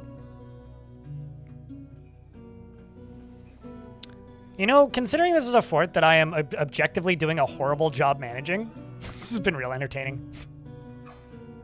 Like, truly, this has been really entertaining. Sometimes just, like, running a fort terribly is, like, the most entertaining way to play Dwarf Fort.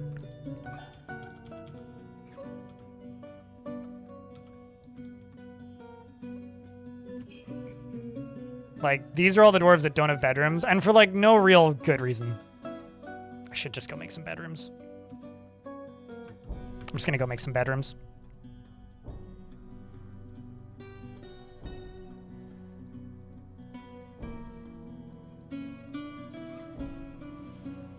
I'm just gonna go into here and I'm gonna go to labor, orders, standing other. Yes, you can dig through damp zones. And go up to here.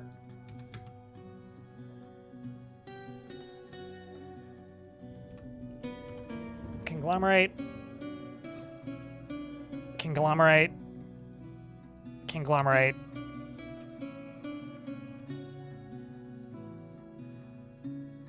That's not really what I want. That's what I want.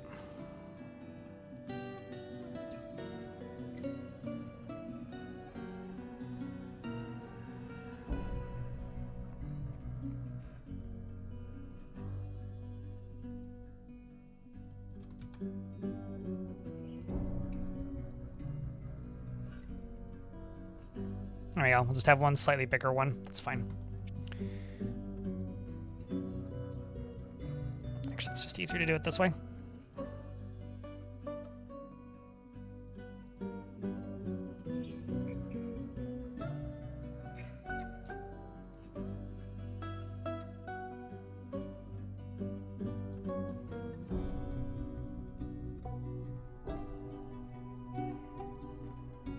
And then just erase all of the deconstructibles.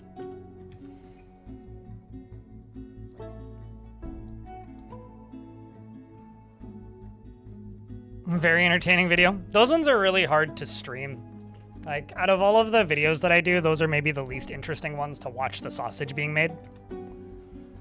Because it literally is, it's just what it says on the tin. It's like, it's very samey, like, on-screen footage-wise. But I really like how those videos have turned out. I think both the vampire video and also 10 years of following COG were some of the more interesting ones storytelling-wise. For whatever that's worth.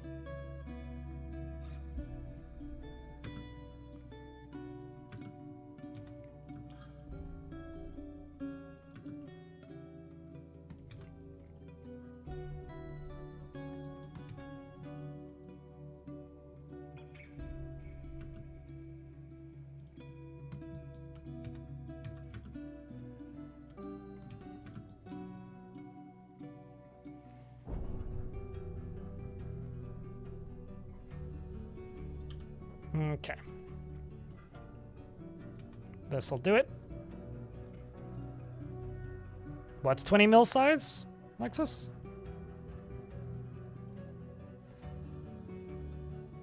And now that I'm up to here,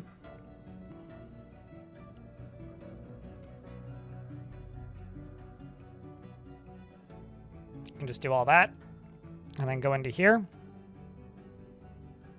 and erase the parts I don't need. There's some that I missed, but that's okay. I can fix that.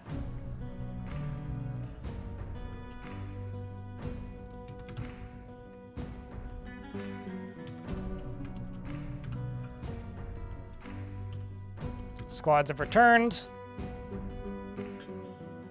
We went and raised another tower.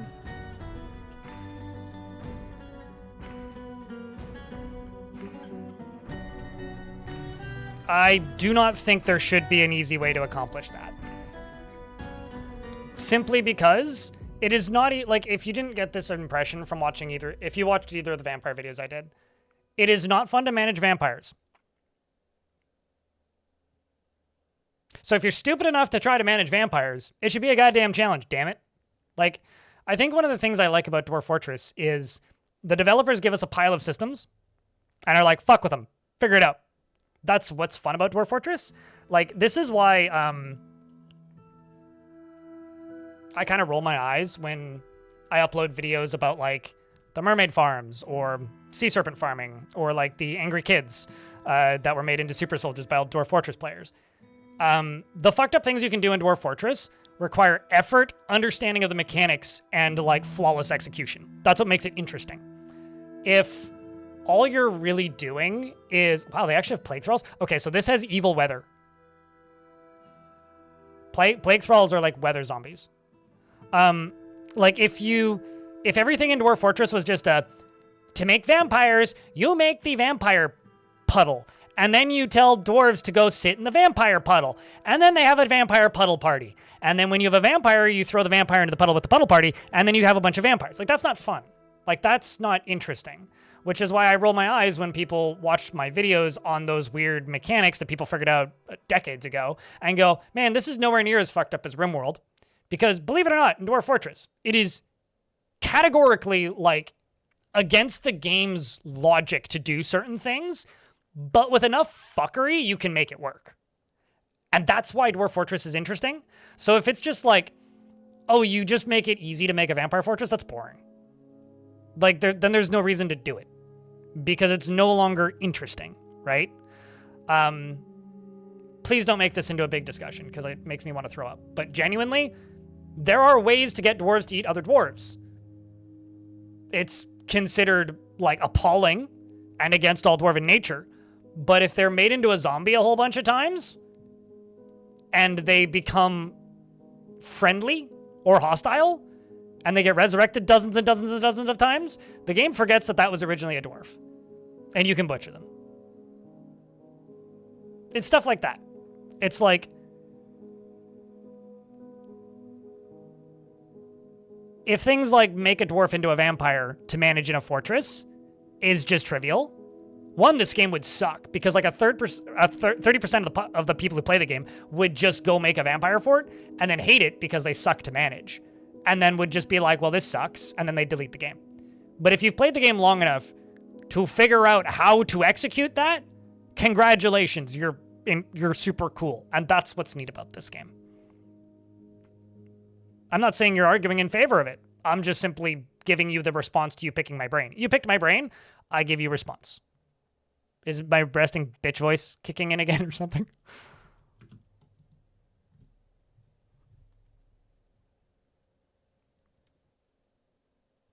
But, you know, it's things like, you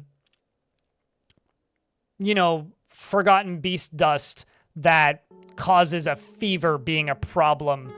But it only is a problem if it gets onto dwarves' bare skin. So if it's on their shoes, that's fine.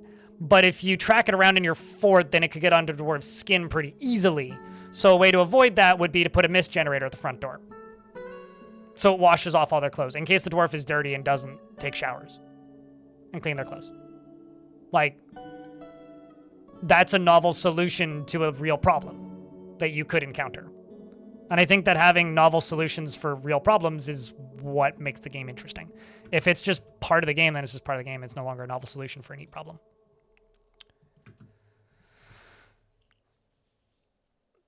And you panicked? There you go.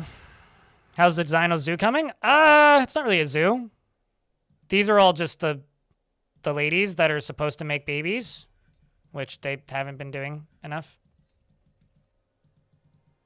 But, you know, it's progress. Slow and steady wins the progress.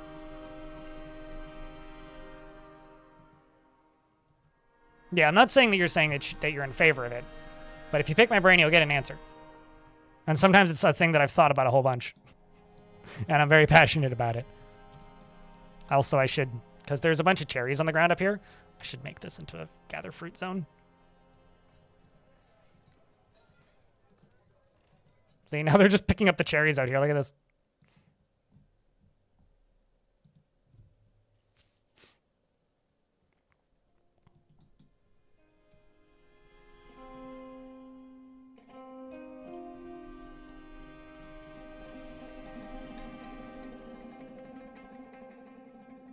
And caused dwarves to rot to death. That's always a brutal one. I had one that caused blistering, and the blisters filled up with blood, and the surgeons had to cut the blood sacs off of them, and they exploded and sent blood that covered the tavern. It was quite distressing.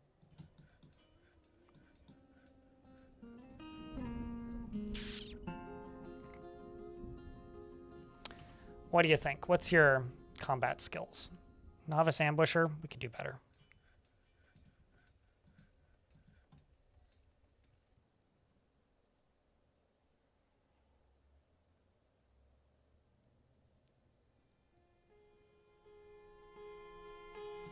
Let's go.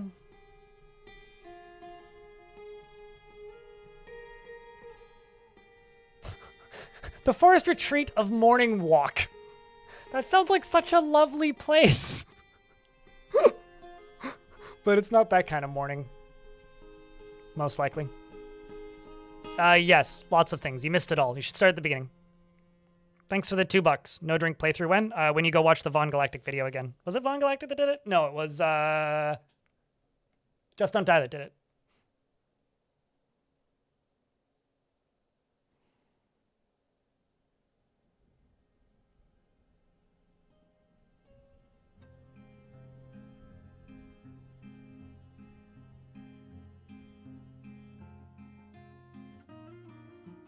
Well, as long as I'm not too seasoned, because then I'll get flipped out of the frying pan and into the fire. There's literally nothing to it, and the second that you get over that initial City Spencer, you'll learn that it's actually extremely underdeveloped and very whelming. Like, trust me, it's nothing. If you've learned Dwarf Fort mode, like, you are totally fine with adventure mode, or will be totally fine. You just need to get over that initial hump.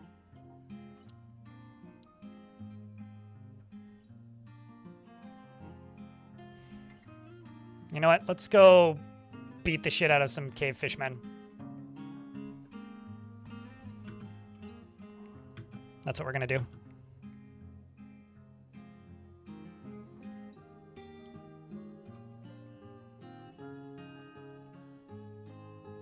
Like, if anything, I think that I love the idea of adventure mode, but because it's so unfinished and needs so many, like, critical systems to even be, like, interesting to play for any kind of extended period of time, It's just kind of a bummer, really, because every now and again people will buy Dwarf Fortress and state that they're buying it just to play adventure mode, and I go, oh no, you poor soul. And I just immediately feel bad because it's like, if you're buying the game specifically for that mode and you have no interest in fort mode, like, you're gonna have a tough time, which kind of sucks.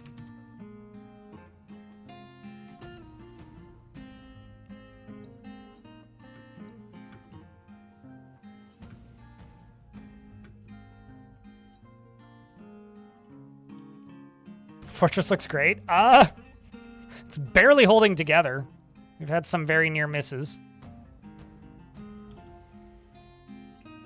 But I'm glad it doesn't have that outward appearance.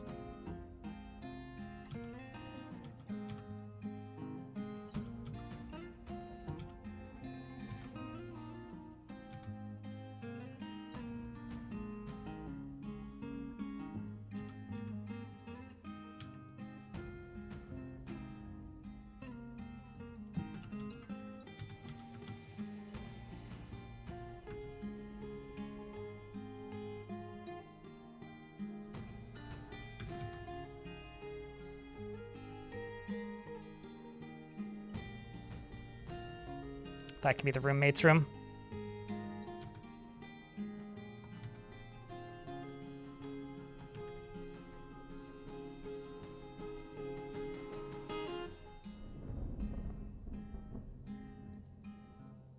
Why do I keep not clicking accept? No one will ever know.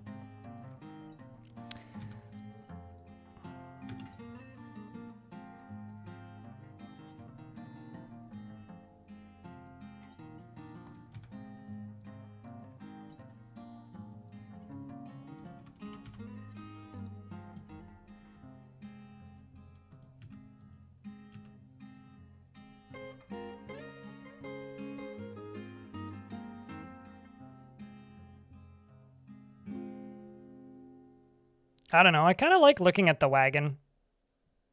And also, it does act as a meeting zone. So it does make, or for a while there, dwarves were using it as a spot to meet because I didn't build a meeting zone right away. I don't know, I just kind of left it.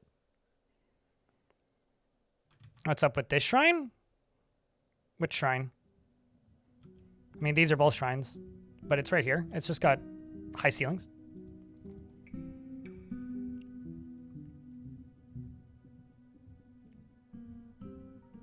Oh no, that sucks. We'll see you later, Big Bang. Yeah, I don't know. It's just this room.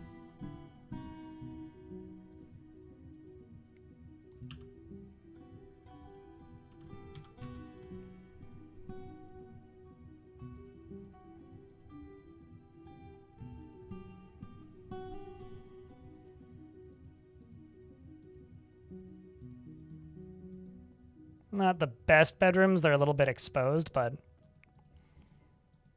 can continue building this terrifying tower of terror. Just don't slip.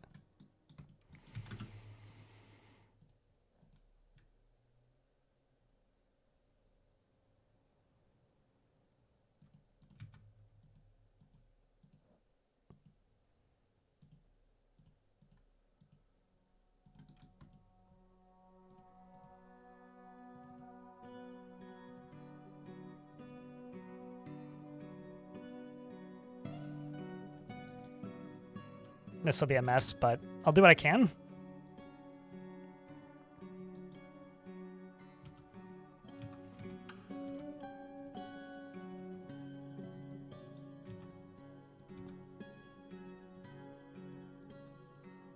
Actually, let's push this out by... out to there. I'll be fine.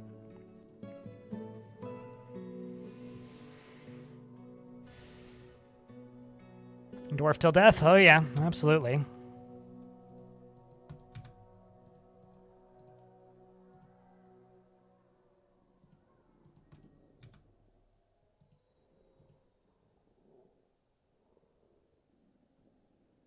Kind of got the wrong tool out right now.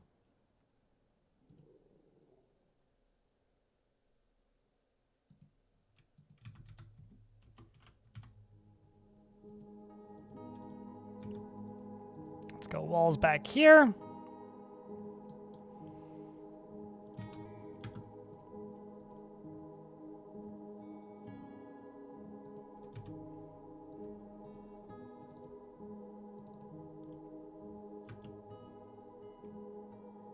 That'll be fine.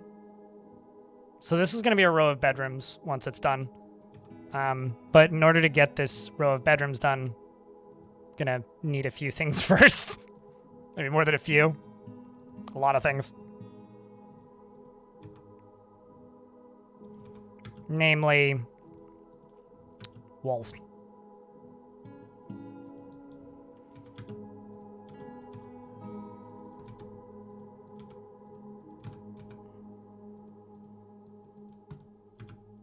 So that'll be a bedroom.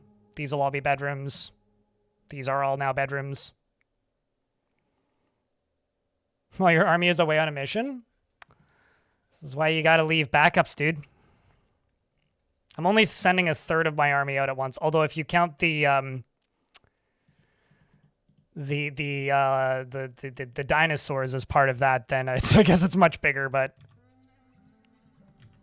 if you count the rhino things, it's even bigger.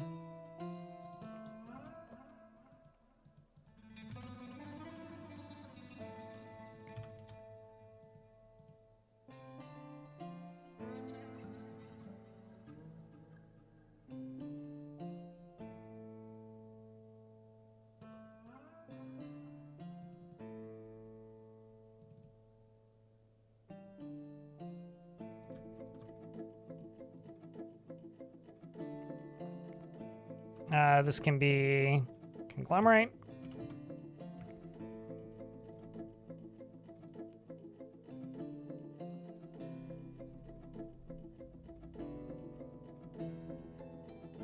Conglomerate can go across there.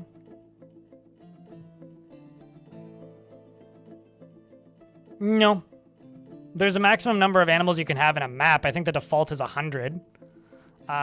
But you can, it's like the population cap. You can kind of just turn it up if you want to be silly, but with the caveat of it might make your game run bad. But like you could do that if you wanted to. I'm not going to recommend it here, but you could.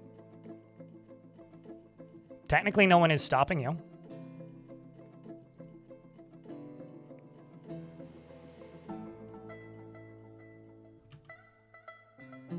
Then I just need to get these corners done back here. Squads returned. Let's see how they did. We just went and bullied a bunch of fish people. You build stairs. I don't know what you're looking for when it comes to tips. I mean, you could build them the way I do. It doesn't really matter. Generally, you just want to make sure that dwarves have ways to pass each other without lying down so you don't get job cancellations and so they don't drop items when they're trying to wield them. Wasn't that no food? I don't know. I didn't watch it, to be honest with you. Half Demon in YouTube chat.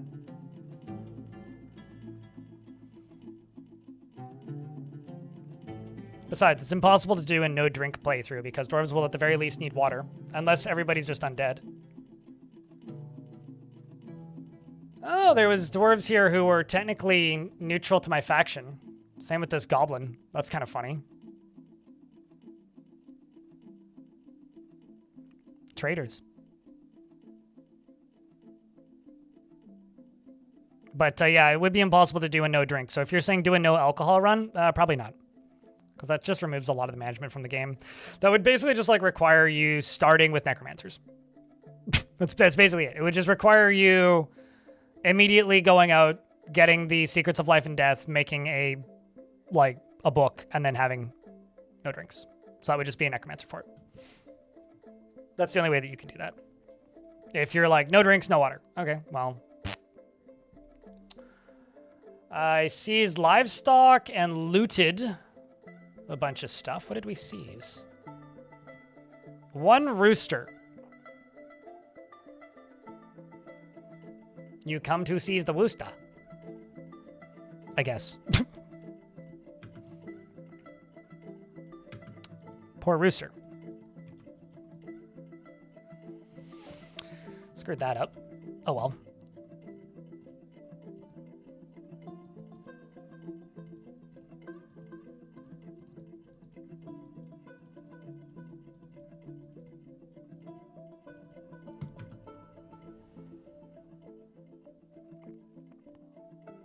That would actually work better. The reason I refuse to do a no alcohol fort, and I openly refuse to it, I do actually have a reason. The reason I openly refuse to do a no alcohol fort is the thing that irritates me about managing vampires is they don't drink alcohol. You can force them to, but they don't. And if they don't drink alcohol, then they get sluggish and distracted, which basically means that they move at 40% speed, have a high chance to cancel crafts for no reason, and are incapable of making high quality products. It's basically just like, do you want to remove most of the ability to consistently not be frustrated with Dwarf Fortress with a playthrough? Then do that. Make a playthrough with no alcohol. I don't think that is even remotely fun, entertaining, interesting, amusing, or worth doing. I think it just, like, there's certain ways and challenges that people come up with for this game. I think just for the sake of coming up with challenges, probably just because they're trying to figure out content, which is totally fair. But, like, one of the most important things to me about how I make videos on YouTube and stream is I don't want to burn out, and I don't want to hate the game.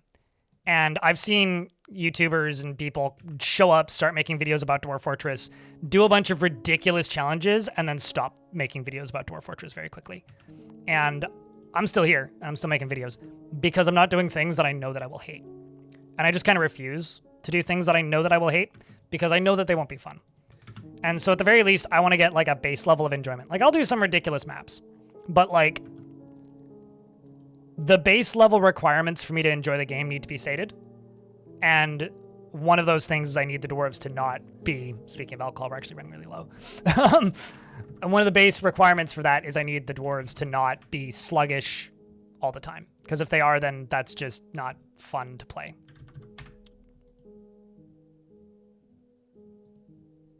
Hopefully that makes sense.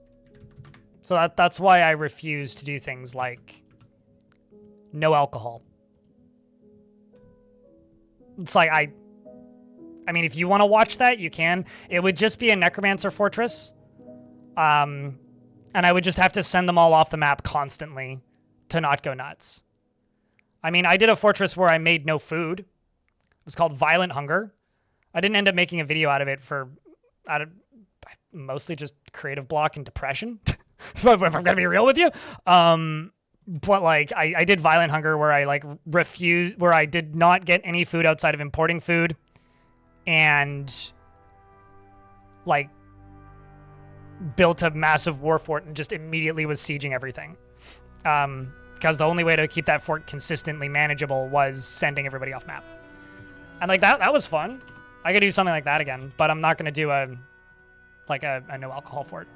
Because at that point, like, you're either, the only way to make that playable and fun would be to have no dwarves in your fort.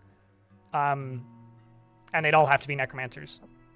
And like, no, I'm just not going to do that. I'll just do a necromancer fort because I can make that much more interesting. Be friends with elves is fun. I actually don't mind it because like especially if there's trees everywhere, like it becomes like a clusterfuck. Something that I think is like really silly that I haven't done in a while either is a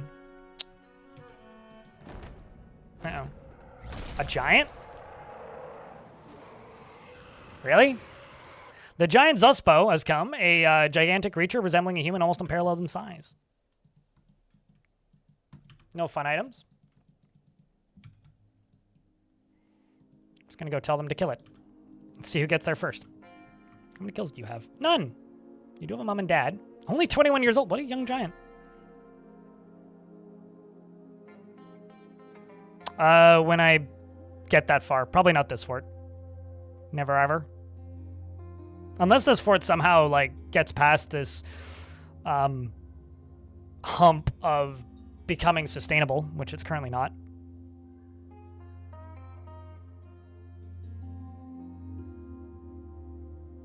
I mean, like, as long as I have the mechanics to play, sure, but, like, I don't see how I could make that entertaining. Also, like, I basically just use the mouse anyway. So, like, I don't know, I could play with a Wacom tablet, but, like, I don't think that would be... This isn't Dark Souls. Like, that would just be very slow. I couldn't really tell you that could be entertaining. I can't really imagine how that would be entertaining. He's looking for a new home? Well... Bad news for him. Found a pincushion. Mr. Toolball here was like, I'm a legendary Marks Dwarf. Get fucked on, kiddo. Struck it in the lower body, which tore the stomach. My god, dude.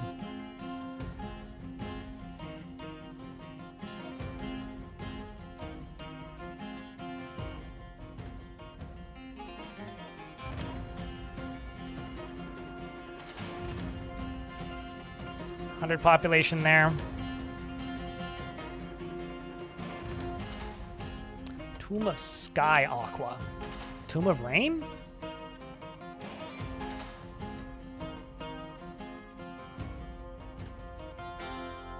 Tomb of Rain. Wait, hold up.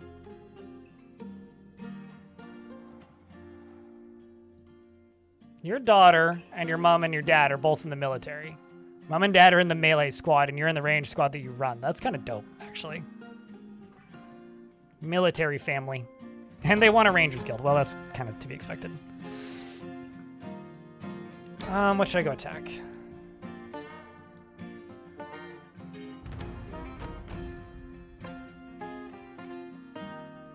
All right, fuck it. We're gonna go hit the elves again.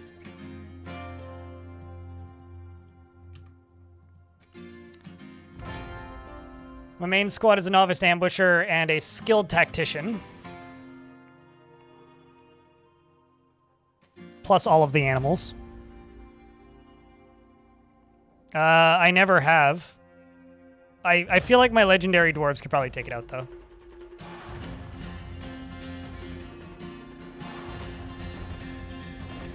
Forgotten Beast named Hode has come. A giant blob composed of salt. Oh, me. It has wings and it undulates rhythmically. It really is me.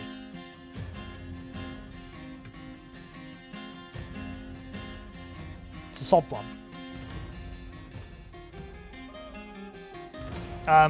Respectfully, Mark? No. But, thanks for the suggestion. I'll consider it.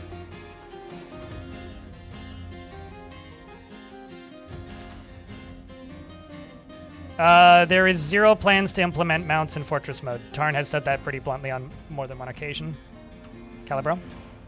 Migrants have arrived. Holy shit, will we actually hit 100 population? Oh, fuck. What? Huh?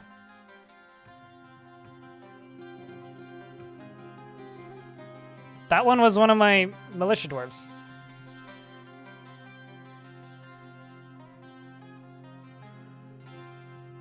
Like, you were here previously. Why did you just... Lead? What the hell? Oh, hey, it's Donut. Chat, they came back! Oh my fucking god, they came back! Remember how earlier I was like... I had a squad get lost off the map due to a siege arriving as I had a squad leaving? And I was just like... You know, usually they'll come back in a migrant wave eventually. It only took 4 years, but they're back! 3 years? 3 years. Look, see, it's Donut. Donut's back. My neighbors, if they can hear me shouting, are probably going, what the fuck's he on about? Crypt beer. Hell yeah! Welcome back, Donut. It's good to have you.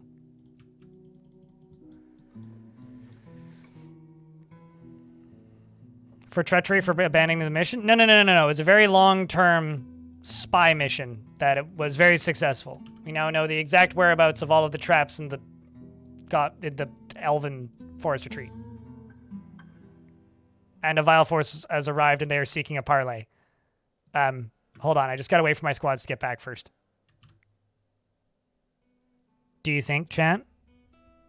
Do you think that the goblins brought dinosaurs? I just see jabberers.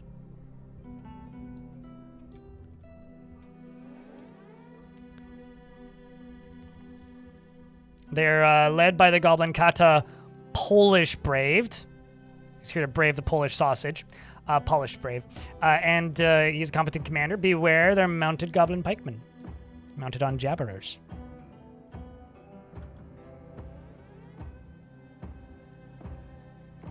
Hey, chat, can I get a big round of beers for Rayleigh keeping that sub alive for 43 months? I would love to see giants get a massive buff, actually, Spencer, just because, like, I find them so weak. Although then somebody in chat will just pop in and be like, fuck these things. Like earlier we had somebody in YouTube chat who was like, fuck these two-headed giants, which is an Etten, who just like apparently like managed to take out one of his squads and like a bunch of his dwarves that were up on the wall. It's like, oh my gosh, that's awful. Can't say I've ever had that. I haven't had that experience in a very long time, but like, I'm sorry that happened to you. Jam Jalopy. It's good to see you, dude. Why is there a random limb between the trees? Because it landed there during a fight, obviously. I mean, I want them to show up and threaten you and be like, I demand pants, or something. That'd be fun. I'm waiting for this squad to return. So I want you guys to keep a very close eye on all these dudes in the middle. I'm going to go use the toilet real quick.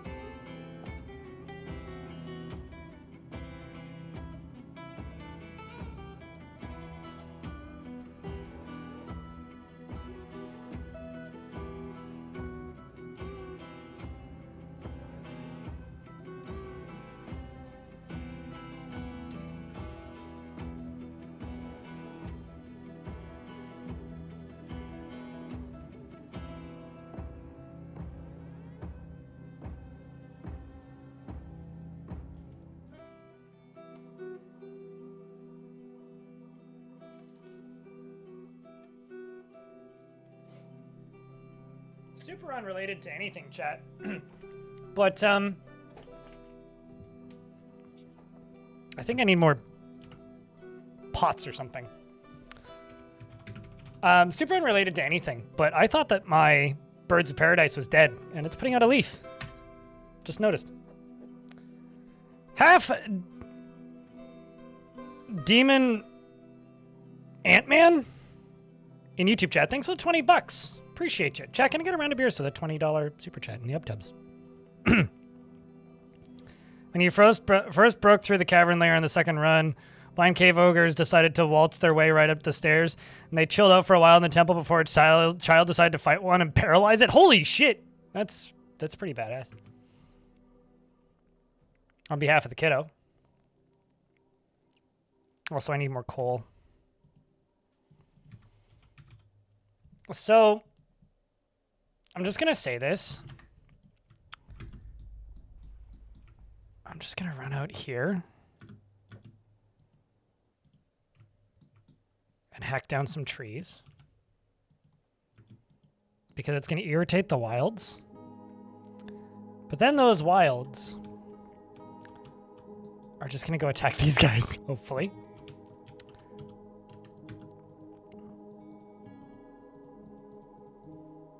Let's see how that fight went, though, off screen. Typhoon Coasts, also known as Florida. The dwarf asked, unrolled a brilliant tactical plan, and the attackers had a strong positional advantage. The elves clashed with a bunch of my stuff, and we slayed a bunch of their stuff. That was pretty whelming, but they're back now. I'm just going to get the squad's training real quick. I'm going to go to here. Make sure the dwarves have weapons. You're unconscious, but Okay. You now have a weapon. That's good.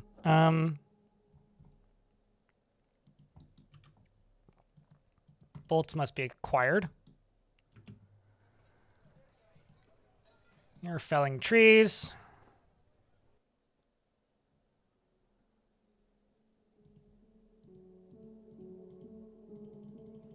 It's really interesting that it tells me that the goblins can't find pathways to their destination, but...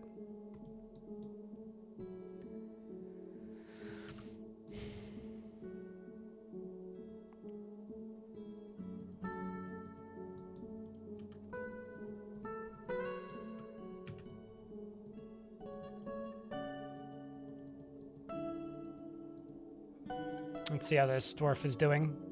53 notables. Good lord.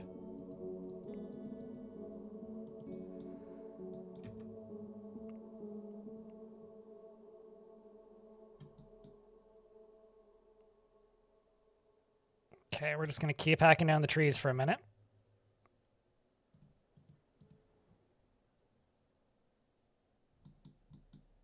Let's get rid of some of these up here. Captain Radiator, thanks for the 10 months. Cheers, dude. Chat, can I get a round of beers for Captain Radiator?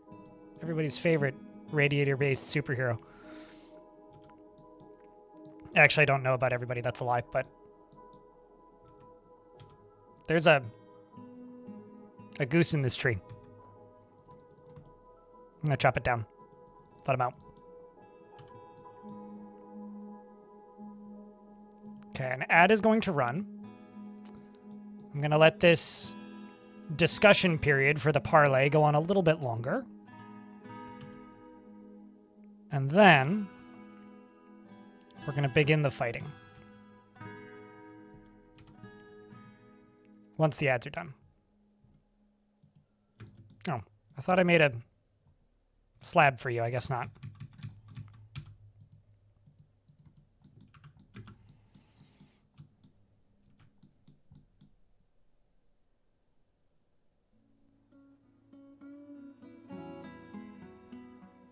You're useless in the summer. Depends on what hemisphere you're in. Maybe you're like the inverse of a snowbird.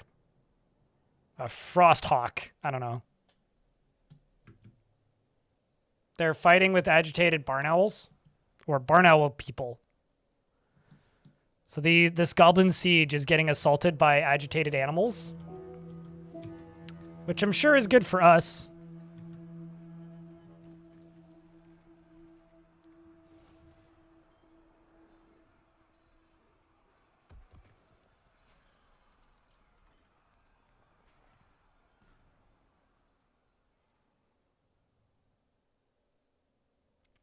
It's under, like, sing a song for adventure mode, so dark. So, like, there's, like, the little speech bubble with songs. You can give a sermon if you're religious. You can sing a song. You can perform poetry, and there's a few other things. Dwarven child is fighting with what? With an agitated owl person? Oh.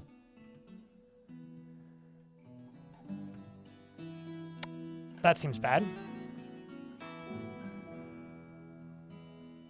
Well, that's unfortunate. Especially because I had the game on pause while there was an ad running. Shit. My bad. Please forgive me. Also, hey, Hobo. I still need to watch that Ahoy video.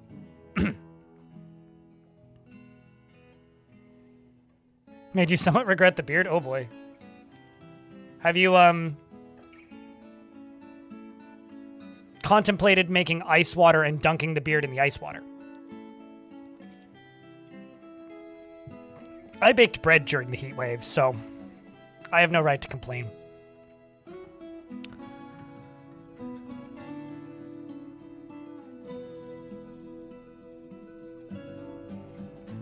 Okay. I think now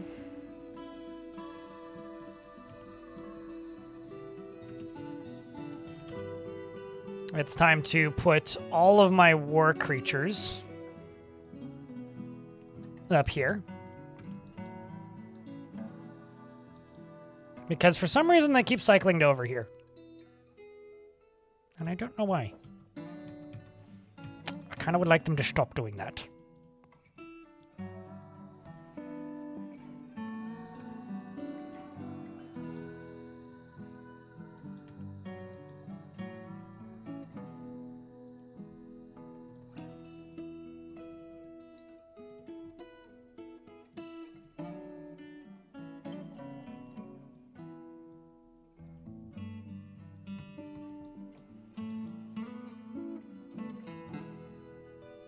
Let's go here. Let's go places, siege engines, fire at will.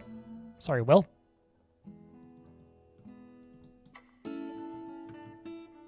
Well, attending meeting with somebody. Whomst.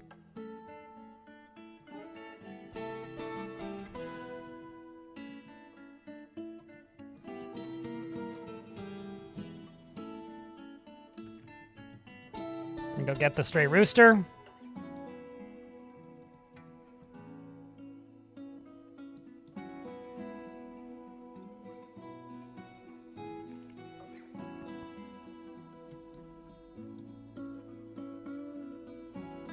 For those who use American units and also can't do math, weed, is what you mean, I think.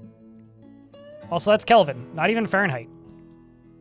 For those who use Kelvin and can't do math,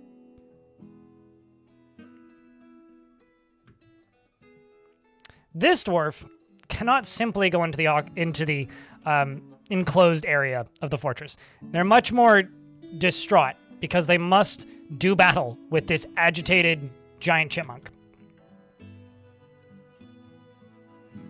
You know what? Actually, cancel that. Don't go rescue that dwarf. They don't deserve it.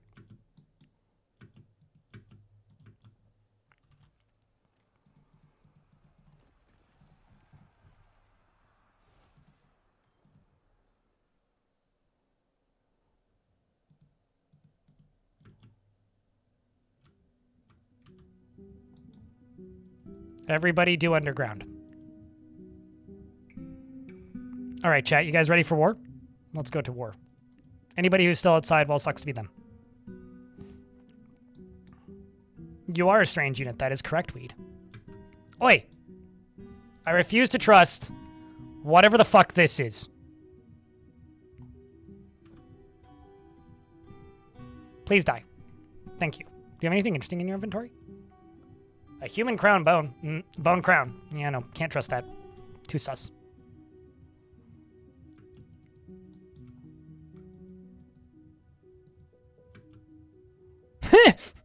Just the entire fucking menagerie just mobs it. Oh, that's so funny.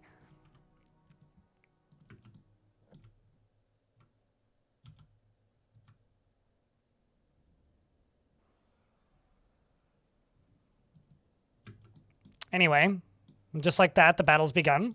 The first is a goblin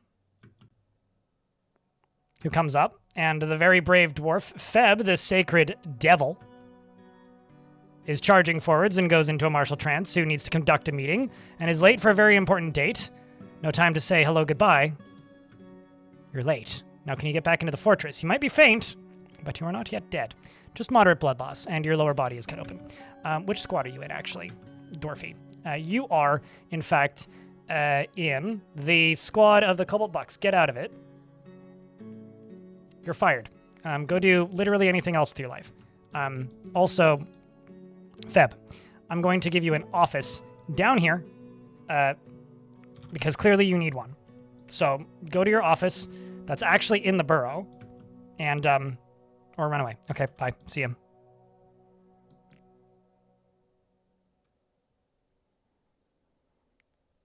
Okay, we're also doing battle with the giant agitated chipmunks.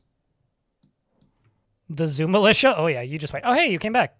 More injured this time. Well, at least you made it back. Go lie down, please. In other news, over here we've got goblins, which are actually moving into the fortress now, and beginning to get closer to areas where battle will matter. Some of them have discovered that I've set up traps for the sneaky goblins. And some of them are climbing through the trees. because they're spider goblins. And the bolt throwers begin to fly.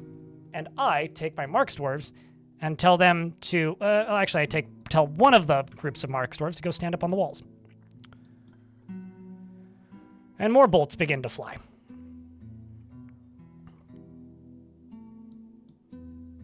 The real question is, will they actually make their way over here? Matlock and the other melee squad has approached the goblins on the outside. Same with Cowardice, who is leading one of my squads. Which squad did you run? Keys of Clenching. You seem to have forgot your crossbow. That or your hand is no longer functioning. Well, you seem to be doing okay regardless. This dwarf doesn't have a crossbow in their hands, but they're punching the hell out of that goblin so hard that their face explodes, I think, probably. Punches the goblin in the head. Bruising, never mind, just bruising. But bruising enough to remove a, rather important organ. Unlike Matlock over here, who's getting... Okay, I was saying using an axe, but apparently got hit in the hand with something of importance. Over here is Adil, the wrestler, who has an axe, so... The axe murder wrestler. I'm going to move the squads back inside.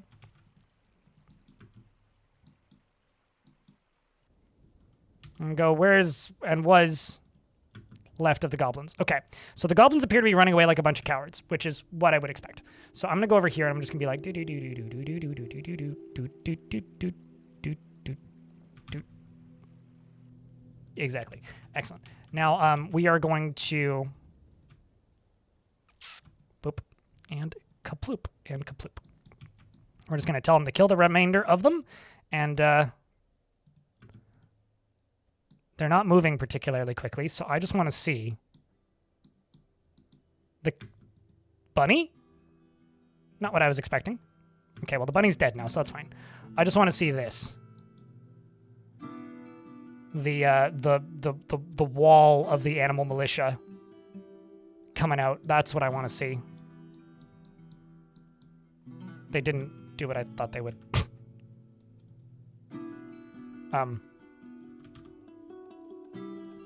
Guys. Oh, I see. They did do what I told them to do, but they were just too busy fighting with this now very mangled giant bird.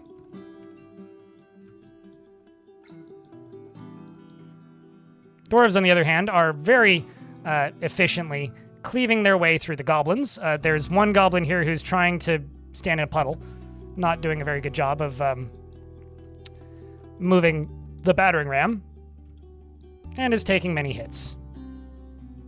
Where it counts.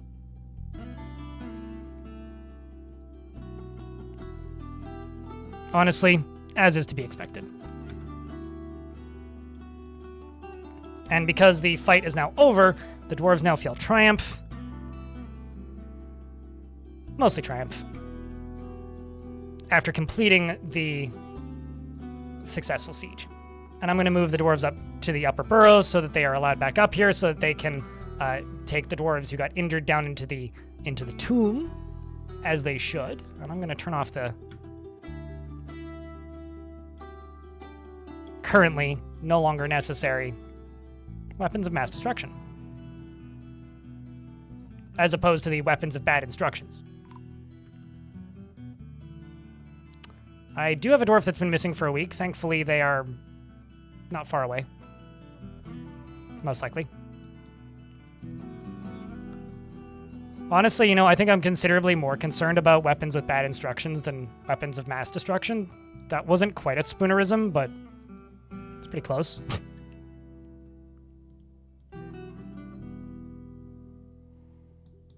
Weapons of mass distractions is just like one of those bop it things.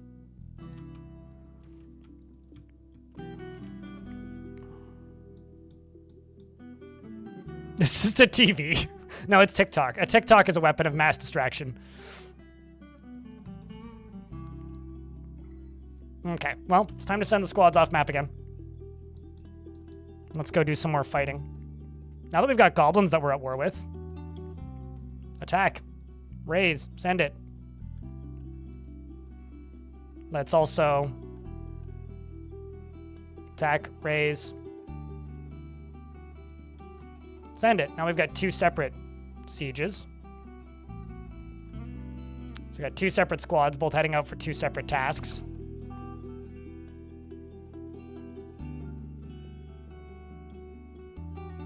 If thrown fast enough, Dwarf Fortress does prove that this is a fact when it comes to socks.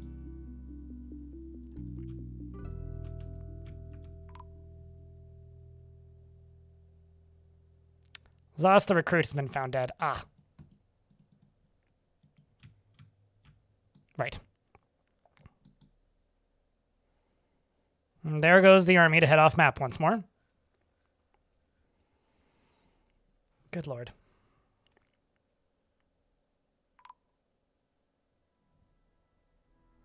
I don't know if I would quite say that Twitch is a weapon of mass distraction, but... Oh, there's giant sparrows that are causing issues.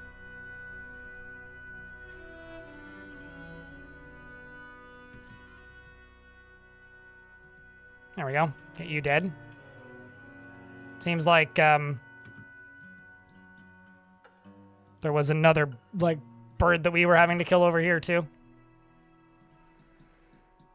Well, a bunch of the dwarves are leaving the map at the moment, so, like, the current population isn't quite representative. But I do think that the fort's going pretty well, all things considered.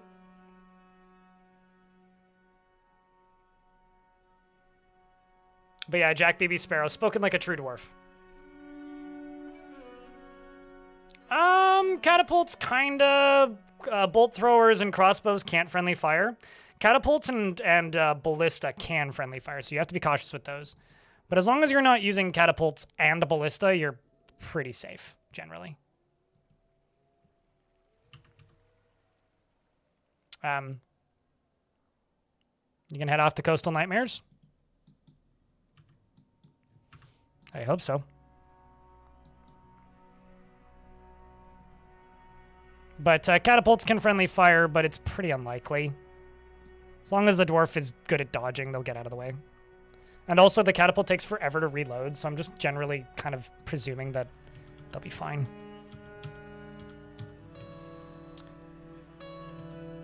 Let's go up to here and make another layer of bedrooms. I'm kinda... somewhat intentionally making this into kind of like the What Remains of Edith Finch house. For those of you who've played that game.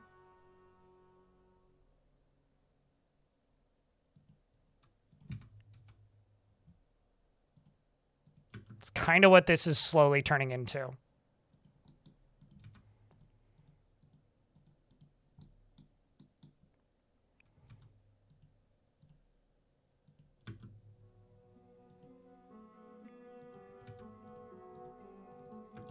Let's just leave the game paused for a second because I'm going to need to deconstruct a bunch of this.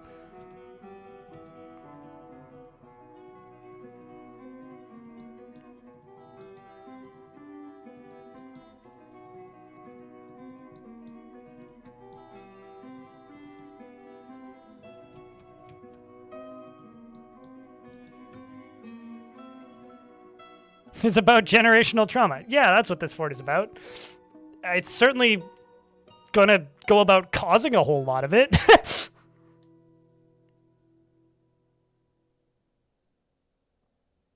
You know, it's easy to make fun of games like What Remains of Edith Finch, and Brothers: A Tale of Two Sons, but I do have to say that both Brothers: A Tale of Two Sons and What Remains of Edith Finch had some of the most effective, like, uses of gameplay to cause emotion that I've ever encountered in a video game, like, just period.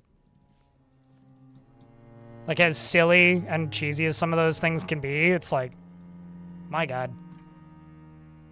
Still a classic. What the shit was that?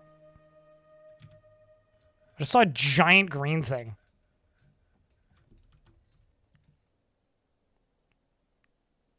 I'm assuming it wasn't an agitated giant chipmunk. Probably this.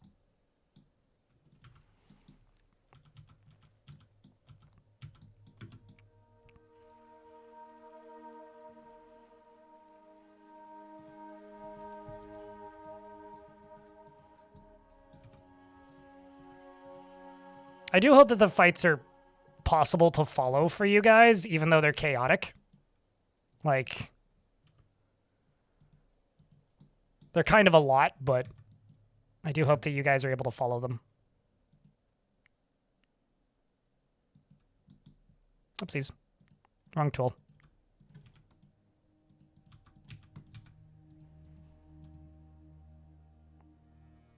The commentary helps. Well, hopefully I'm doing a good enough job with the commentary. Because every now and again, I do kind of feel like I'm not doing a very good job with the commentary, so...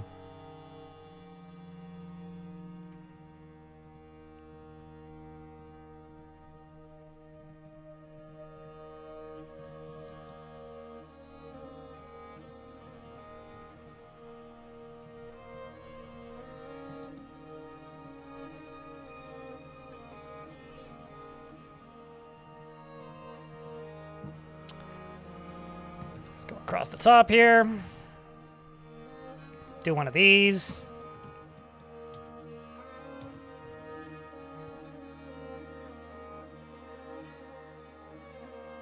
Actually, that's not a terrible idea. That route is set up a few hunting dinos. Or hunting somethings. I guess I could do hunting elephants. But they need to get full size first. Because all of these are just war trainable. Just gonna lock that so they can hopefully make babies.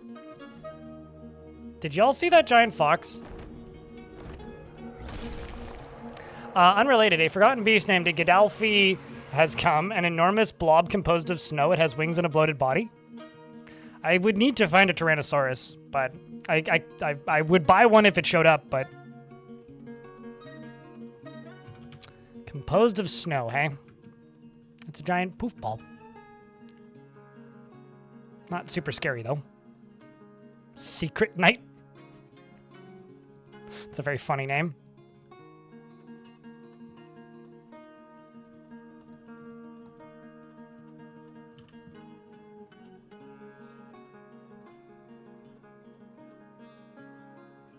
Not all of them have survived. But we'll see how this is going to go.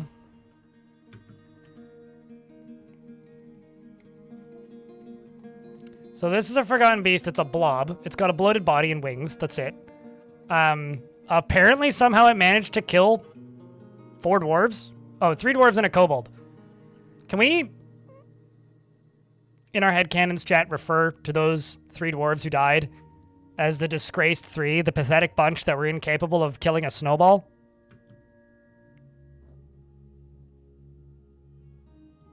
Like, seriously, if you can't kill a fucking snowball, are you even a dwarf? Watch Geshud here die to a snowball. What's it doing? It pushes the dwarf in the right lower body, which gives it a bruise.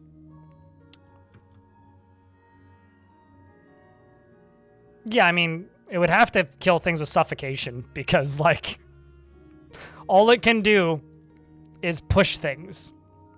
And when push comes to shove, it pops.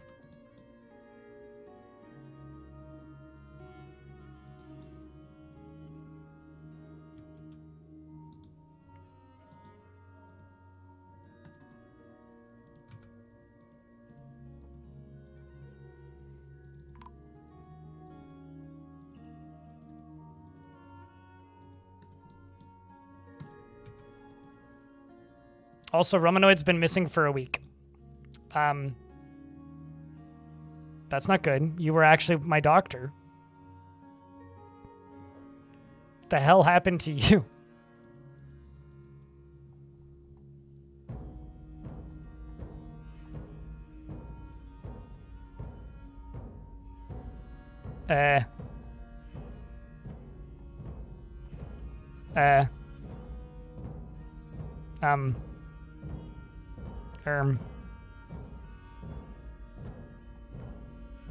Please don't tell me you died to the snowball.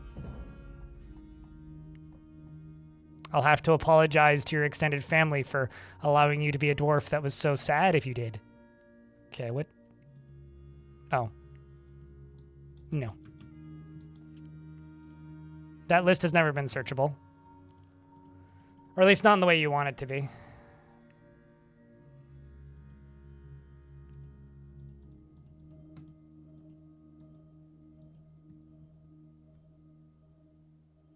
Some representative is visiting? Representative of what? Suspicious humans, I think.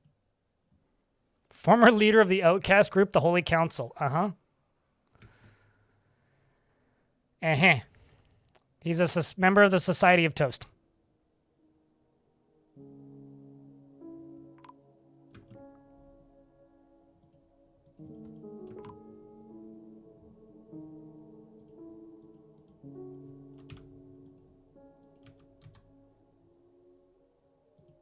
It's just ravens and then that one giant one.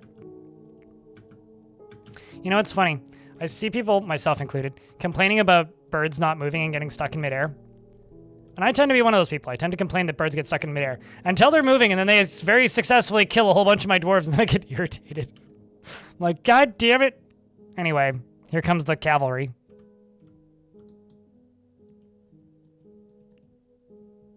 Most definitely the cavalry.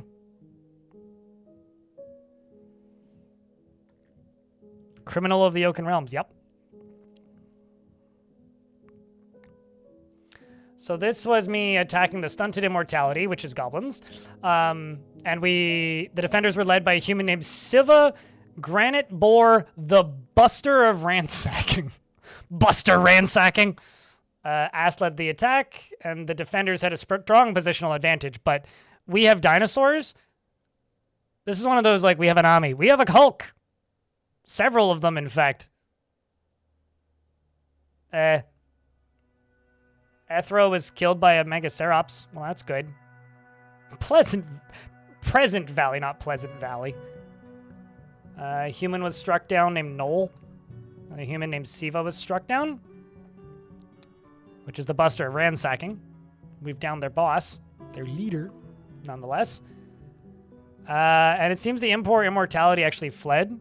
Hog scorpions, and the unwelcome lizard destroyed the place. So, good for us. We destroyed a goblin location and got no loot to show for it. We did win, though. We should kill this representative. I don't trust this representative. Unless he's already left, which I think he has, actually. The legendary Potter is back, this guy. He's been on and off the map for a while. He just kind of sits in the corner and stares menacingly. I kind of like... Gotta say he fits his forlorn stalker name.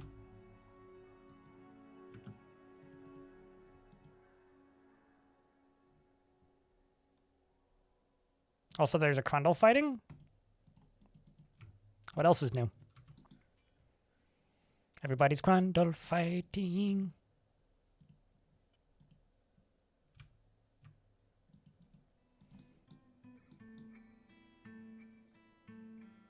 Saw a bunch of bolts flying. Seems to be the agitated giant raven, which is now an agitated dead raven. It's raining birds.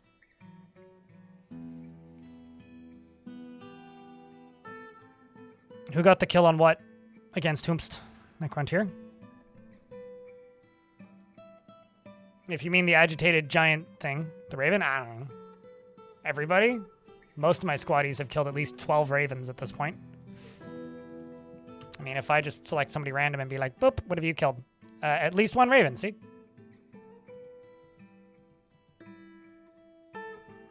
Meanwhile, Lorbam, my random dino, has killed a few Follies of Night. Although I think the elephants actually have the highest kill counts. That's ridiculous. The balanced. I don't think you are even remotely balanced, especially in all-out combat. Most of my dwarves aren't even fully armored, which is kind of nuts.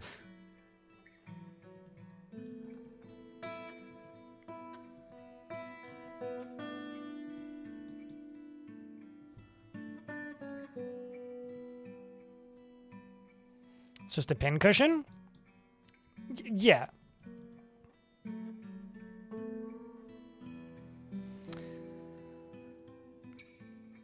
Okay. Well, I do think that we are managing to fend back our enemies, which is kind of miraculous. There's only one location that I haven't been successfully able to attack yet. The last time I attacked there, my dwarves failed, and a whole bunch of them died. I have an important question, chat. Should we try again? What would you like me to name? Isaiah? Also, hello. Thanks for tuning in.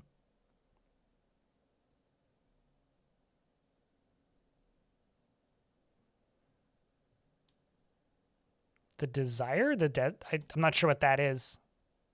Is that just like the little walkway that I built? Is that what you're referring to?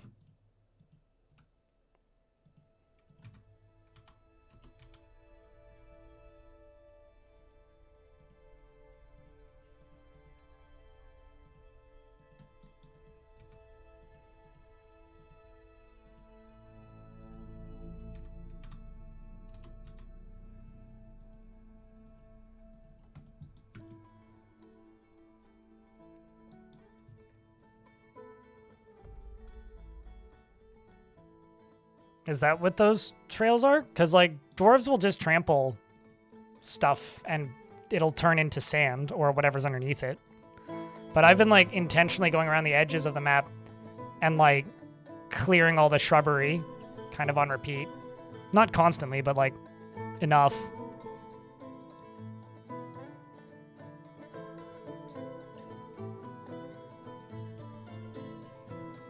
Immediately they cancel all these buildings because they couldn't find path. That's funny. I should actually just cancel these.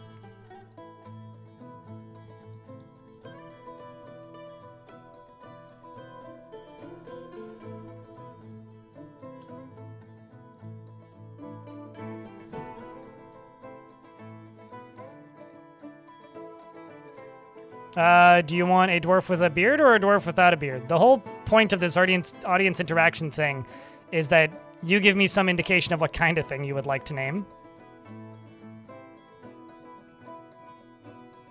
So, would you like a male dwarf or a lady dwarf?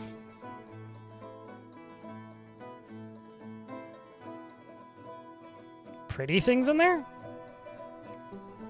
Male dwarf, okay. I think that's a new descriptor for my blog. I mean, I've been kind of stuck in a writer's slump for a minute, but you are Einod the Cranky, who's married to Lucio.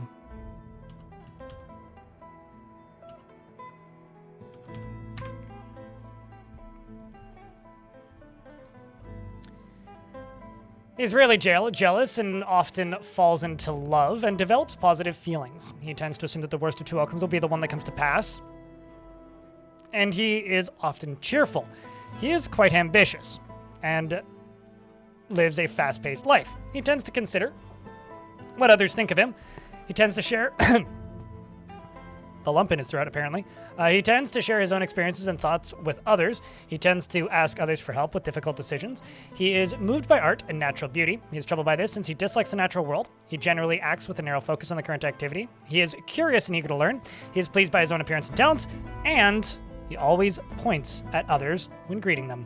He sticks out his tongue when he's thinking hard and needs alcohol to get through the working day and does not mind being outdoors at least for a time and doesn't really care about anything anymore. He dreams of mastering a skill and personally believes that the acquisition of power over others is the ideal goal in life and worthy of the highest respect, sees freedom and independence as completely worthless, and sees the pursuit of good craftsmanship to be a total waste and values honesty. You have a broken toe. Ow. Your lover is also in the military. You are in the Keys of Clenching, and that's C minor, by the way. And your lover's in the other squad, who I think also has way more kills than you. Yeah.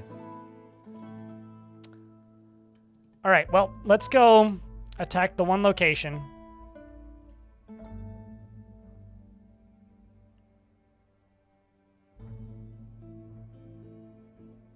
That damn near ended my entire army. Which I think it was the Drunken Sheen. Maybe I'm wrong. It's like one of the ones in the middle here. No, it was this one. The Weak Silk.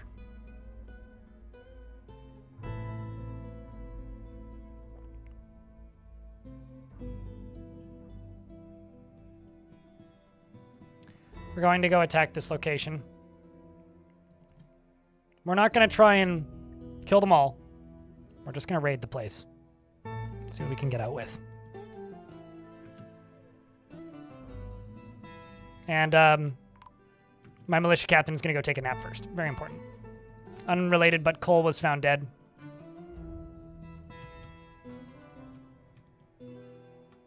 This squad is going to start doing laps around the clear section because someone else was just found dead because this giant bird killed it.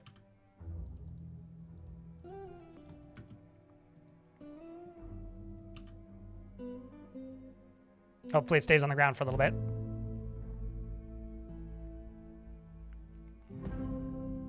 Yeah, well, at least it didn't see that dwarf.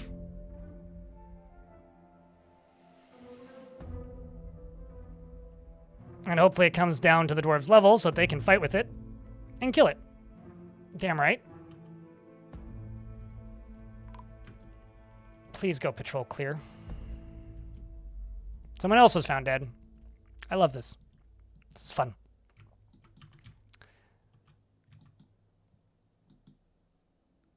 We've just got to patrol the outside.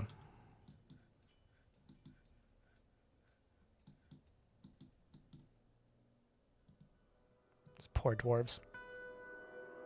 Dino Doomstack is very much sort of what this is becoming, although I wouldn't even call this a Doomstack. It's just a large stack.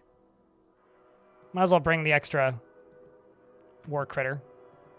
Almost died in the last siege. Give you some brief glory. Zasset has been taken by a strange mood. This is where I need to start building another catacomb, which I'll never get around to filling in, even though I know how I would if I did.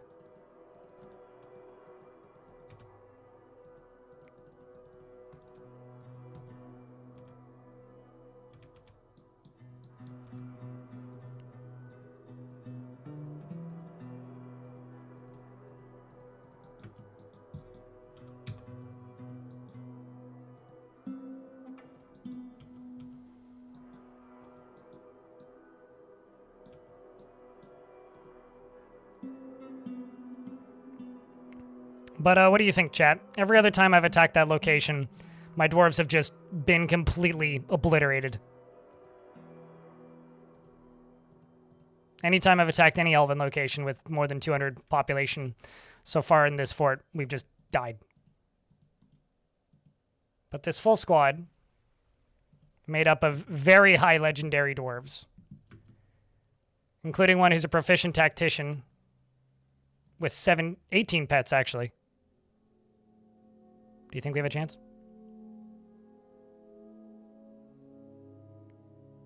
Considering in the last fight, Ast's mother was killed. Did you know that it's actually impossible to successfully do a sneaky raid with a squad that includes tamed animals?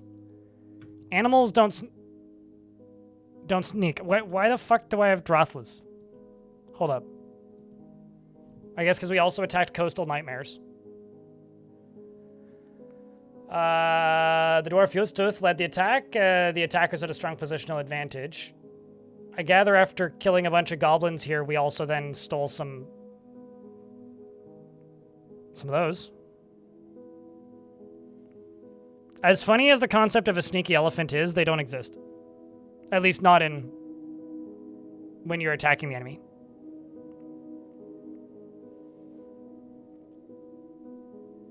Yes, I did in fact seize livestock. Okay, well, what did we get? 2 beak dogs, 2 Drothlas, 1 beak dog, 3 elk birds. Okay, the other thing I'm going to do is I'm going to send that same squad to Crab Axe. And I'm just going to send them in quietly to go steal livestock, which is an elven location with very few things in it. And I'm going to go here and butcher the things I don't need alive.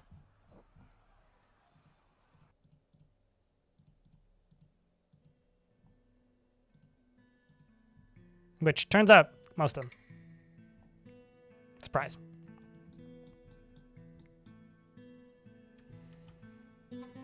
Hi ho, it's off the map we go.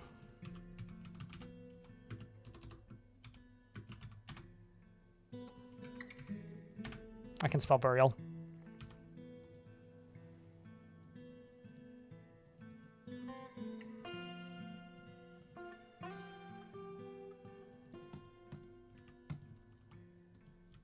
Now, the question is, how many tombs do I have to fill? A couple.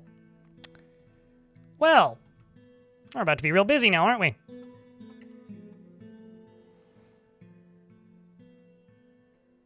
Sneaky were-mammoth? Well, okay.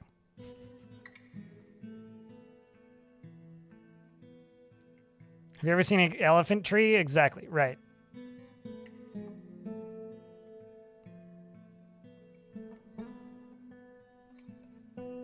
Also, I've seen an elephant gym. I'm not even joking. I have, in fact, seen an elephant gym. That wasn't very sneaky, though. Very groovy, however. Really good bass vibes. Very almost like funky. A little bit of jazz in there. A lot of good solos, especially on the bass. Dwarf has begun a mysterious construction. Cool. I'm kind of ignoring this Rangers Guild. Gotta be honest. Zasset the Trapper has created Romus Sharik, a alpaca wool toga, and claims it is an heirloom in the name of the family ancestor, Ingiz Tombsdangle. Sometimes you just gotta dangle yourself in front of the tombs. I'm gonna give that to my mayor. Good luck, Eric. Wear it safely. Never seen an elephant fly? I've seen a horse fly. It bit me. Actually, I've not that one, but the only ones that have bit me I haven't seen, so maybe. Who knows? The Outpost Liaison has also arrived.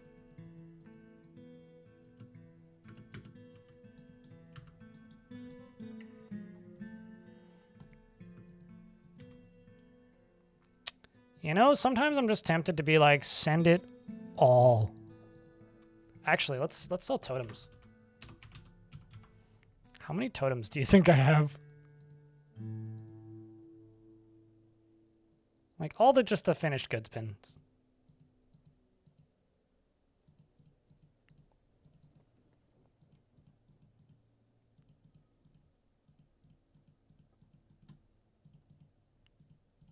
So most of these are just totems.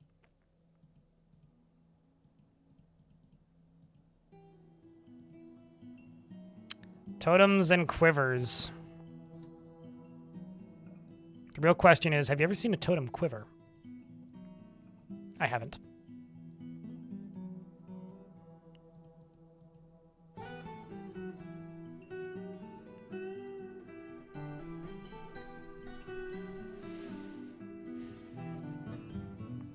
No.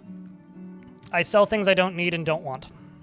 So no, I don't really focus on one type of trade good generally. That tends to be like the fastest method to just have too much of other shit. I tend to operate mostly like a thrift store where it's like, all right, what's the thing that I need the least right now? And then that's what I sell primarily, is whatever I need the least at the moment.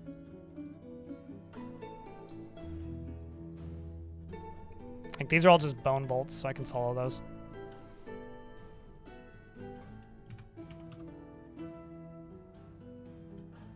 I'm just gonna sell all the extra crossbows because I know I've got extras.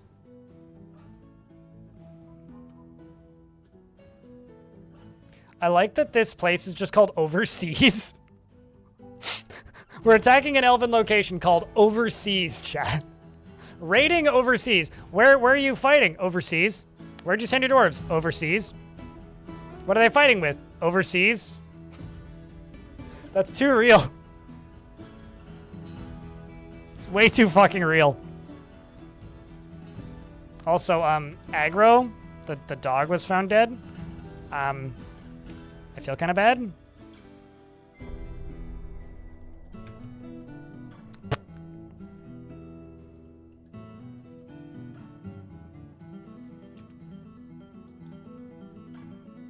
It's kind of annoying that you can't specify who specifically gets a tomb.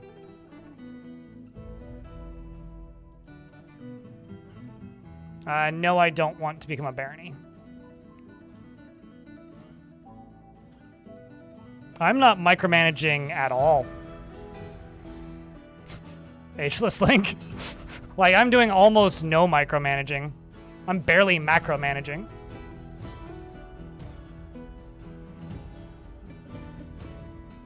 Like, with the amount of micromanagement that you can do, like, we've had several discussions today about, like, things I go out of my way to not micromanage.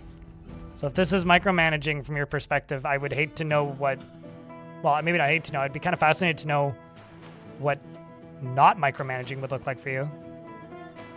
Because this is just like, from my perspective, I'm kind of doing like, not the bare minimum, but like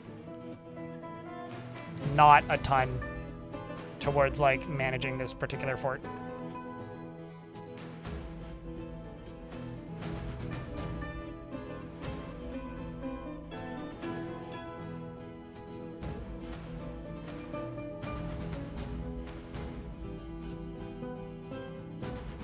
There we go.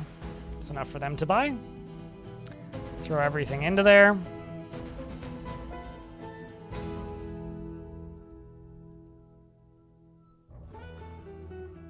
Ill bad.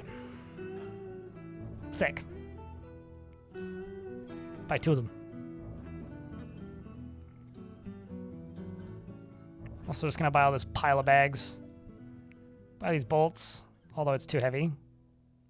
So I'm gonna have to buy some heavy stuff. Maybe don't buy the meat. I've got too much meat already. Buy those though. Boulders. Buy the boulders. Not quite all of them.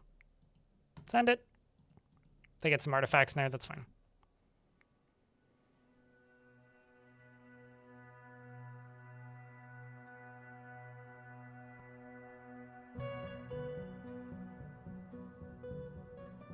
Oh, true.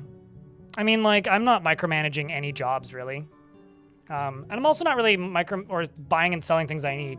I've just played enough of this game to know what I'm inevitably going to have too much of. Like, well, actually, no, don't do that. Like, I just kind of know what I'm going to have too much of eventually. And the fact that it's, like, not worth worrying about, really.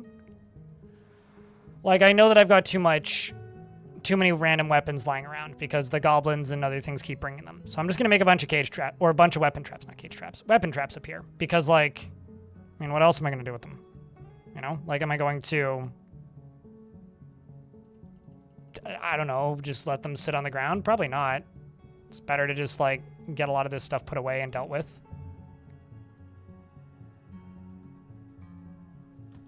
Make some weapon traps, you know? That kind of thing.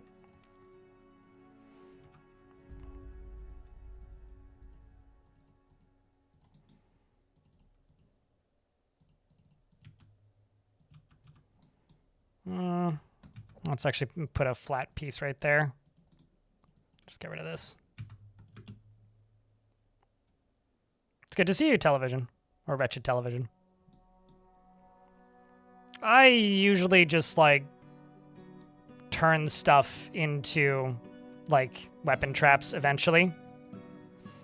I don't utilize Goblinite as much as the old memes say that people do. Maybe some people do, but I always kind of feel like I'm swimming in it. First squad has returned. The one that was more likely to make it back, they went and raided Crabax.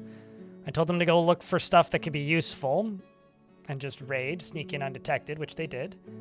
They stole livestock. Let's hope they got something good, because it was against the elves. 3 iguanas. 1 megalania? What's a megalania? Is that the big version of the American president's wife? That's terrifying. What the fuck is a megalania? Yep, that's her, all right. Also some monkeys. And a pony. Also this guy. Hold up. Can I murder train? I can. Excellent.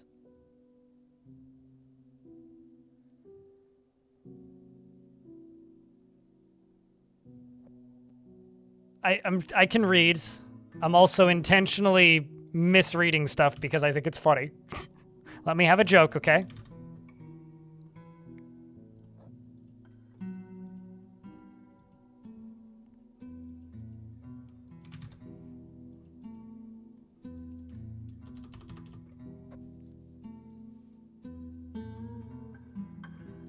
I don't need these iguanas.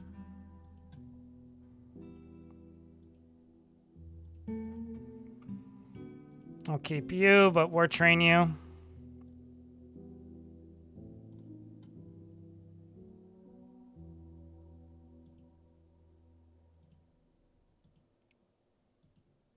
I'll also war train you, because why not? It's pretty dope looking.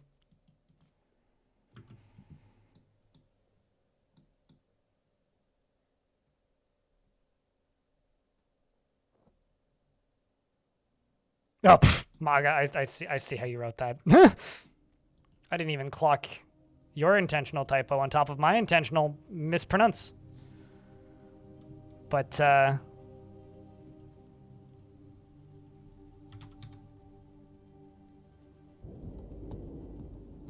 that is a cool thing.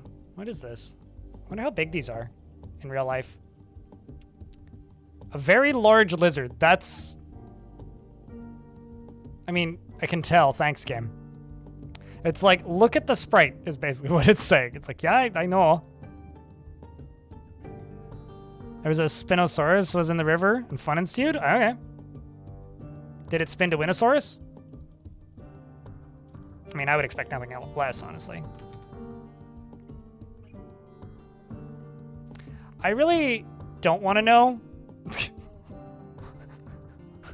who managed to die to the giant chipmunk.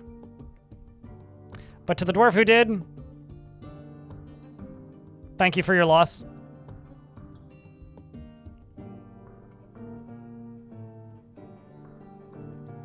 All right, well, let's continue raiding that spot very stealthily, see what else we can find.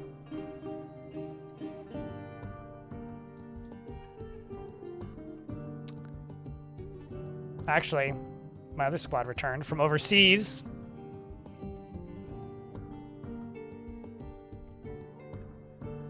We attacked the Sunken Orange at Lucy Pass of overseas, and the dwarves led the attack, and the defenders were led by a goblin. The dwarves' tactical planning was superior, but the defenders had a strong positional advantage. We immediately struck down an elf. And one of my dwarves, actually, looks like they were struck down, which is unfortunate.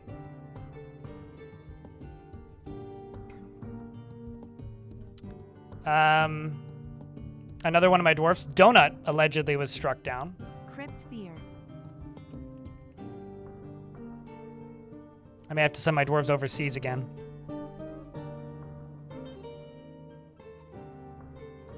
Lucio Bellswim took out 1, 2. Another goblin was struck down. FNKNDA, thank you very much for the 21 months. Chat, can I get a round of beers for the 21st month? Seems like the Megacerops are still doing work. Absolute wonders overseas. Also, there's this person named Lycott Basement Wonders, which is one of my Megacerops. What a good name for the Megacerops.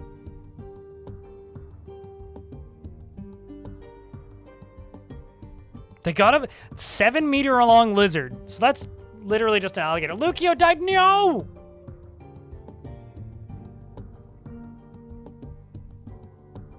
Also, I think one of my dwarves was struck down by an elephant. Wow, yeah, no, we did lose kind of a few.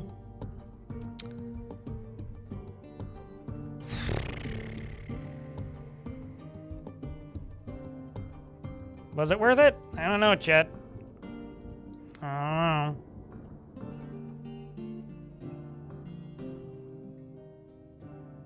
Overseas is still a very funny name for that place. See, overseas.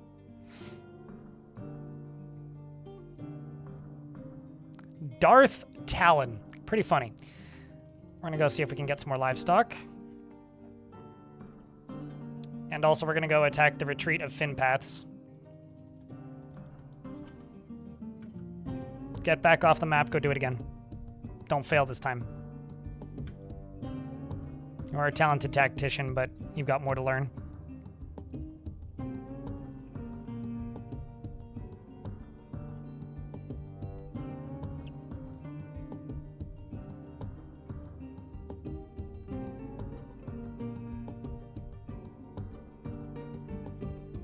Does not seem worth it. I mean, they have to learn to swim first, so it's a bit of a trek.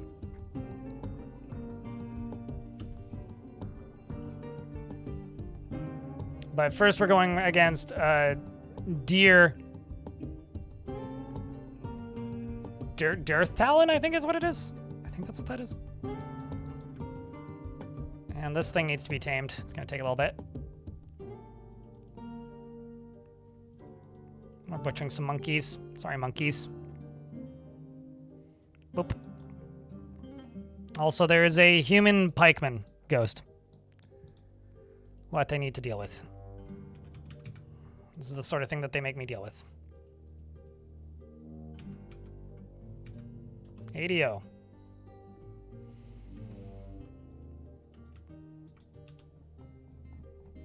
Thankfully, the number of tasks to complete actually is not as high as I thought it was at the moment.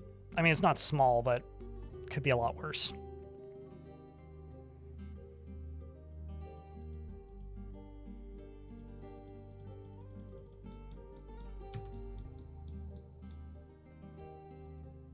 Are those fertile? Yay, they're fertile! Hell yeah. We got more fertile dino eggs, chat. Good news. Which means we're going to get another 20.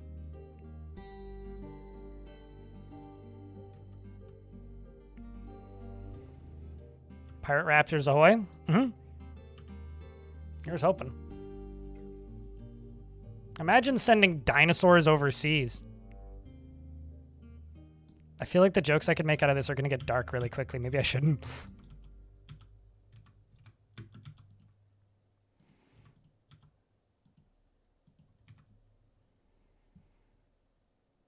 They're just going overseas screaming the moon landing was a hoax.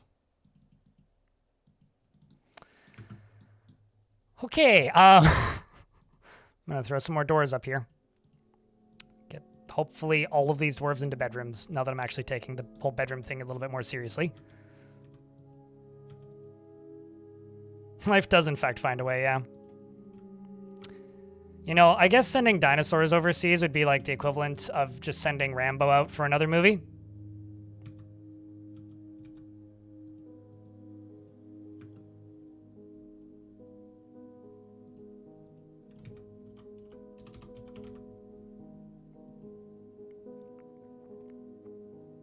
With one giant gorilla on it? Why only one? I'm sure there's a reason for this, and I'm not immediately, like, pinpointing the reference here. Oh, King Kong, right. All right, got it. Yep. Yeah, that's not what I would get immediately. Sending dinos overseas is how we made Jurassic Park. No, they made the dinos overseas. I don't think they sent them out there.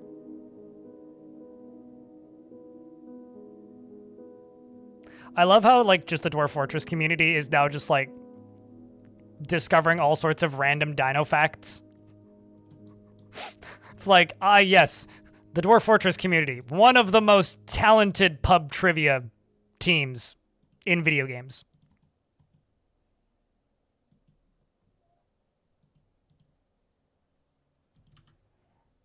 What dinos do I have? Okay, not all of them are dinos, but I have these things. I have grumpy chickens that have Edward Scissorfingers.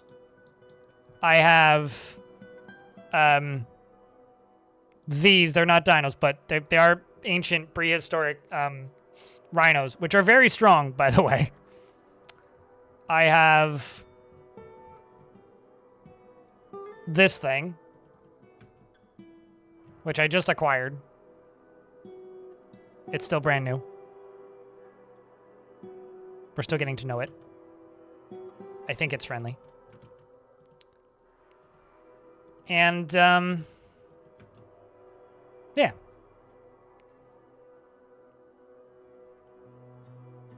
Finally, it's my time to shine. Yeah.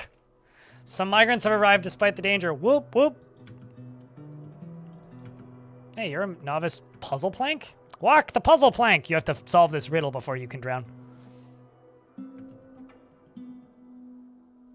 All of these dwarves have some combat skill so far, except for now that one.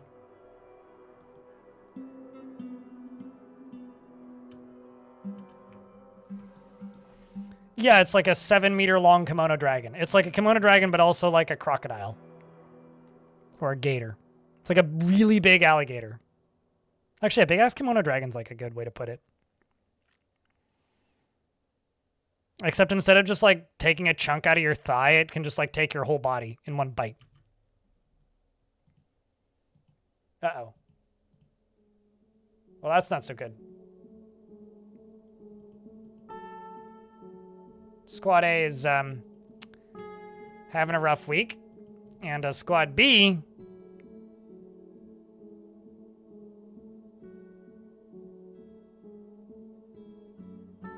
might also about to be having one of those as well. What's ridiculous is how many eggs a lot of these dinos lay. They're between like 30 and 40. No, actually, I think it's between 20 and 30, or 10 to 30. So I've gotten some ridiculous egg clusters already, which is absolutely ludicrous.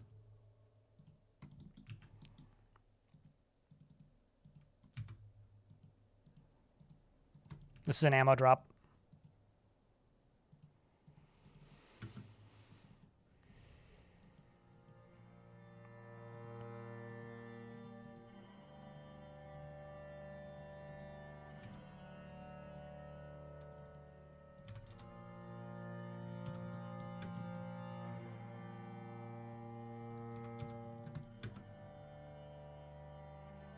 I also am very much holding out hope for fossils. Very much in that boat as well. I think that would be a really neat addition. To give you some, like, canon in-game way to, like, search for ones if you set them to be extinct.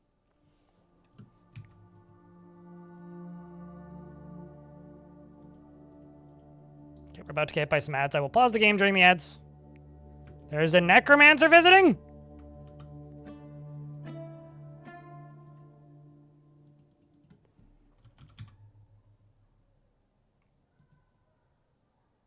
Okay, well, there's bitter corpses, but the necromancer must have already left.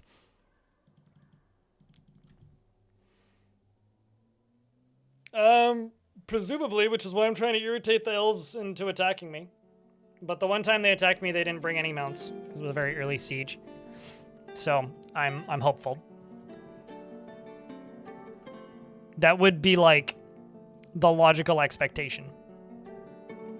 I don't think the goblins will, because most of their mounts come from underground, but humans and elves make a lot of sense that they would do that.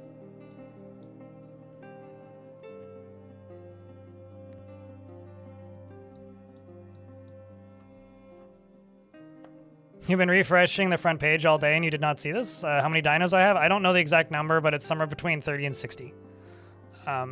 It's all just these guys. I just showed this, but I'll show it again.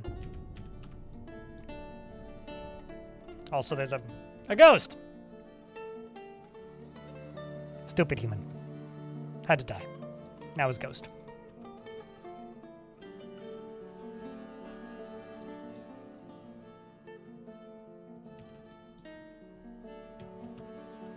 Alright, let's...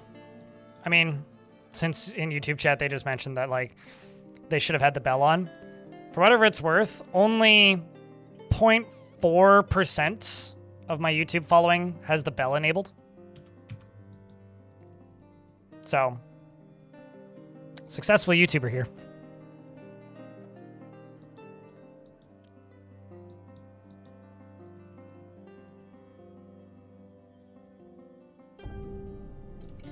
Oh, I would like to see some of those. That'd be cool. In regards to Smile-Dons or Saber-Tooth Tigers, although it is still such a funny name.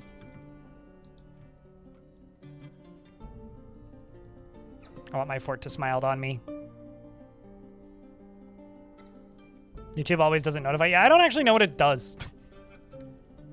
But, like, there's a lot of atrophying features in in Dwarf Fort.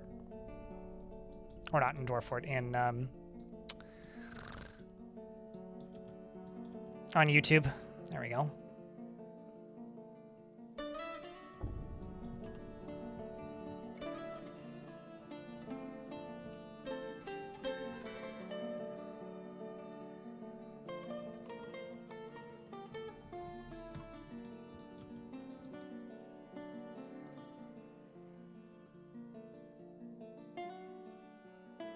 You have so many now. Are they word trainable or hunting trainable? I would imagine hunting trainable, at the very least.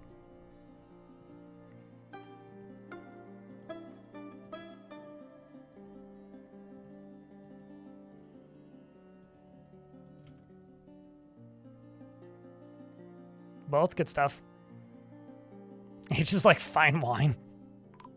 Fine wine that for some reason smells like the stench of rotting flesh. It's an acquired taste. It's like whiskey. All right, my squads have all returned now. I don't think this one went too well. The untamed pantomime of the Lucy Places was attacked by the Dwarf Fustuth, diamond closed, and who unrolled a brilliant tactical plan, and the attackers had a strong positional advantage. Then what the fuck happened? Dwarf Attist was struck down by a Theriosaurus in the oracular spine, but...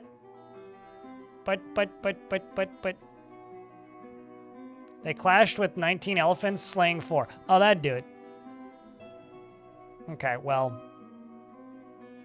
I lost my squad leader for that squad. Down here, the Simple Glove attacked. We had a brilliant tactical plan. Good job, Ast. The Elephant almost, Howl Copper, the Balanced, clashed with 19 elephants, slaying 8. My elephant better than your elephant. The Megacerops Udil clashed with 19 mandrills. Oh, wow. Oh, no, whatever we're going to do. Only slaying 8, you pathetic son of a... an Elephant Howl Copper clashed with 23 bobcats, slaying 8, and the Years of Bolting, inspiringly led by Ast, clashed with 11 mandrills, slaying 9, and the Megacerops Udil clashed with 29 ocelots and slayed 8. All good for you. I guess I'm just going to keep sending the top squad. I'm going to try and raise this site once Boss Dwarf returns.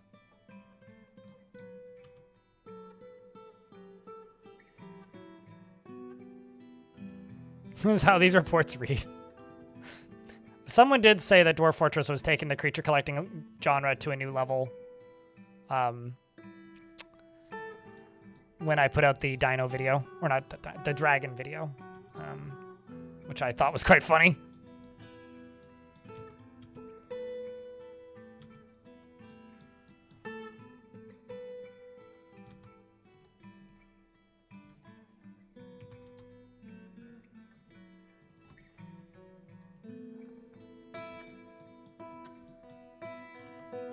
Okay, we're gonna go back up here, go to missions, send it.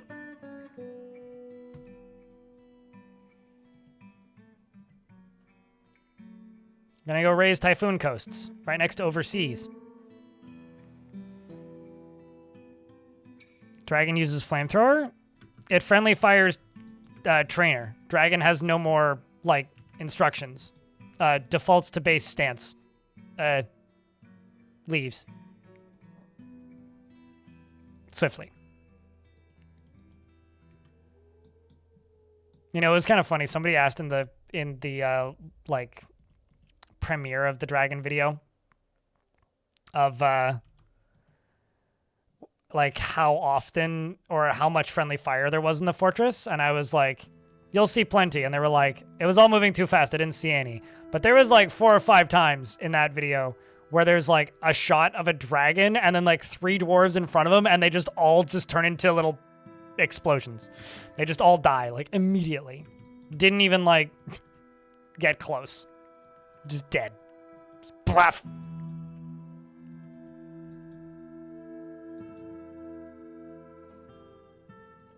And oh boy, that was something.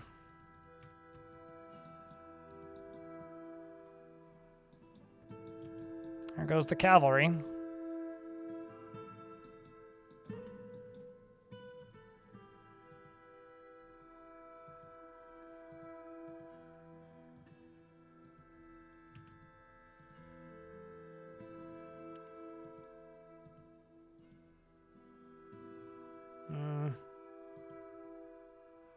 take you guys off duty.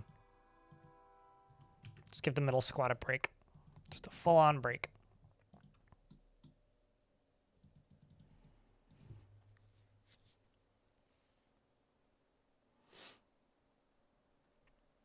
I mean, not all the creatures they added are dinos, Zelton. Like that's like maybe 30% of the creatures they added. Most of the, like, they're all real world extinct creatures, but like these like rhino things that I have are not dinosaurs. They're extinct real world creatures, but they're prehistoric mammals, I think, but they're not dinosaurs. So no, technically, but they added a lot more than dinosaurs. So no, but yes. But actually, no.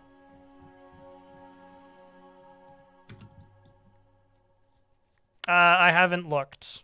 Also, I'm nowhere near the north, so it wouldn't make much sense to find much in the way of that sort of thing. I'm actually just going to get rid of all of the extra trash, because I'm certain I have a ton of it.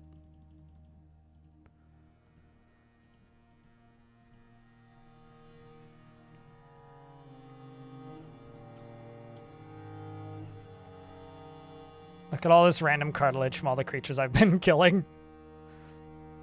And all these random skulls and scales, hoofs.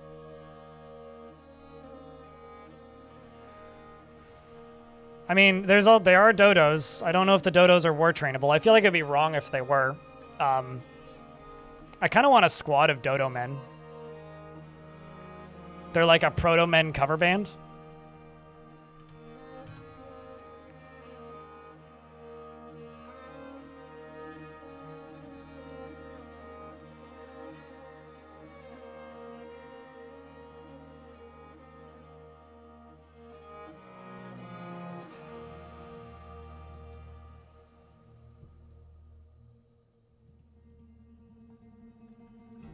I'm just trying to clean this fort up a little bit.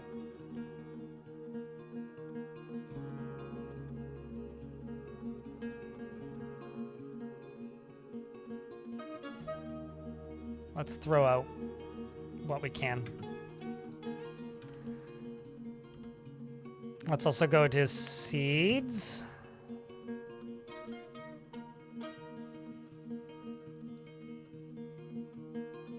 And throw out a bunch of these that I don't need. I'll keep the cave wheat.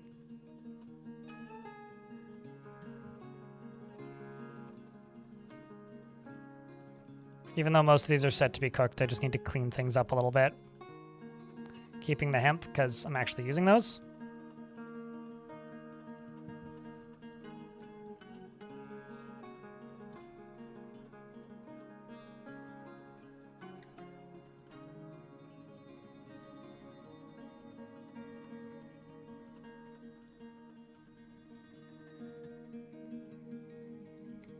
Okay.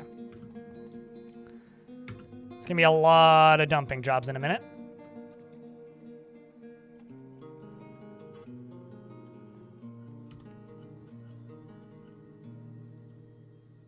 Let's see how this goes.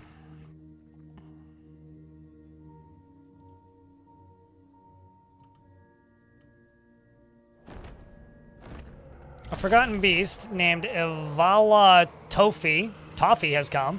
An enormous hairy ceratops. Weird. It has a pair of squat antennae and a bloated body. Its vibrant green hair is long and straight. Beware its poison sting. I feel like missing opportunity to like give them the modern dino sprites, but did they actually add dinosaurs? No, they didn't. Chat, don't tell them. Yeah, no, all of this is vanilla content.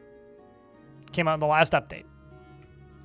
All this. The update itself, what was the day that it released? It released June 25th. It specifically says the dino update is out now. It added a whole bunch of different kinds of dinosaurs, as well as dino people and other extinct creatures, as well as options for how common they are, and whether or not they're tame by default.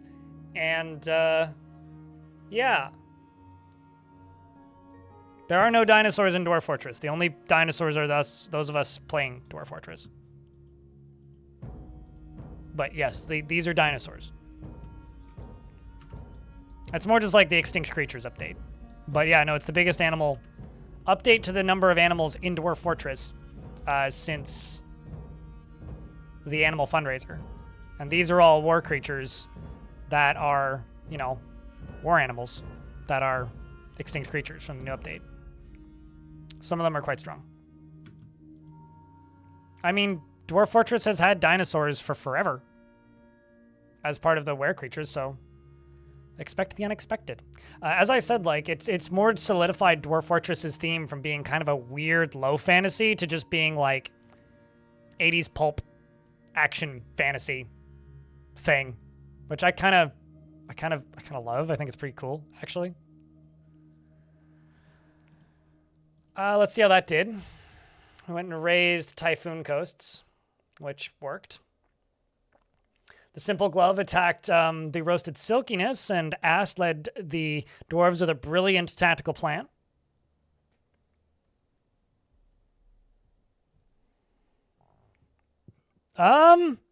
There's new largest animal people. I think the giant sperm whale is still larger than the biggest dinosaurs, though. But not by a lot. Like, the, I need to go look at the numbers, but... Actually, hold on. Hold on, chat. Let me go look, actually.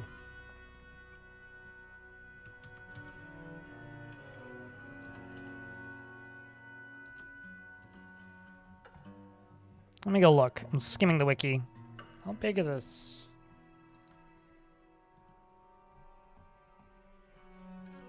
Like, a lot of the dinos are like 7 million centimeters cubed. There's megalodons in the game now.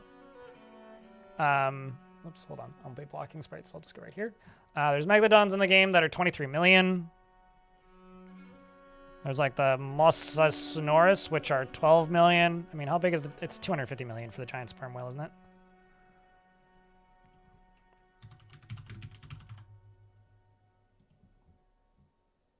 $200 million. Hold up. Because, like, the Megalodon man is, like, 11 million centimeters cubed. The Pileosaurus man is, like, not actually that big. How big are you? 450 million centimeters cubed? Those are just the aquatic ones. But, like, the Tyrannosaurus man... Yeah, it's 3 million centimeters cubed, which actually isn't that big. The Tyrannosaurus, 6 million centimeters cubed? A lot of these don't actually have the sprites signed up yet. So if you want to go help the wiki, you could go put stuff in. Those aren't that big. Diadectus is such a cool name. Brontosaurus. It's 22 million centimeters cubed. Brontosaurus man is 18 million centimeters cubed. That's the one of the the Brachiosaurus man and the Brontosaurus man are huge. 11 million centimeters cubed.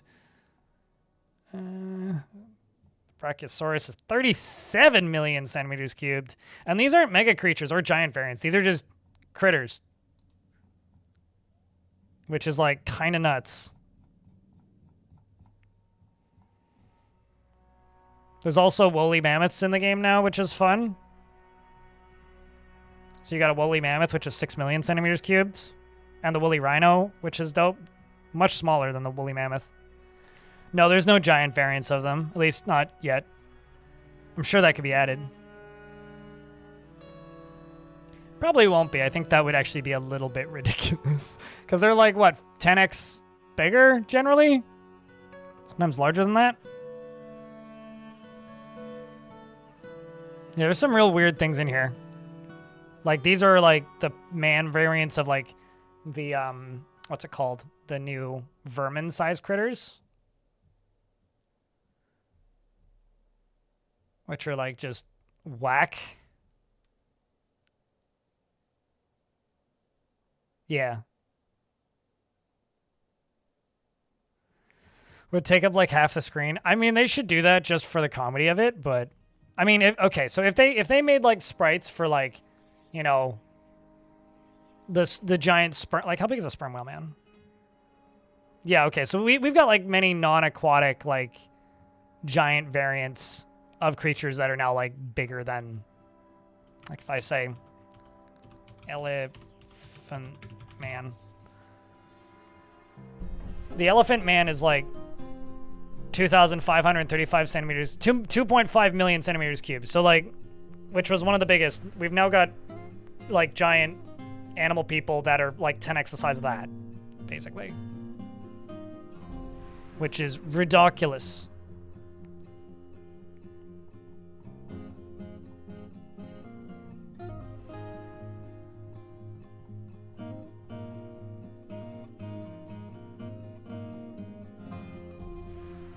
So, yeah.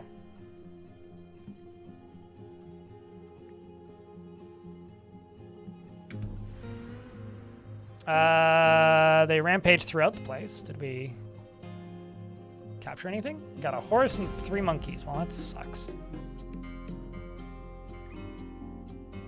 This was the place that killed some of my dwarves, so I'm gonna go attack them with the good squad and say raise. Just try to steal some livestock if there's any left. Good luck, dwarves. See you in a mo.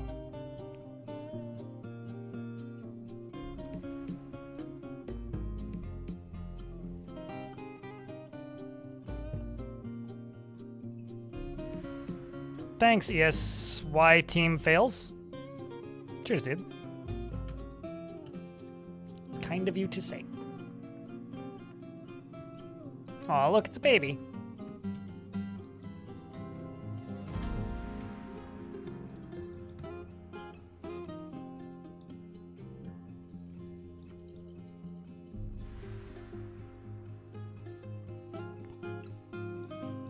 So that's going to be helpful back there.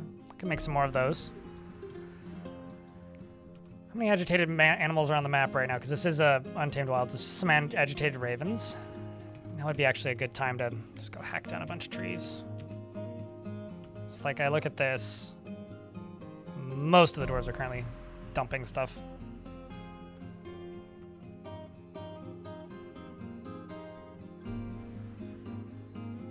And that's what most of them are doing, is just dumping seeds.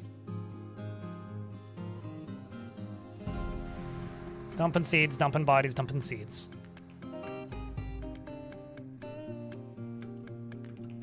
A whole lot of mostly seeds, and storing items in bins.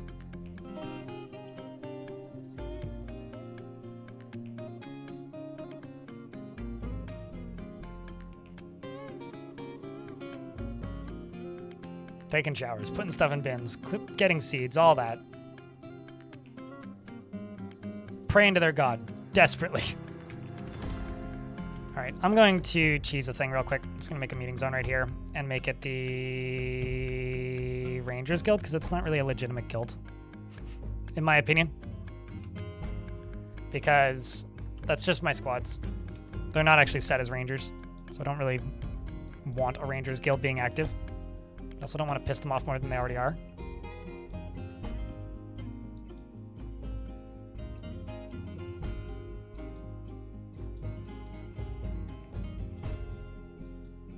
There's some stray monkeys.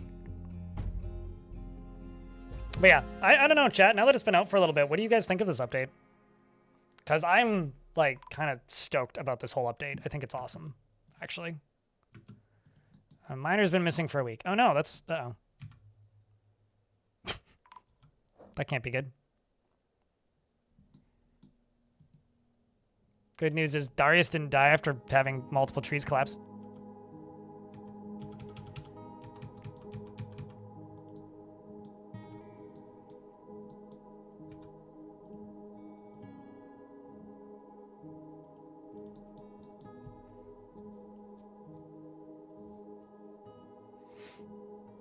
To add them as animal people too is what makes you love this update? Yeah, no, makes sense. Also, hey, Clino. What do you think of the update? Actually. I don't think I've seen your thoughts. I've mostly just seen, like, mostly people being really positive on this update. And then some people being like, meh. Which I think is the most sane, level-headed response to have. So let's see how the good squad did against the thing that killed a bunch of my dwarves not too long ago. We attacked with a brilliant tactical plan. Clashed with 16 ocelots and slayed 8 of them. 2 of my dwarves are struck down. 3 of my dwarves are struck down. Unless these are my dwarves. No, those are my dwarves getting struck down. I lost 5 dwarves.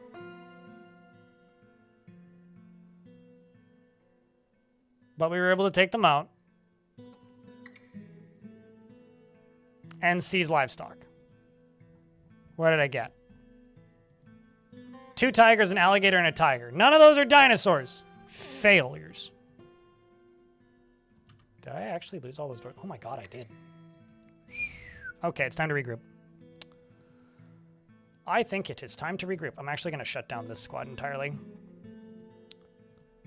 And just put them into this squad.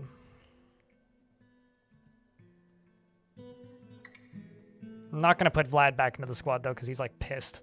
Don't really need a super pissed off dwarf in the military.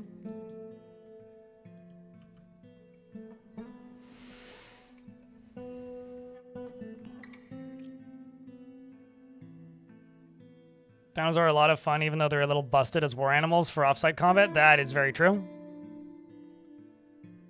I do think that they need, like, some of them need a bit of a rebalance as far as, like, breeding speed. Like, I think some of them should grow slower. Like, the fact that you can just have, like, 30 of these dudes who aren't small, and then, like, these are, like, 2 meters tall, and then just, like, actually, I think they might be bigger than that, who aren't small, and then they're full size in a year is kind of nuts. Same with these. Like, I feel like these should take 10 years to hit full size, or at least 5 or 6. Not that we really know, I guess, but my god, it would be nice.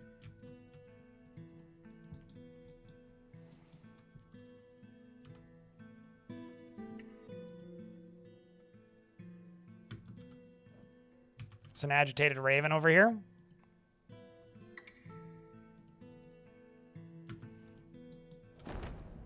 And a forgotten beast has arrived. And has noxious secretions. It's literally a rhinoceros beetle with hair. Okay, actually.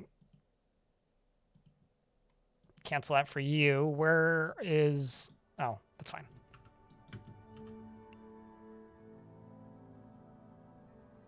Let's actually just stop chopping these down.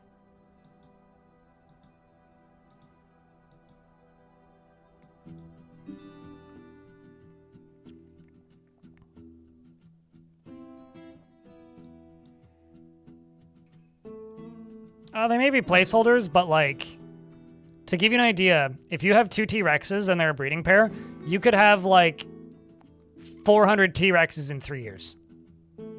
Pseudonym spike. Like, you know how ridiculous, like, cave crocodiles are for breeding, and saltwater crocodiles and alligators are for breeding, because they lay, like, 50 eggs? All the dinosaurs that lay eggs lay 20 to 30. Like, I feel like we don't, like, maybe scientifically we know how many eggs these things would lay if they were egg layers, but I feel like it should be less than that. Not that I really know how many they should lay, but I feel like it shouldn't be that much. That just feels like a bit overly optimistic at the efficiency of their egg laying capacity. You know? That seems a little nuts.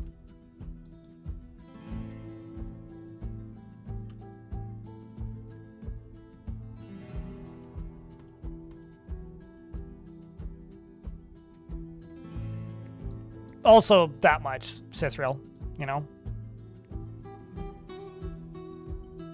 But, like, that's the only real feedback I have is, like, some of them should lay less eggs. Like, the super strong ones should lay, like, 2 eggs, you know?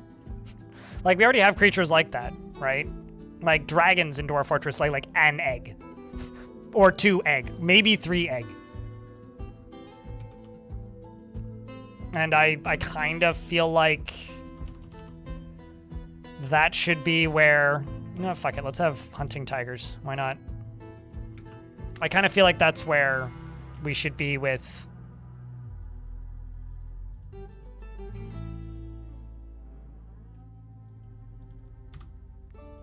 Of horses. I feel like that's where we should be with quite a few of these creatures, especially the bigger ones.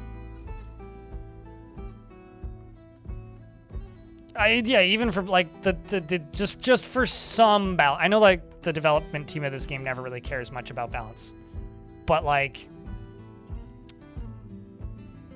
the current speed is a little bit insane. Just a little bit. It's fun, but it's a bit insane.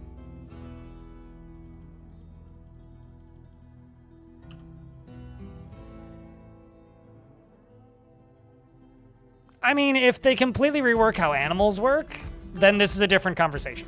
Synonym Spike. But assuming there isn't a full-scale animal rework on the near horizon, which I don't think there is.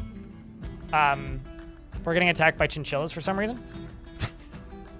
In other news, yeah, because like I don't think there is a full-scale like rework of livestock on the horizon. Apparently, I also have alligators. Unrelated to anything I've been talking about.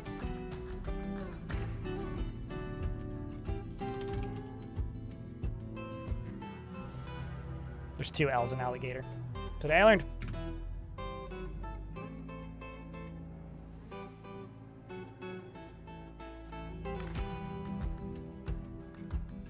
Some dwarves already do like that. I'm not a human. I've seen dwarves that prefer to eat lizards. And like rhino lizards and stuff. It's better than the dwarves who like to eat spiders.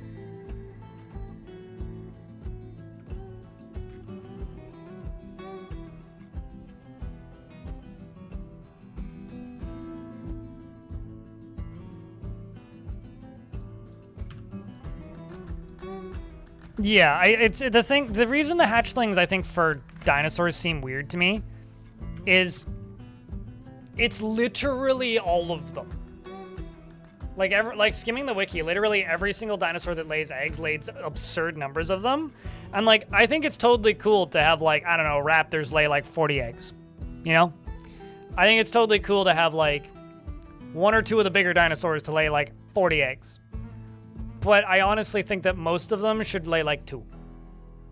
You know, it gives you a reason to hunt out, I don't know, a Cosmoceratops or something. You know? Because they lay so many eggs. Is kind of how I feel like. Although it is kind of a special kind of fucked up that certain dwarves prefer to eat live insects. There's something about that that's like, what? Are you for real?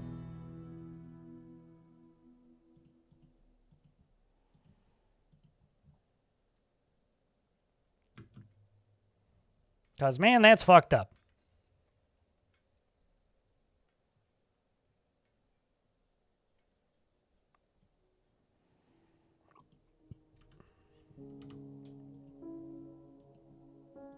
Let's see how my tigers are doing.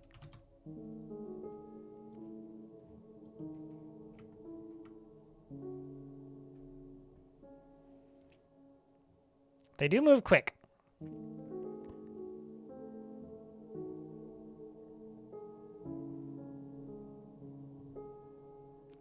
I mean, the game currently doesn't have that as a feature at all. I don't know, dude. I feel like that would just give us reasons to be very, very micro-y, but I don't know, that could be interesting. I'm not against new mechanics for that sort of stuff, but currently I think like the best like fix for that is just kind of a bit of a, just a bit of a rebalance. I managed to stem the deaths. I haven't really been trying to. But the population is up. I mean, we started today at what, 159 dwarves? I haven't been nice to these dwarves. I would, you know, honestly, I would really like just a full, maybe not a full rework, but like a massive additional set of like mechanics for livestock. Like it would just be really nice if livestock required a lot more in general. Like it would be nice. I would not be against that. Do I think it'll happen anytime soon? No. But would I like it? Yeah. That'd be cool.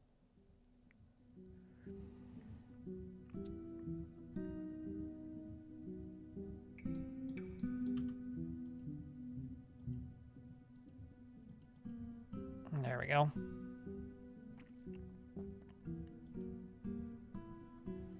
Did you lose usage of your hands? Okay, Cowardice. I'm going to move Cowardice to run this squad.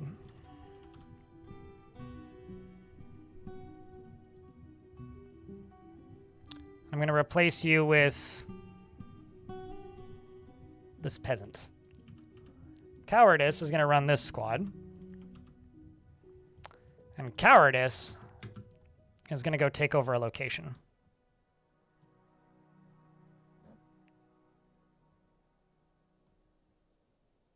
Somewhere that isn't too strong or threatening.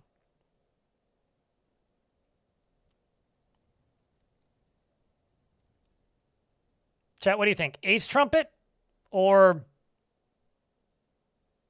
Rain Stockades?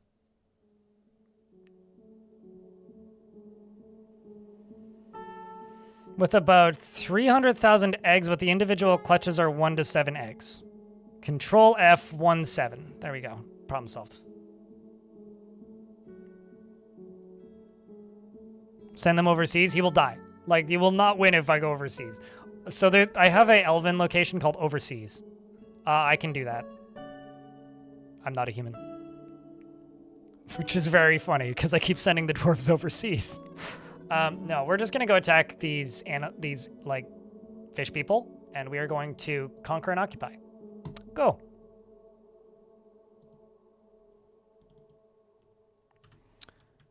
Your boyfriend will love his Claude Dino.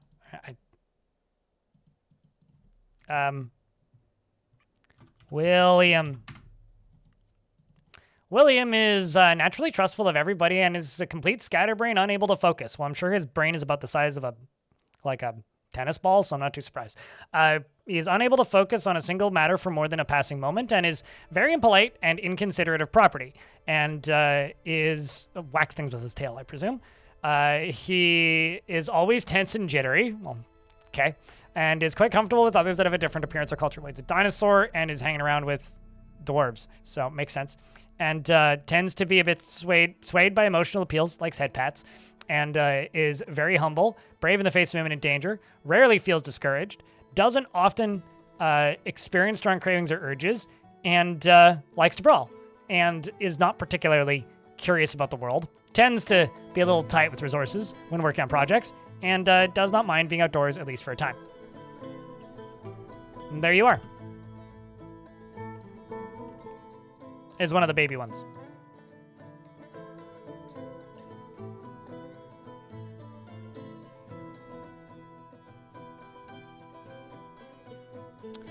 I'm gonna go to my lower squad down here.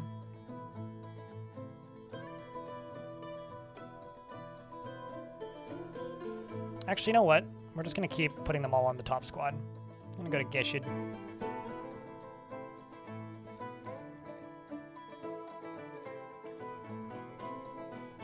Can have this.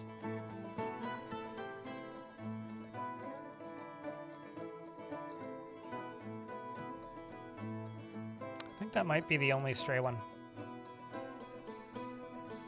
Okay, well, you can have one pet.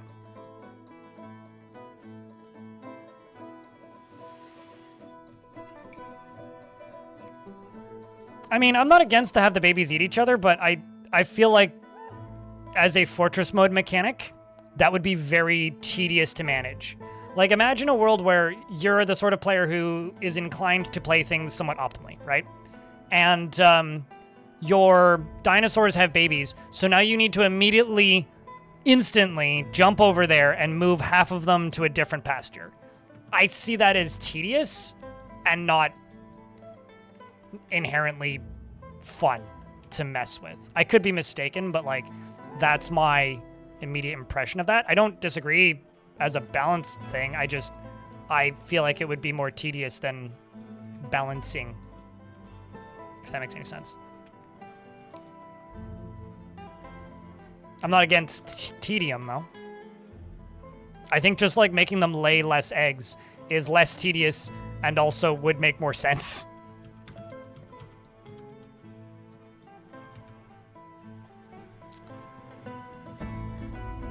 Also, sorry, hello. How are you? Good day.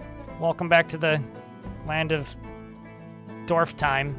It's not before time, it's just Dwarf time. Where hours turn into days and play sessions seem shorter than they actually are somehow. And, where I need to make more beds again. That'll probably be all the beds we need for a while, in fact.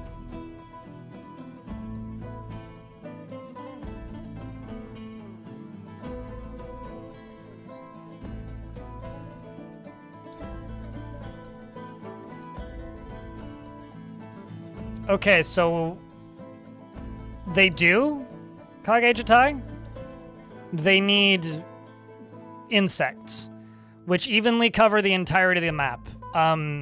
If I go look at, like, this goose is eating food right now.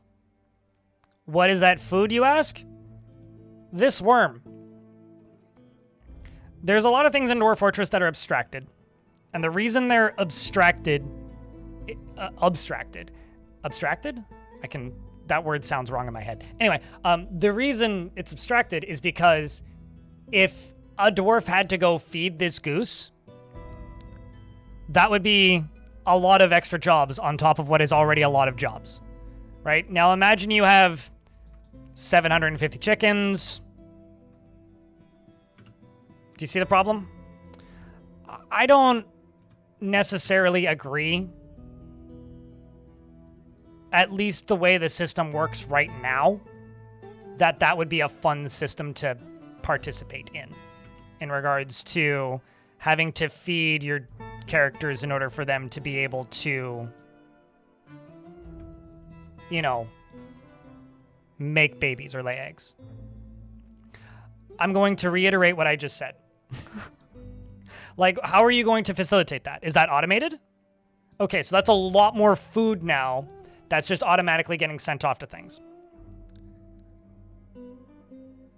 How are you going to make sure that they all get fed if you want to have large numbers of them? I don't agree.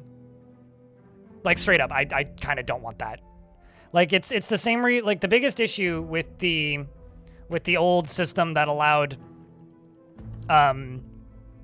money to exist in Dwarf Fortress was that in order for a dwarf to get a pair of socks, they had to walk all the way across the map 3 times to collect the 12 coins that they left around. A building like a food, though. Okay, so then the only thing that would change, if that's all you're saying is it's just a building, is you would need nest boxes and, like, a trough. And if that's the only thing that you say is different, I almost don't see the point. But they should still just lay less eggs. They're laying too many eggs. Is the problem, right? Like this dino right here lays 20 eggs that grow up to full size in a year. Elfie, thank you very much for the raid. You can shout yourself out unless Clino beats you to it. Chat, can I get a round of beers for Elfie? We're babbling about whether or not dinos lay too many eggs and chat's coming up with other things to balance things. Okay, so is it a thing that you need to refill periodically? All right. Cool. That's fine. I'd be okay with that. If it's like, oh, it needs to be filled with a certain category of food item. Sure, whatever. That's fine. But they should still lay less eggs. Counterpoint. What if they laid less eggs? I don't want to deal with hunger mortality rates, period. That just sounds tedious immediately. If you're saying, like, in order for them to lay eggs, they need to eat food. Okay, sure, I can work with that. But they should still lay less eggs. Like, if it's like in order for non-grazing animals to function, they need a food trough, unless they're like tiny birds or something that can just eat bugs, then okay, sure, that's fine. But they should still lay less eggs. I'm standing by my statement of 20 to 30 eggs for a creature that's full size in a year, that is 10 times the size of a dwarf, is OP. Oh, certainly, but at least then you have to put effort into it, right? Kage, like right now, I only need 2, and I could have 120 in 2 years. 3, right? At the very least, that would take like, you know, it would escalate, absolutely. Like, when I had the dragons, year 1 of having 2 dragons, I had 2 dragons. Year 2, I had 6, but a bunch of them were babies. Year 4, I had like 10. Year 8, I had like 12. And then year 15, because they all started laying eggs, I had almost 50. But it took 15 years in game. I've had these guys for like 2 years, not even, and I've got like 60. So, and I'm like intentionally not letting them breed so that I don't have too many. Certainly, but you're the one who came up with the whole idea in the first place, Kage. So here's what I'm going to say. What if you feed them, I don't know, like mixed foodstuffs, which just takes 2 units of food and can feed enough livestock that 15 of them can make babies, or 10 of them make babies, we'll just say. And it's just a building that you build. A dwarf goes and grabs a stack of them in a barrel, dumps it in, and runs back. That's not a ton of extra jobs, and that's one more thing you need to automate. You'll have enough food supply anyway. That's fine. So, like, I don't see an issue with that inherently. My whole argument in the statement here is that the dinos lay too many eggs. That's my entire statement. Is like, you could just have, like, you could have a breeding pair of Tyrannosaurus and have 300 Tyrannosaurus in 3 years. Like that, it's redonkulous. Redinosaurus. It would air down. I'm so sorry for your loss, my friend. My entire squad is having a panic attack over a chinchilla and a giant flying squirrel. I love this video game. Also, it's a zombie giant flying squirrel, which is maybe funnier.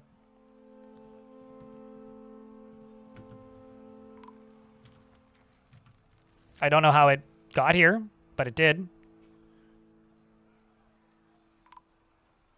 Hey, Dwarves, have you thought about, like, just punching it?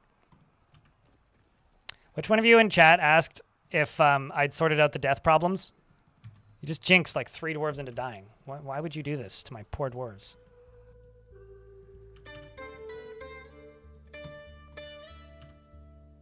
Two dwarves. Okay.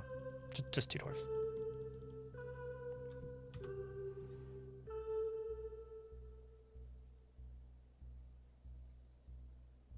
It's mostly just chinchillas. Fear them. They have sharp teeth. Keep an eye out for your toes. Actually, I've only been training the males for war because the lady ones get stuck on nest boxes when they lay eggs, and it's kind of annoying.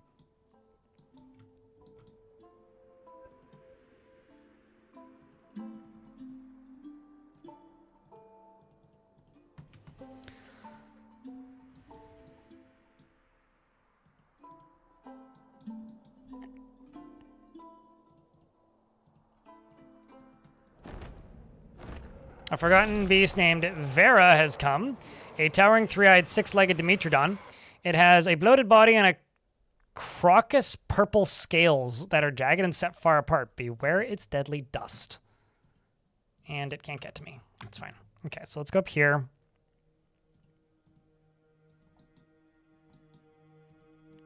Dinosaur sexism? No, they're lazy.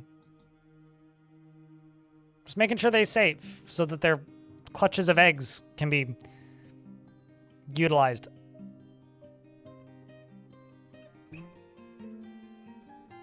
What year is it? 305. Honestly, that should actually answer that question, LP.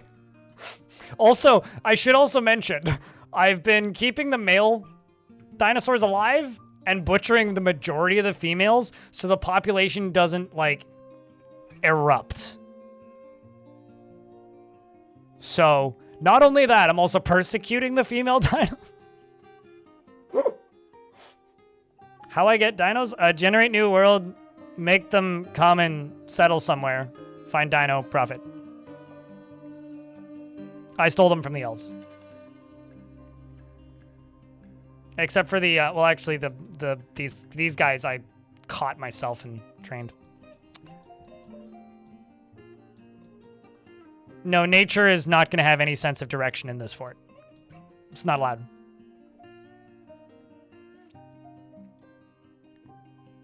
Oh, that's not a controversial take. That's a well-documented fact. Like, straight up, like, I think one of the reasons that I sometimes get a little bit sarcastic when talking about things like food and animals is we all know. But I also know that it's not currently being worked on, and I have very little faith that it will be worked on in any reasonable amount of time. So I just kind of go, yeah, I know. I agree. I would be shocked if anything happened. Like, I've seen people asking for fixes to mead to make mead more straightforward and actually make logical sense since it was added in 2010-ish. What's the word? When it comes to food, Tarn has been saying it's a placeholder mechanic that sucks and needs additions made to it desperately as long as I've been playing this game. Like, he openly states that it sucks, like, frequently. It's a well-documented fact. So no, not controversial at all. There's some slang here I don't understand in this context, Doomerson. But, cool?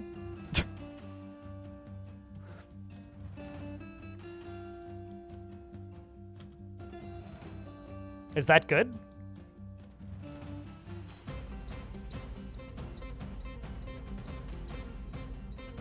Oh yeah, the other reason I've been butchering the females and, like, the ones I'm not butchering I just leave as strays is because the babies tend to cluster around the mum, and that makes it kind of a pain in the ass because then they try to follow the mum into combat, and then you have to, like, herd them back. And they do that until, like, they hit full size. So that's the other reason I've been doing that. Speaking of art imitates reality.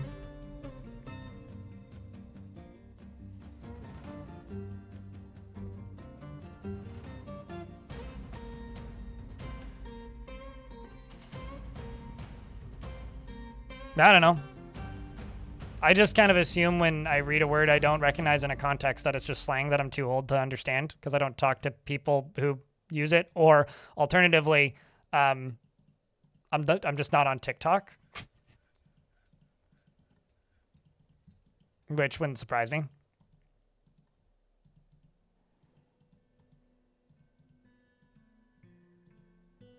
Well, good news is I seem to have mostly caught up on bedrooms. I'm going to take this squad off duty for a little bit and set you to train. Choo-choo.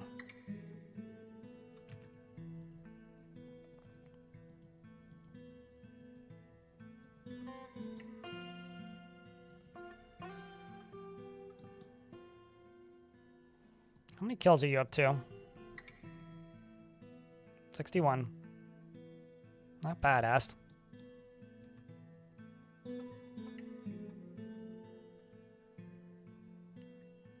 Those are not woolly rhinos, no. These are Megacerops, which is in the same family. I've been calling them crowbarnos. I haven't. I lied. I just called them that for the first time ever. They're crowbar noses. But I do hope that you find it, like, nice to know that that's not a controversial take. The interesting thing that the food system in Dwarf Fortress does is the seed management. And based on the number of, like, confused comments I get, most people just find it very confusing. So making platinum tables and, like, silver thrones and then chucking them in a tavern in a treehouse, that seems like a good idea. It's a good thing this game doesn't have structural integrity. So, yeah, that's just kind of the default here. What am I out of? Iron bars. Cool. Plenty of coal.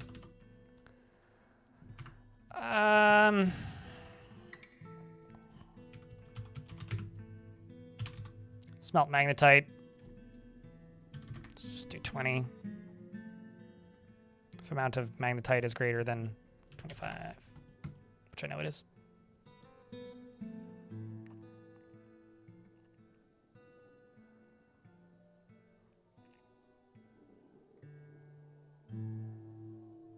I mean, realistically, I don't think so.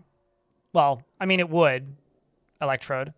But I also don't think so. I mean, I'm just going to spitball a bunch of things using frameworks that exist for other things in Dwarfort.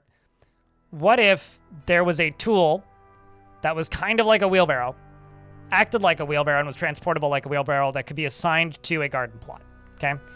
And then that tool plows, all right? And in order for that tool to plow, it needs to have the seeds loaded into it. So they load a bunch of seeds into it, and maybe they could carry a whole bag of seeds at once, put the whole bag of seeds into it, and then they run along the garden plot to plant a whole bunch of different seeds along the plot. And that requires a much larger space, but maybe gives you a much smaller amount of crops total. And maybe that's required for surface farming. And then you cut the efficiency of underground farming in half. Like, that's one way that you could expand it.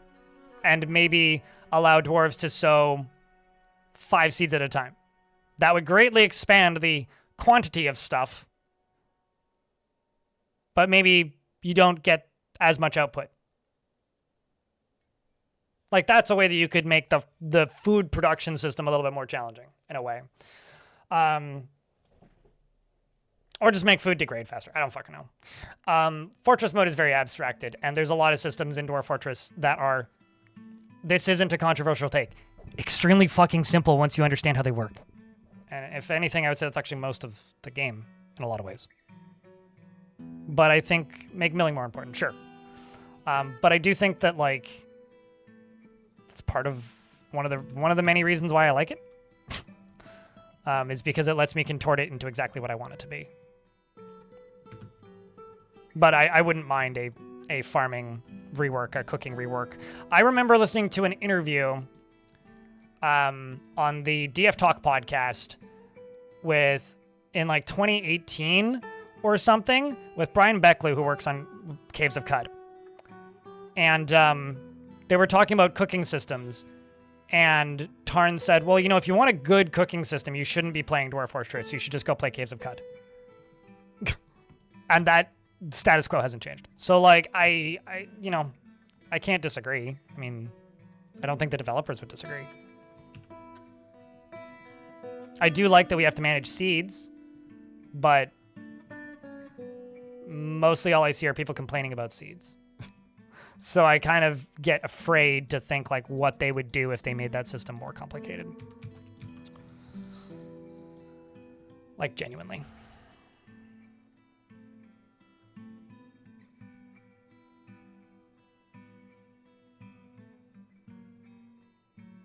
So Dwarf takes bucket of water and dwarven flour and makes loaf of bread. Would be a dwarven bakery. Instead of Dwarf takes, like, piles of meat and fat and makes brick. I feel like most dwarven food, as it's described in the game, would be more efficient as, like, a bludgeoning weapon than food. But, you know, I'm not certain I would want to eat a dwarven bread. I feel like it would just be like a hockey puck consistency.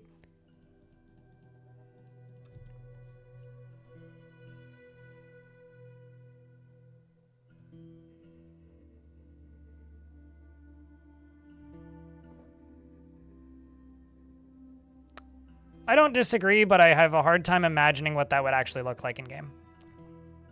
Okay. Like, I don't know. Like, you know what I actually would like? And this is going to maybe be the most cop-out answer for making food more interesting in Dwarf Fortress. I would really like literally everything in the food section of Dwarf Fortress. So food input, output, or food output, the amount of meals created, maybe not like the amount of meals created like cooking wise, but like the amount that you get from harvesting, yields, everything to be nerfed, right? You get significantly less from every harvest, but the time to plant seeds sped up just a little bit, not a lot, just a little bit. So like, or maybe even the amount of seeds a dwarf can plant at once is increased to like make it a less job creation intensive industry, just to make you focus on more types of food acquisition. Because right now you can be totally fine with like one fisher dwarf and like one tiny plot growing plum helmets. And I do think that's overpowered. That's ridiculous. And it's been ridiculous as long as I've played. But at the same time, like, I'm not sure how else they would do it. Like, it would be nice if there was just some reason to, you know, also, like, cultivate some fruit trees and maintain some sort of surface crop and, like, have a mill, as chat mentioned earlier, or, like, do almost anything else as well, in addition.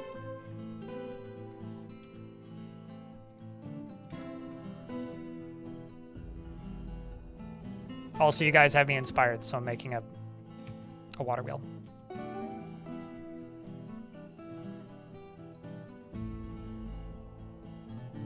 Make it like RimWorld, so make it awful and insufferable? Sorry, I had to be sassy for a second there.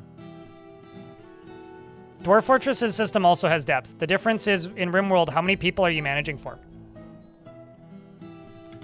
That's what you need to remember. Also, I fucking hate the blights in RimWorld. Shit sucks. The game has that. It's just so minor that it's not noticeable generally. I'm not a human.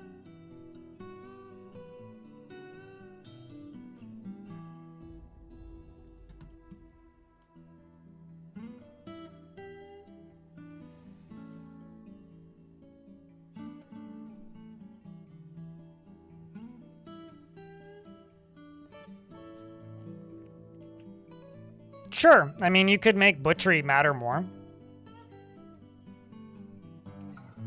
No, I mean, like, as long as I've played Dwarf Fortress, there's been people that have been asking for, like, you know, recipes that require certain types of foods to be, like, made, right? I'm just gonna say this. I need you to encrust scepters made of chicken bone with, like, cut hematite gems. And then encrust them with yak hoof. Or decorate them with yak hoof. That's something that you can do in Dwarf Fortress. Now imagine the food system is like that. I'm not saying that's not doable. I'm not saying that's impossible. I'm just trying to imagine how that would be fun to play, if that's required. So I get very, very cautious very, very quickly when I see people saying, like, we need to just overcomplicate this system, because chat complains about making soap. All the time. Someone did that, like, not even 3 hours ago.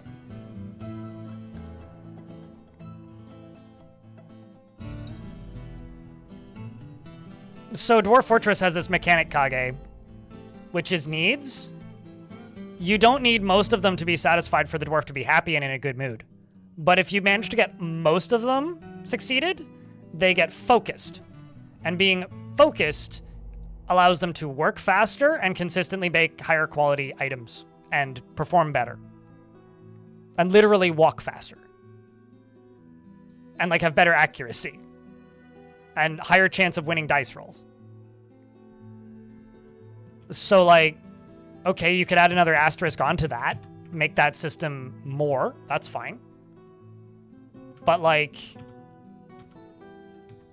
the system that you're kind of suggesting here already sort of is a thing Needs vitamin dwarf, but they are dwarf. They have plenty of vitamin dwarf. Why do they need more vitamin dwarf?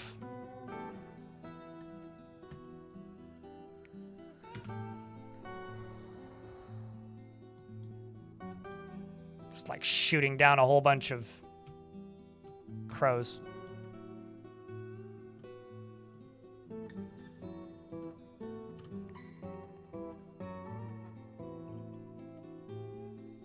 So, like, I think the system that you're asking for sort of already exists in Dwarf Fortress. But, like,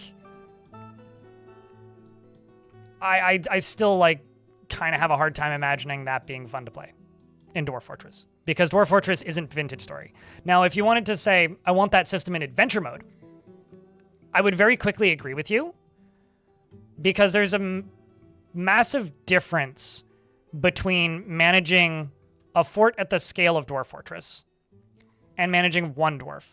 And something that, at this point, I kind of almost feel like I'm just defending Zach and Tarn's, like, design ethos, but something I've heard Tarn talk about before is that one of the ideas with Dwarf Fortress is that Fortress mode is the very abstracted kind of overworld game, if you will. And Adventure mode is the very specific, like, fiddly mode. Because the way Fortress mode is kind of built, it is really hard for me to imagine how you would make a lot of those wider mechanics fun. You know, like, there are things like Mortar and Pestle. And, like, when people talk about adding crafting to Adventure mode, I think largely what they're envisioning is, like, oh, just, like, put the button in there to let me make, I don't know, leather shirts or whatever. But I think the way Tarn envisions it is kind of more like Vintage Story. Like, when he talks about, like, adding the ability for dwarves to do more crafting in Adventure mode, it's almost always in the context of, yeah, but then we'd have to make all those tools for that. You know, it's the reason in order to butcher something in Adventure mode, you need a sharp object. Not a butcher shop. Because the butcher shop is the abstracted version of the sharp object. The butcher shop has the tools that you would need. So, like, I'm going to abstract and bullshit a bunch here. In this workshop this is a farmer's shop, right? There's a thing for spinning thread. There's things for milking. There's the tools that you need for making cheese. There's the tools that you need for shearing. Okay, so in Adventure mode, theoretically, I think the way Tarn envisions it would be in order to shear an animal, you would need sheep shears. In order to spin thread, you would need to make the thread spinner. In order to process plants, you would need whatever that is. I don't disagree, Kage, but I'm also not the developer of this video game. But I do kind of think, personally, I don't think you'll ever see what you're asking for. At least not in the way that you're asking for it.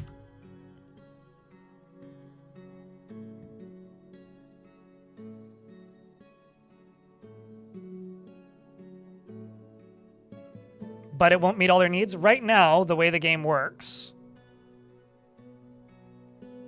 if dwarves don't have a good quality meal, that is a need that most of them have. Okay? Unless they're one of those psychos that likes to eat, like, raw, like, live roaches or whatever. There was a change that was made a couple of years ago, because the way the system used to work is, in order for a dwarf to be satisfied with their meal, they had to eat animal that they wanted to eat. However, the game did not specify in any way what type of animals or what part of that animal that they like to eat they were referring to. So they'd be like, I prefer to eat llama. But what that actually might mean is llama spleen. That was the way that system worked. So when it said that a dwarf prefers to eat asparagus, you were happy because all you needed was asparagus for that dwarf to satisfy that need.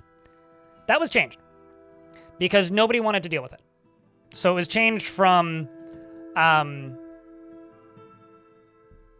dwarf getting happy thought and satisfying that need if they had, you know, steelhead brain to, oh, dwarf just needs a high quality meal. If it's a high quality meal, so if I go to like prepared foods,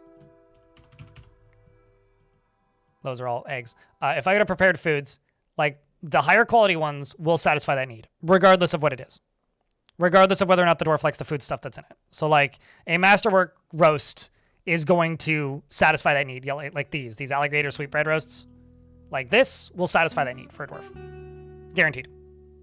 The other ones, less chance, but still could. That system was changed to that because nobody liked the other system, and it was literally impossible in the vast majority of forts to actually satisfy that need. So you're suggesting that they make a system that is comparable to the old system, if not more complicated than the old system.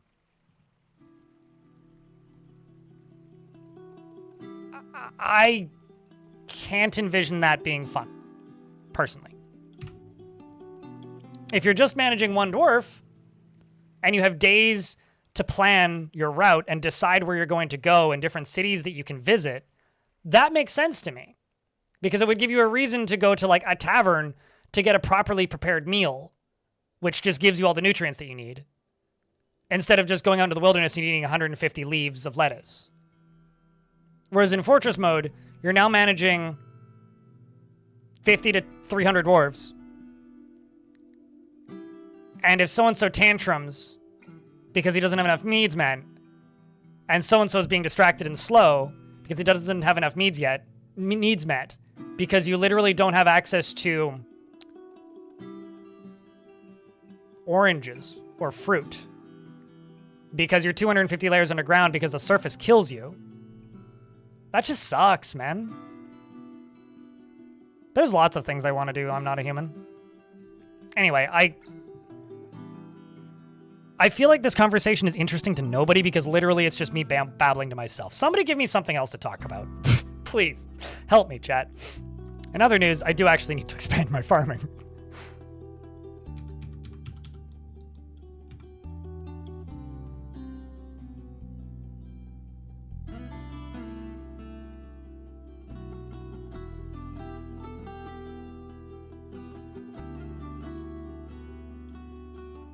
No, you're adding 5 additional categories. You're not making a system with 5 categories, though. You're proposing adding categories to a system that already exists to make it more complicated. That's essentially what you're saying. Regardless of if that's what you think you're saying or not, like, that's the only way that I could see that actually being implemented. Both.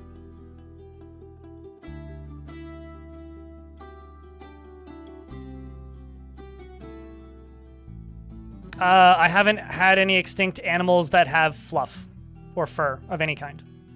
I've just had stuff with skin. I haven't tried to milk any, though.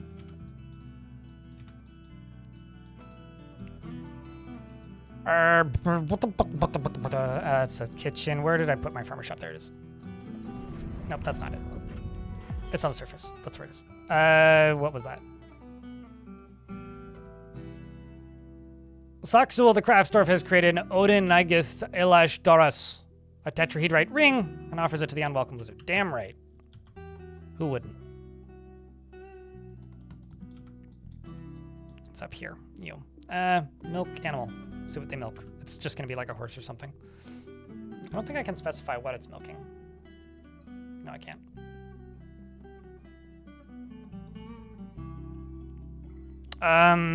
If they are, they're not shearable, I can tell you. Because I've butchered some of them and they don't output fluffles. So if they have feathers, that's not really usable. I was making some milling stuff, but...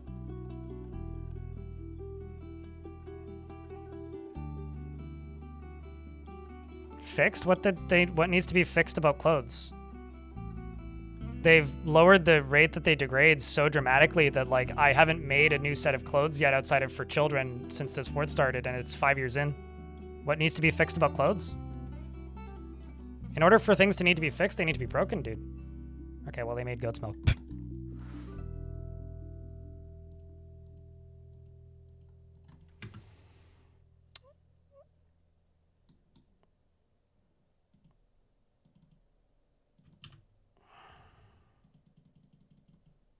Dubba D, dubba die. Bojo, cool.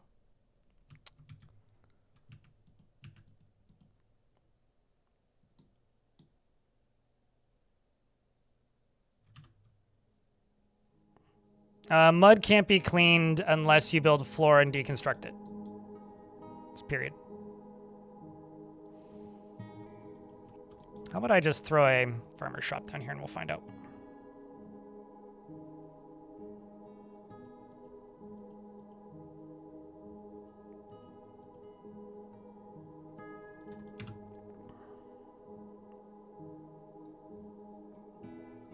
Okay, well, if you've maxed the size of your colony, you're not really playing the game the way... Like, if you've set your colony a bigger than 250, you're not really playing within the scope of what the game's built for.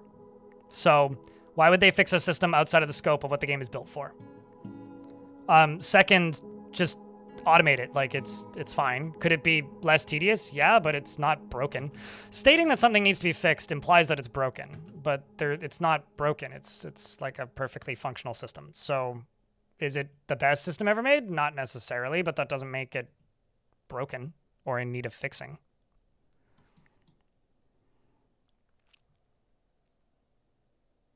All I'm trying to say is I had a fortress with 450 dwarves in it, and like 30 of them were not dwarves. And I had like literally no issue maintaining clothing. And that was before they made clothing easier, which they did very recently. So I'm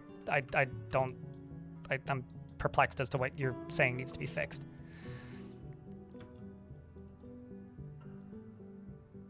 You mean sizing. So if you have humans in your fort,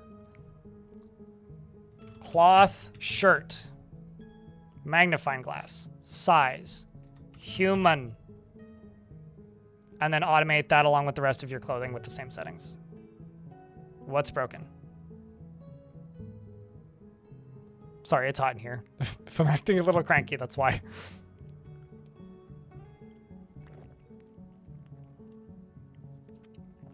I said it's annoying. I didn't say it's an issue. You're extrapolating based on, like, partial information, I guess. Like, I never said it was an issue. I never said it was broken. I said it's annoying. That's a very different thing. I don't think clothes are broken or need to be fixed. Clothes are fine. Could they be better? Sure. But lots of things could be better that are more pertinent. I should be more cautious about what I say because people take a lot of things that I say to heart, to the point where, like, if I speculated a bit about this patch, and I had people asking, like, if things that I was speculating about got like implemented. It's like, they implemented this, right? And it's like, well, now I've gone and disappointed people. Fuck. No, it's not. It's really not, though. It's not a fix unless it's in the vanilla game. Dread because. Chat, it's too hot in here and I'm getting cranky. I think I'm going to go eat some lunch. A late lunch. It's like 5 p.m. And call it for the day. No, our lives. Well, I got one giant lizard.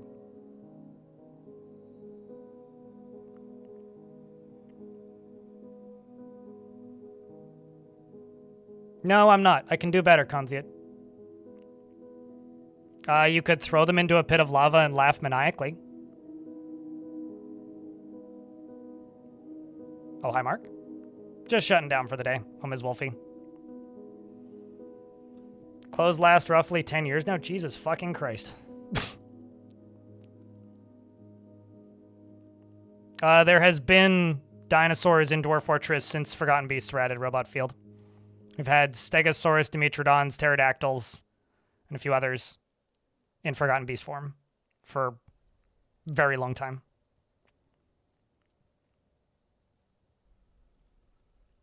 In order to have animal people in your fortress, the way you manage clothing needs to be different for that to be reasonable. Yes, that is true. Is it broken? No.